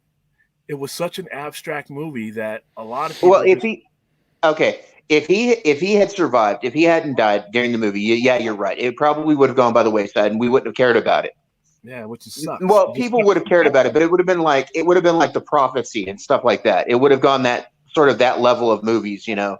Yeah, it would have been a genre movie, but it wouldn't have been as both. It made $50 million, in which in 1995 and That's 1994, that's a lot of money. And they spent nothing on that movie. The most they They spent spent on like that 2 movie million, was 3 putting a million, face on him. 2 3 million. The budget on that movie was not very much. But William, don't you remember back in the 90s when they were talking about they couldn't make a Roman or like a Greek movie because the budget was so high, it would have been over $100 million. Yeah, because you had to go on site. You can't make that kind of movie, and this was in the 90s.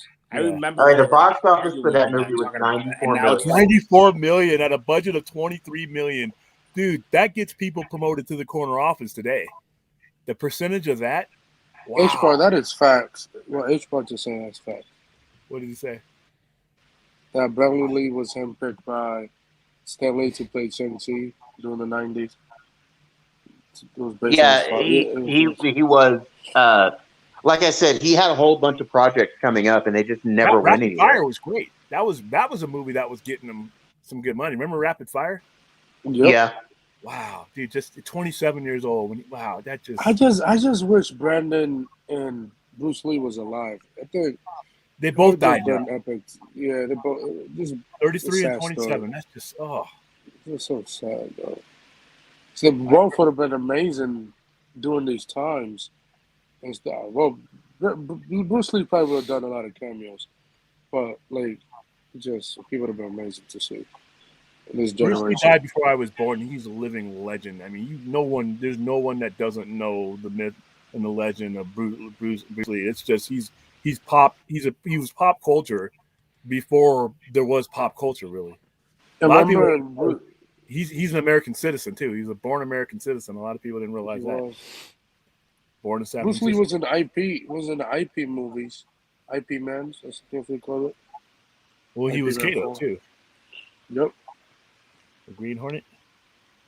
He wasn't. Yeah, he was a Green Hornet. Yeah. What was the one with Dolph Lundgren? What, He-Man? No, he's talking about the Bruce Lee, the Brandon Lee movie. I think wasn't that Rapid? No. Oh, what was that? Oh, I know what he's talking about. Damn. The Donnie Yen movie. I mean, Bruce Lee did play? He wasn't. Wasn't Bruce Lee in the Green Hornet back in the 70s? Yeah, he was Kato. He was Kato. Showdown. Okay, so wow, he didn't have to have a lot of movies. Legacy of Rage, Laser Mission, Showdown in Little Tokyo, Rapid Fire, The Crow, and then a movie that he was in a cameo in after he passed away. I can't even pronounce that. But Rapid Fire. What was the one he was when Oh, it was Showdown in Little Tokyo. That's where he was with Dolph Lundgren, 1991. He only did 1, 2, 3. He only did 6 movies, 5 movies. Yeah, he wasn't in very much. I'm surprised it was that many because it just didn't seem like it. I agree with H-Bar. If Bruce Lee was alive, Jackie Chan would not be famous. I agree. Yeah, he would. Yeah, he would. No, he wouldn't. It's a different. You got a different generation because Jackie Chan. It's a different generation. It's a different type of movie. Yeah, but Jackie Chan looked up to Bruce Lee. Doesn't mean he wouldn't have been in the movies. Big star. Actually, Jackie Chan got his start as a stunt performer in Bruce Lee's movies. Yeah. Yep. And adult films. Yeah. Yep. But no, Jackie Chan tells a story of him meeting Bruce Lee in a movie and how he thought he pissed Bruce Lee off, and Bruce Lee kicked him in the face during a scene. I would not be surprised, man. And Bruce Lee apologized to him about it later on. That it became an inside joke with those two for a long time. Jeez.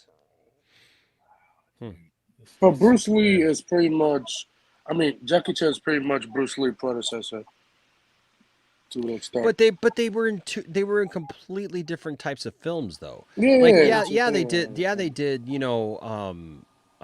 martial arts and stuff, but Jackie Chan, his career was completely different than Bruce Lee. I love Drunken Master. Bruce Lee, covered a much more serious I'm still waiting for Rush Hour 4. I was just watching Game of Thrones, or not Game of Thrones, Game of Death last night.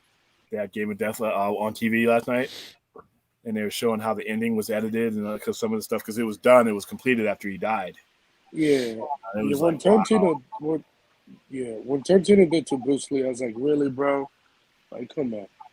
That's he not was how inspired good. by Bruce Lee. I mean, Kill Bill. I mean, there are people that No, won't Once even. Upon a Time Hollywood. It was, yeah. I mean, you look at Kill Bill, the Game of Death outfit she's wearing. That's totally inspired by Bruce Lee. And those guys, Yeah. Tarantino, he was eating up those movies. He was watching kung fu movies, Yeah, samurai movies. He was watching all kinds of stuff, Kurosawa movies. All those guys. You know what? If I ever get down and deep into the bones and do a Sci-Fi Center Presents, Kurosawa might be a name that a lot of people don't appreciate and know, but he is tied to so many things that people Well, I love. do. You know, Star Hey, Wars, Kill Bill. Hey, have you watched Kung Fu Hustle? It's That is a it's about hilarious movie. Steven. so. What is it? Steven Chow? Chow? Yeah, Chow. Yeah, Steven Chow. I don't think that I did see. It's like a comedy. Because I'll be honest with you, H. Barts and I had this discussion. So like, I'm not. Look, I don't take away from it. I understand like how much people love it and stuff like that. I was just never really into kung fu movies. Like I remember watching. Hater. Now I'm not a hater. I'm playing. No, I know. I remember watching. What was the one with Bruce Lee and Chuck Norris? Enter the Dragon. Bruce. Yeah, Enter the Dragon. Like I remember watching that as a kid. And, It was him, Bruce Willis, and Kareem Abdul-Jabbar. Yeah, and I remember watching a few other ones, but it was like never a genre that like I really. My dad had a ton of the Bruce Lee, like the ones that was made while he was still in China. Okay. And there was, he put one out like every other month for a long time. My dad had all of those videotapes, and he watched them all the time. So like I got exposed to Bruce Lee that way, but yeah, see, I never had that kind of exposure to kung fu movies or anything. So like when I would come across them, it'd be on my own, just just seeing them every once in a while. And so like you like Rush Hours? Rush Hour? Yeah, I actually like the Rush Hour movies. I like the Rush Hour movies. Can we get Rush Hour 4? Like we were waiting for a long time with that movie. I'd be down with that. I think one of my favorite martial arts kind of movies was back in the 80s. There was a movie. It was about a ninja. That he had been a ninja in Japan, but then he come to America, and him and his family ran a grocery store, and then his family ended up getting killed. It was a movie called Pray for Death. That movie was amazing. I have that on VHS. That movie was great. That movie was amazing. That movie was 80s amazing because remember, kung fu movies had pretty much died in the early 80s, and there's one movie that brought the exposure back, and do not laugh at I do remember The Last Dragon. That was exactly what I was about to say. Sure enough. But that's like so 80s, like that. Like I don't even almost look at that like as a kung fu movie. I look it isn't. But it got. And I'll be honest with you. I was not not that I was a big fan of it. It's just like I was not like a. I went through a thing where like all my friends wanted to be karate people. We all ran around. We had flying stars and stuff like that. And everything. But they all got confiscated and taken away from us. So like there was a local place just down the street that taught karate and kung fu and stuff like that. But yeah. What about Jet Li? You like Jet Li? Not really. Jet Li was later on in the 90s. I mean, not really. Like back in the day, back in the 80s, it was the cartoons were between like 6 o'clock in the morning to like noon, right? So like noon. The Jackie Chan cartoon. And I remember that. No, I'm talking about like the cartoons when we were kids, back in the 80s. Oh, yeah. And then in New York at noon, there was always a kung fu movie on Channel 5 at noon every Saturday. They did that in LA. Yeah, they did that down here too. Yeah, I remember that. And you'd see them, they were horribly dubbed, but they were fun. Yeah. It was like it was cool. There were so many movies. I guess I just had a different experience than a lot of kids because like I wasn't into a lot of that stuff. Like I didn't really think that a lot of that stuff was fun. It wasn't like it just wasn't like that for me, and so. Did you have honestly, I was really only into them because I did martial arts. So I mean, that was really my thing. See, I never did like karate or anything like that. Did you have more than one TV in your house when you were a kid? Eventually, I did. Yeah. By the time I was like 10 or 11, we did. I mean, up until that point, it was just me. But honestly, that really didn't matter because I was the one who had the TV. My grandma didn't watch TV. See, my dad dominated the TV, so he pretty much my grandma didn't watch TV. So like, in fact, like from the time I was like 7 until the time I was about 10, I had my own black and white television, and my grandma was so not wanting to be bothered with it. I had my own little television, and it had a plug for the old earpieces, right? And so I had this really long earpiece that went all the way, like that I sat on the couch, and because my grandma didn't even want to hear the TV. Like she was just not down with watching a lot of TV. Do you guys remember those old like console TVs that had like the wooden case? Oh yeah. I had one of those. I had one of those in my room, but my dad had one of those big 70-inch projection screens in the living room. The ones that if you sat just to the side, you couldn't see anything. Yeah, pretty much. You had to sit directly in front of it, dead center. Yeah. But like he had one of those big projection screens, but I had in my room. I got my dad's old console TV to watch in my room, and my mom had bought my sister a TV, but like that old console TV was freaking huge. Oh yeah. Hey, Ines, what do you call like a desk? Like it's not a bureau, but like where you put like figurines and stuff. They had back in the day. A desk? It's like but it's like a square box, and you can't see it. Okay, so let me tell you the story. There was a TV that we had, right? That it was a projection TV that will go up like that, and come out of the desk. Dude, and you'll have the projection screen, and then you hit a button, and it will go down and turn into a desk. Yeah, I know the one you're talking about. I know what you're talking about. I don't know what it's called, but I know what you're talking about. Yeah. I had an uncle that had one of those figurines and stuff on top of it before, and then when we wanted to see a movie, we take the figurines on, click the button, and the screen will actually come out of the desk. Yeah, my uncle had one of those. I just can't remember what they're called. That's too much work. H-Bar says, Sherlock Holmes houses were you guys of it? I didn't have nothing that cool. Yeah, I'll give you a history lesson sometime. Dude, Bring it on, bro. Bring it on. Bring it on. All right, guys. Well, hey, we are at the 4-hour, 8-minute mark. It's been a great show tonight. It's been a lot of fun. We've had a lot of interesting discussion tonight. It's been back and forth. I think we almost lost Brian in the shuffle. but we got him back, and that's what's important. So 2 more weeks for the merger. We blocked some people. 1 more week. What are you talking about? 1 more week, yeah. Yeah, we blocked some people. We said our piece about a bunch of stuff, and we learned that what? A lot of us were saying a lot of the same things, even though they don't even recognize it. So there you go. I want to thank the panel tonight for being here. Thank you guys all. You are all wonderful. And the lovely Stella, thank you for being here. Thank you. As always, always glad to hear her opinion and hear her thoughts on stuff. And yeah, so we shall see what the rest of the week unfolds. Maybe Saturday we'll do a special giveaway stream. So be on the lookout for more information regarding that after I talk to a certain person. And then we'll see what we need to do going forward. Because, because Motor City Comic Con, I got to report on that sucker, man. That's going to be a good thing. So let's see. Thanks to everyone who gave Super Chats tonight. You guys are awesome. Appreciate all of you guys. Thank you guys for your support of the channel.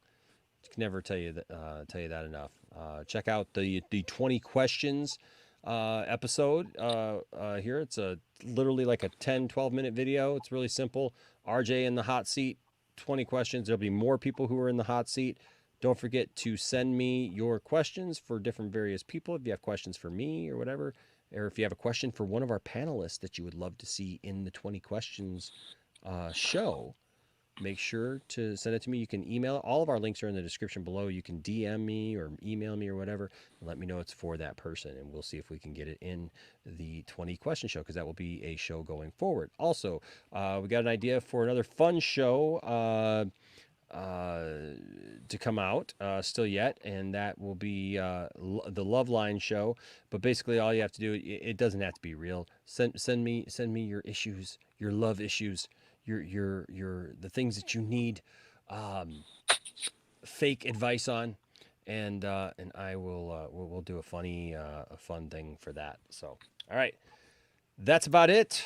We'll be back tomorrow with even more. Don't forget, Jiving with Jack tomorrow, 4:30 p.m. Eastern. And yeah, hey, whoops. Morbius is trash. It's not that bad. It's not that bad. Morbius is going to sweep the Oscars next year, right? Is that what you're saying, Daniel? That was a box office failure. Is that what you're saying, Daniel? Is it Morbius? How is it a box office failure? I'll be at the Oscars next year if that happens. It's not a box office failure. It's making its money. I just give people I know. It's not a box office failure though. I mean, it's making its money. Like if people don't like it, they don't like it. I mean, it is what it is. Sony, sell your company where you at it. H Bart says that's it. It's only 4 hours. Boo! Make it 24. We tend to get crazy after. Hey, maybe we'll get enough shows one day. We'll get enough shows one day where we'll be a 24-hour a day, 7-day a week network. But then you know what that'll mean is my shows will all have to be timed down to the minute. No, that'd be cool if you have that'd be if you have the Pantheon to do like a fundraiser for for suicide prevention. Well, I plan on doing that. I plan on doing a 24-hour 24 hours of streaming. That'd be freaking amazing. I plan on doing that sometime maybe this year, where we do a 24-hour. Maybe in the summertime we'll do it. 24-hour stream where we just have people like rotate in and have fun and do a 24-hour stream. Oh yeah. So anyways, guys, like I always say, don't let anybody tell you that your fandom doesn't matter, and don't tell anybody that their fandom doesn't matter either. But you know what? Seek to have good discussions and treat everybody with respect. And if you do that, well, gosh darn it, there'll always be a place for you here in the Poindexter Lounge. Until next time, stay nerdy, my friends. Peace. Bye-bye. Sucker water.